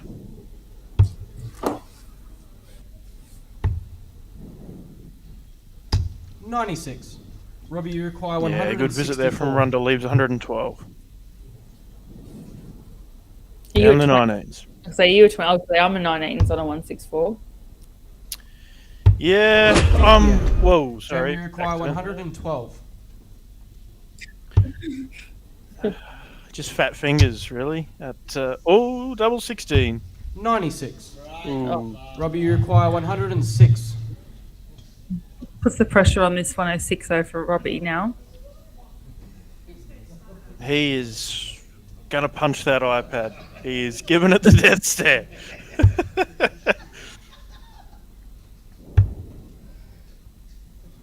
98. Jamie, you require 16.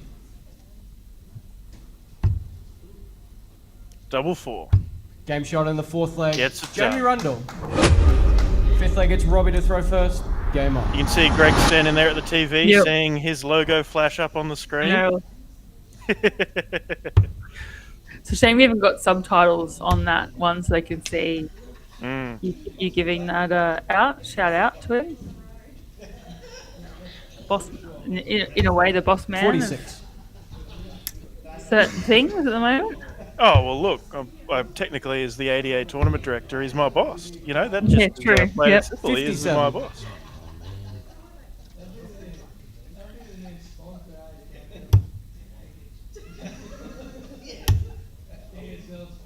Crowd. Not so much 115. talking about the game, but instead laughing between themselves. Something's entertaining. 99.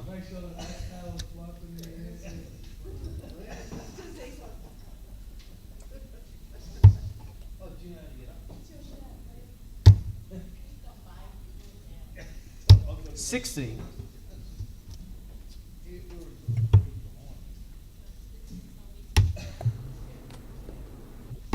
58. So, Jamie, look, I feel like someone needs to take command of this leg a little bit. They're both being a little nice. Yeah, just plodding Okay. away until this. 125. Oh.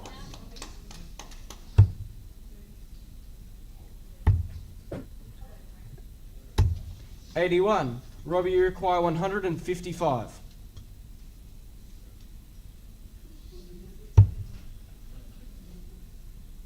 Treble 19 for double 19. Whoa. 83. Now that looks like one of my cards. Got some time though. Jamie on 206. 41. So big score here. Robbie, you require 72. No. So Robbie's going to get 6 starts at 72 with Jamie leaving himself a bogey finish, which is very 60. un-Jamie like. Oh. 19 should be the shot here for 165. 133, it leaves you 32. 66 scored, 99 left, so we'll want to stay on the 19s. Single 85. leaves him 80. Robbie, you 12 require 12. for double 6 here, the Rocket.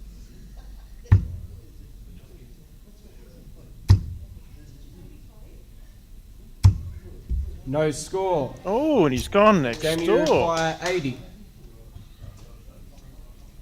for the match and his first DSL Friday night win. Oh, Not going to be. not yet.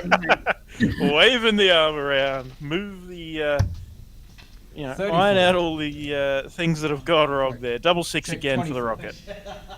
Robbie, you require 12.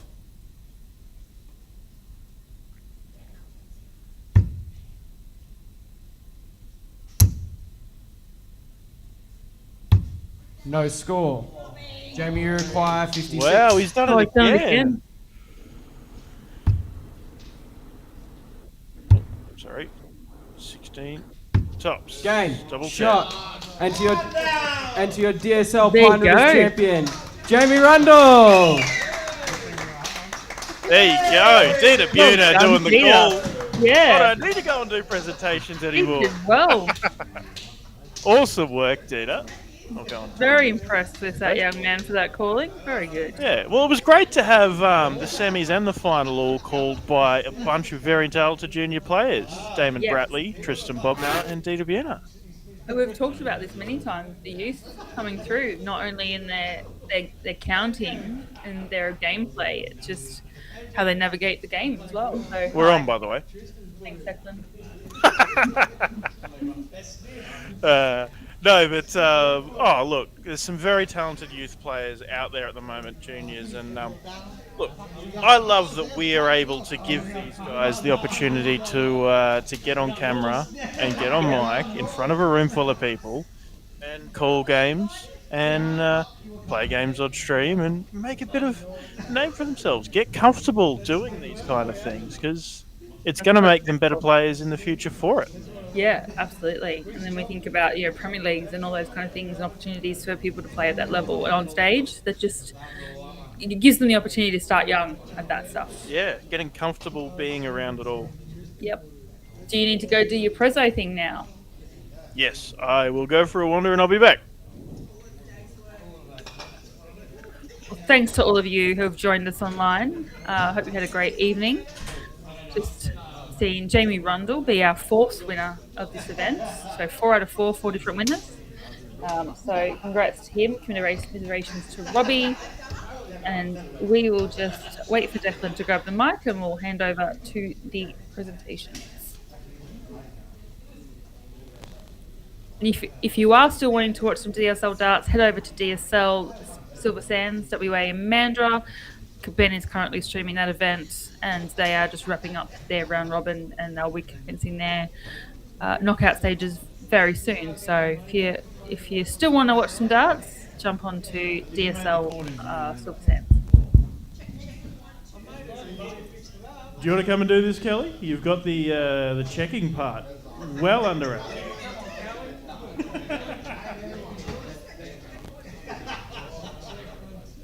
Check 1 2 in the words of Kelly Blair. No. Thank you, ladies and gentlemen, for a fantastic night of darts at Pine Rivers once again. 64 players tonight, pretty solid numbers, and great to have such strong attendance right through to the end of the night. Thank you to everybody who stuck around, gave us a bit of atmosphere in the back, but most importantly, thank you to all the players who made such entertaining viewing throughout the end there. So, players who made the quarterfinals and have earned their entry money back. Don't think he's here anymore, but Josh Kime. Mr. Misfits Dave Hampshire can come and collect. On behalf of Josh. You don't want to shake my hand, Dave?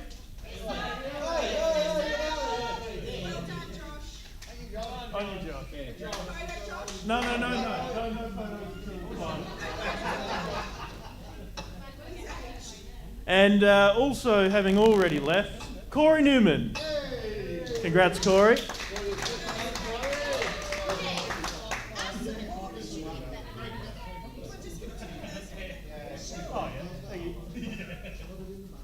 He has already left and collected his money because he knows what he's doing. He's not going to let some money slip out of his hands. Tristan Bogner! And also left but not here, didn't collect his money, Kai Smith.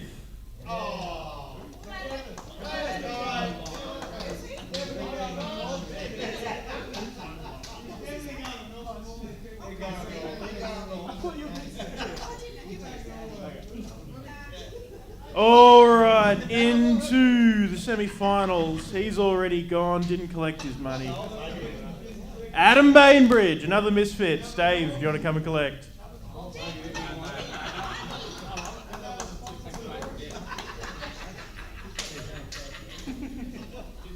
And your other semi-finalist, the young superstar and caller of our final, Deja Bonner.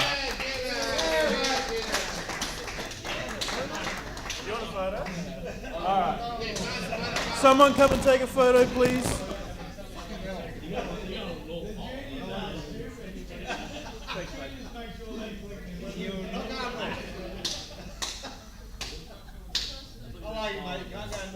No, I didn't smile at Tristan because he didn't take the fucking game serious last week. This is what, mate. Yeah. You didn't ask me. You're supposed to say when you're done. You ever taken photos of people before? Yeah, I just think a lot.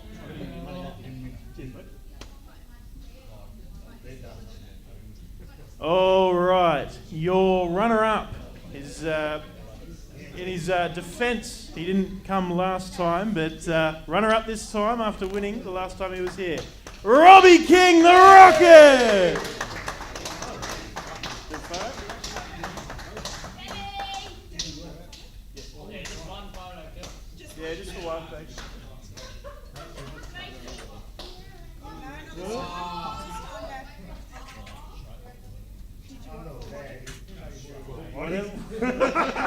Whatever works. Thank you. Oh, yeah.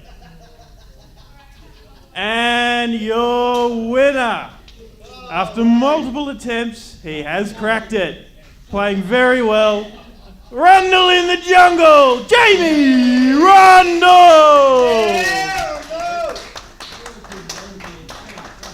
Hey,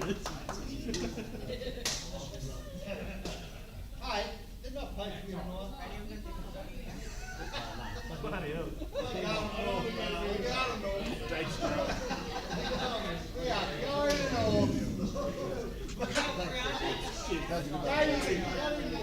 All right, thank you, ladies and gents, for a fantastic night of darts here at the Pine Rivers Darts and Sporting Club.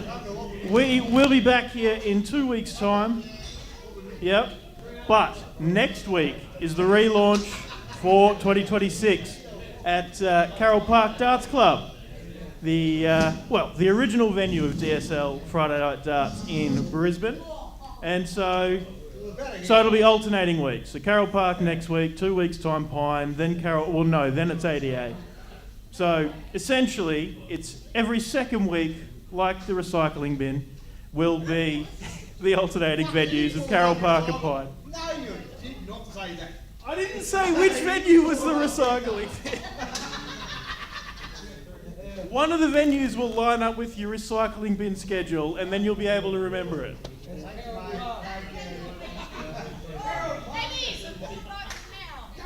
Anyway, Carroll Park next Friday, Pine the week after, and then we're in Mandurah for the ADA. I think. No, sorry. Then Carroll Park again, but I'm in Adelaide, and then it's ADA. So anyway, it'll be on the page. Take a look. Next week we're at Carroll Park. That's all you got to remember for now. Who said I know what I'm talking about?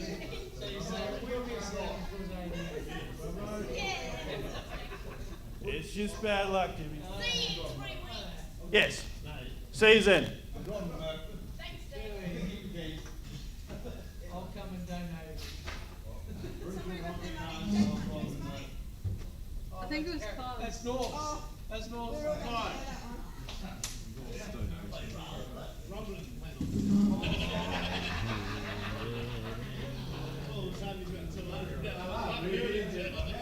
We are not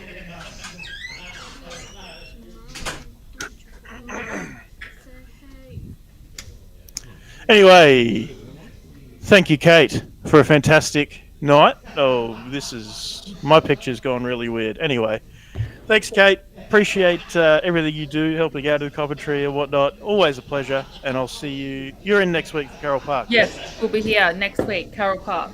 Awesome. Looking forward to it. Drive safe, buddy. And thanks everyone for tuning in on Facebook feed and on YouTube as well. Love having you. Thanks for the comments, and we'll see you next time.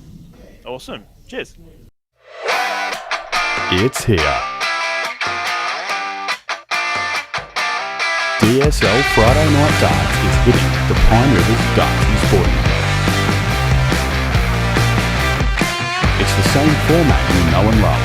$20 entry, round robin into knockout, stream live all night on Dartstream Live. Coming to you from one of the biggest and best looking darts clubs in Queensland.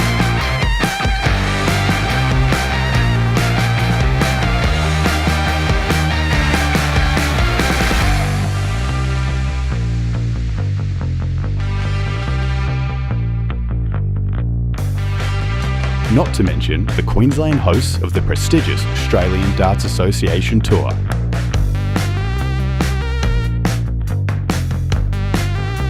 Brought to you by Australia's #1 stream and commentary team.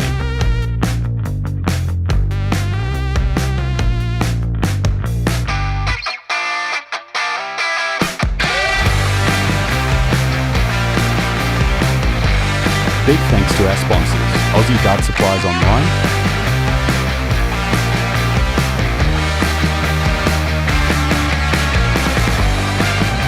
Haley's Carpentry Services,